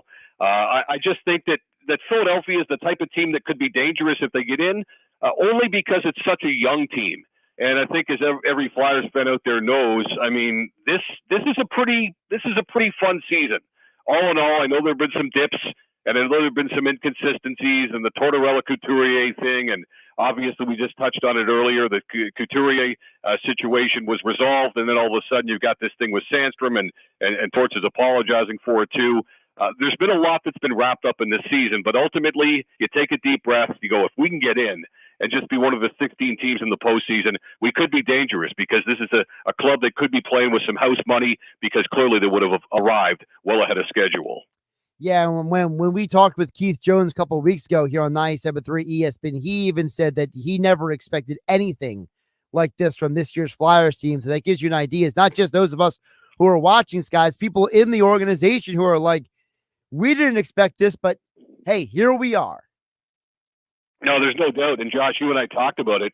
You know, when John Tortorella was tapped to be this guy, you just wondered, like, how is this going to work out? Like, is he really the type of guy that could lead a young team? And, you know, there have been some growing pains along the way, and everybody knows about, you know, Morgan Frost, and we know about the Owen Tippett experiment last season that really proved that he could be that type of player that the Florida Panthers thought they were getting all those years ago, too. So, look, I think that it's not always going to be smooth sailing with John Tortorella. In a lot of ways, I think he likes the dressing room to be very, very uncomfortable. And I think that's some of what played into the Couturier situation a little bit. But look, he's kept the team focused. And for the most part, they've done a fantastic job. If the Flyers get into the playoffs, I think there's no doubt that John Tortorella is going to garner plenty of votes for the Jack Adams Award as Coach of the Year. He is one of the top coaches. He's one of the winningest coaches in hockey history for a reason. And it looks like this young group, even with John Tortorella having the back and forth that they've had along the way, it looks like they've responded accordingly. He's Scott Laughlin from SiriusXM NHL Radio. Catch him every morning on SiriusXM NHL Radio. And he joined us here on 97.3 ESPN. Scott, appreciate making the time today. We'll talk soon. Anytime, Josh. Thank you. Josh Hudrick here on Sports Bash on 97.3 ESPN. Our hockey conversation being brought to you by Union Forge Vodka. Level up your game day ritual with the ultimate power duo, the Flyers and Union Forge Vodka. The best tasting vodka produced right here in the Philadelphia area. Grab a Union Forge bottle today. We'll get back to text board on the other side, 609-403-0973, and your DMs into 97.3 ESPN mobile app powered by First Bank of Sea Isle City. It's the Sports Bash with Mike Gill. Do I have everybody's attention now? On 97.3 ESPN and the 97.3 ESPN free mobile app. Do you love a good cigar almost as much as your family? Well, maybe that's an exaggeration, but you can find that perfect cigar at Smokers Haven. With 5 New Jersey locations, Smokers Haven has the finest selection of cigars in the area, like Ashton, My Father's, Romeo and Julieta, Monte Cristo, and more. All from the finest tobacco leaves and hand-rolled by the world's finest cigar makers. All locations are fully open. Stop in and let them help you find the perfect cigar to pair with your life. See all they have and their locations at smokershavennj.com. Getting your biggest tax refund from Jackson Hewitt can lead to some spirited reactions. Jackson Hewitt, yeah! Jackson Hewitt is so sure they'll get you your biggest refund that if they don't, you get your money back plus $100. Jackson Hewitt, yeah! Switch to Jackson Hewitt and we'll beat what you paid last year, even if you filed online. Ain't nothing to it. Switch to Jackson Hewitt and pay less for tax prep, guaranteed. Proof of prior year payment required when filing. New clients only at participating locations through April 7th. Terms at jacksonhewitt.com. With GMF financing, qualified buyers excludes Corvette, excludes prior sales. If you're waiting for the best deal on a newer pre-owned vehicle, stop waiting and listen to these incredible deals at Bennett Chevrolet during March Markdown, where you can save up to 20% on new Chevys. Yes, up to 20% savings with GM supplier employee pricing. Plus, you keep all the rebates. No games, no gimmicks. Just the best offer you'll find anywhere. Plus, there's available 1.9% financing. And Bennett is paying a whopping $10,000 cash for any clunker towards any pre-owned vehicle in stock. That is a minimum 10 grand regardless of condition or miles. Can you imagine how much more you'll get for a good quality trade? While Bennett Chevy offers the best deals you can find on any newer pre-owned vehicle, you can always count on a wonderful car buying experience with our non-commissioned sales team, who are paid on your satisfaction, not how much you spend. Nobody beats a Bennett deal. Nobody. Together, let's drive at Bennett Chevrolet, Egg Harbor Township, and BennettChevy.com. The good folks at Wendy's have a revolutionary new product for you.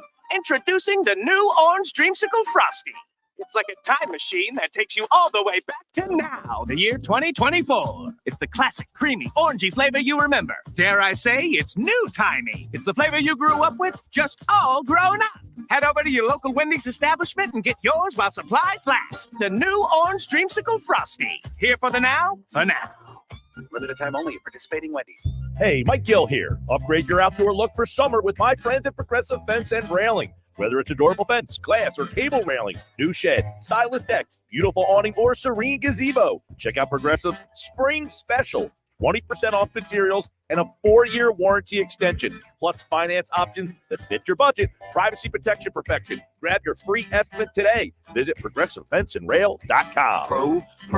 ProgressiveFenceandRail.com. She posted about us just now. Celebrities can't get enough of Bianna's bespoke skincare line. She has 147 million followers. How do we monetize? She needs a social media associate to help her with the hype. We should repost this. Do we need a hashtag? Indeed can help her hire great people fast. I need Indeed. Indeed you do. You can schedule and conduct virtual interviews all from your employer dashboard.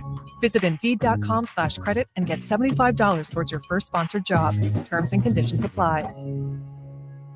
Hey, it's John Marks. Growing up here, I know that the fans get the last word. The fans have spoken, and real Philly sports fans love the BetParx Casino and Sportsbook app. It's the only online casino and sportsbook app that I recommend. 24/7 live casino action. Join me now and download the BetParx app, and all your favorite casino games are right at your fingertips. Bet on all your favorite sports. Philly hoops, Philly hockey, college basketball, and more. Odds, bets, slots, and games right in your pocket. Play the hottest online slots or Play blackjack, roulette, baccarat, or Texas Hold'em with a live dealer right on your phone. Get winning on the BetParks app. It's so simple. New users join me right now. Just download the app and get up to $1,000 casino bonus back if you're not a winner in your first 24 hours. Details on the BetParks app or at betparks.com. New users only. Casino bonus must be wagered. Terms and conditions apply. You must be 21 and in Pennsylvania or New Jersey. Gambling problem? Call 1-800-GAMBLER.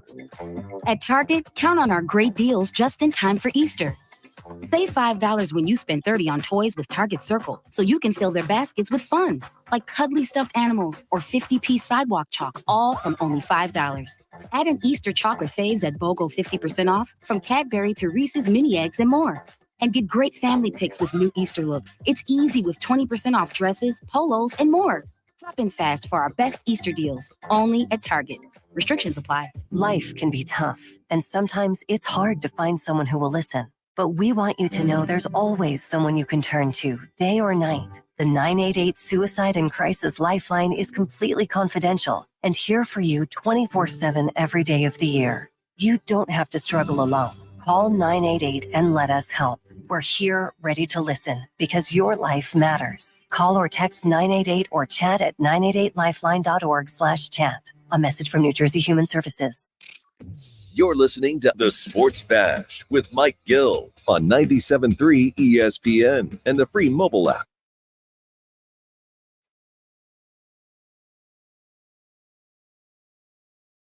O'clock hour with you on the Sports Bash, 97.3 ESPN FM, 97.3 ESPN mobile app.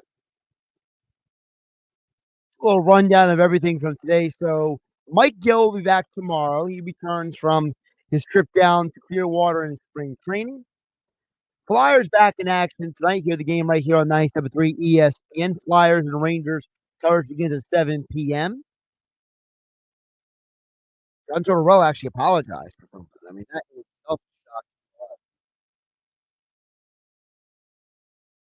shocking. Sixers, embarrassing loss last night. They're back in action against the Clippers back at home tomorrow. Right? That game is ESPN. And just a reminder for the Phillies watch party Thursday at Maynard's in Margate. If the Phillies game is postponed to Friday, then we will have the watch party on Friday instead of Thursday. So Mike Gill and Sports Bash will keep you guys updated through the coming days to let you know what is going on with the watch party. But again, if you're a qualifier, you must be present at the watch party during the Phillies opening day game, whether it's Thursday or Friday, in order to win the grand prize. All right? Get it? Got it? Good. All right, let's squeeze a couple texts before we get out of here and we wrap up the hour here on 97.3 ESPN. Danny HT had a gambling-related question, right? And I thought it was an interesting question because, you know, in light of the Shohei Ohtani stuff and the world we live in today with, you know, mental health awareness and all that stuff, I thought Danny HT asked an interesting question. He said, Josh, why did MLB give Pete Rose a lifetime ban? If he had an addiction, gambling problems are the same as drug and alcohol addictions, right? So then he needed an MLB to give him help. That's from Dan in EHT. So, Dan, it's a worthwhile question to ask because if somebody has a mental health problem and if somebody has an addiction, usually an addiction means that you are having an issue at working around something that is making you feel compelled to fulfill some sort of urge or desire that you feel like you don't have the capability of overcoming without help. So if Pete Rose was addicted to gambling, then why didn't baseball help him? Well, DNHC, it's because according to Major League Baseball, Pete Rose didn't have an addiction to gambling. According to baseball, Pete Rose knew what he was doing. He knew that he was breaking the rules. And instead of looking for help, he just kept doing whatever he wanted. I think that's the reason why they gave him the ban. Because one, the theory out there is that, and again, this has not been fully confirmed or denied. It's been reported by different outlets, but the reporting out there is that Pete Rose always bet on his team to win. He was a compulsive gambler who always was betting on his team to win, or he would bet on one of his guys to hit a home run. And part of the reason why Pete Rose was discovered was because it became a red flag that there would be games that Pete Rose would be placing bets, and people will be like, well, that's interesting. Why is there a bet coming in for this or for that and not for something else? Like what happened with the NBA player getting in trouble yesterday because this marginal NBA player appears to have helped manipulate prop bets on the market. So the idea was that baseball is saying you were involved in manipulating the betting environment to cause a gain for certain people versus others. And so that's why baseball banned him instead of telling him to go get help. And because Pete Rose himself is an egotistical maniac and he wouldn't admit he had a problem until many years later, I think that his obstinance and his unwillingness to admit that he made a mistake or has a problem probably got in the way as well. Andrew in Summers Point chimes in and says, I guess you're happy, Josh, about Jay Cave being traded. Yes, Andrew in Summers Point. I am happy that Jay Cave is gone. Look, Jay Cave had no value to this team anymore, okay? If you really think and you really believe that Jay Cave had value, then you don't need to sign Dave Dahl for spring training. You don't need to have Cody Clemens around in spring training. The organization realized that Cody Clemens and Dave Dahl can come up from the minor leagues if they really need someone to play Jay Cave's role. One more text coming in here in response to my Pete Rose comments there. Says a good answer is that in Pete Rose's day, addiction wasn't considered a mental health concern. It was a moral choice back then. It was, but it's also the idea that, the first step to recovering from an addiction is admitting you have a problem. The problem for Pete Rose is that he was so obstinate and he was so egotistical and he was so in your face about it that it came off as more of a personal issue than an addiction issue.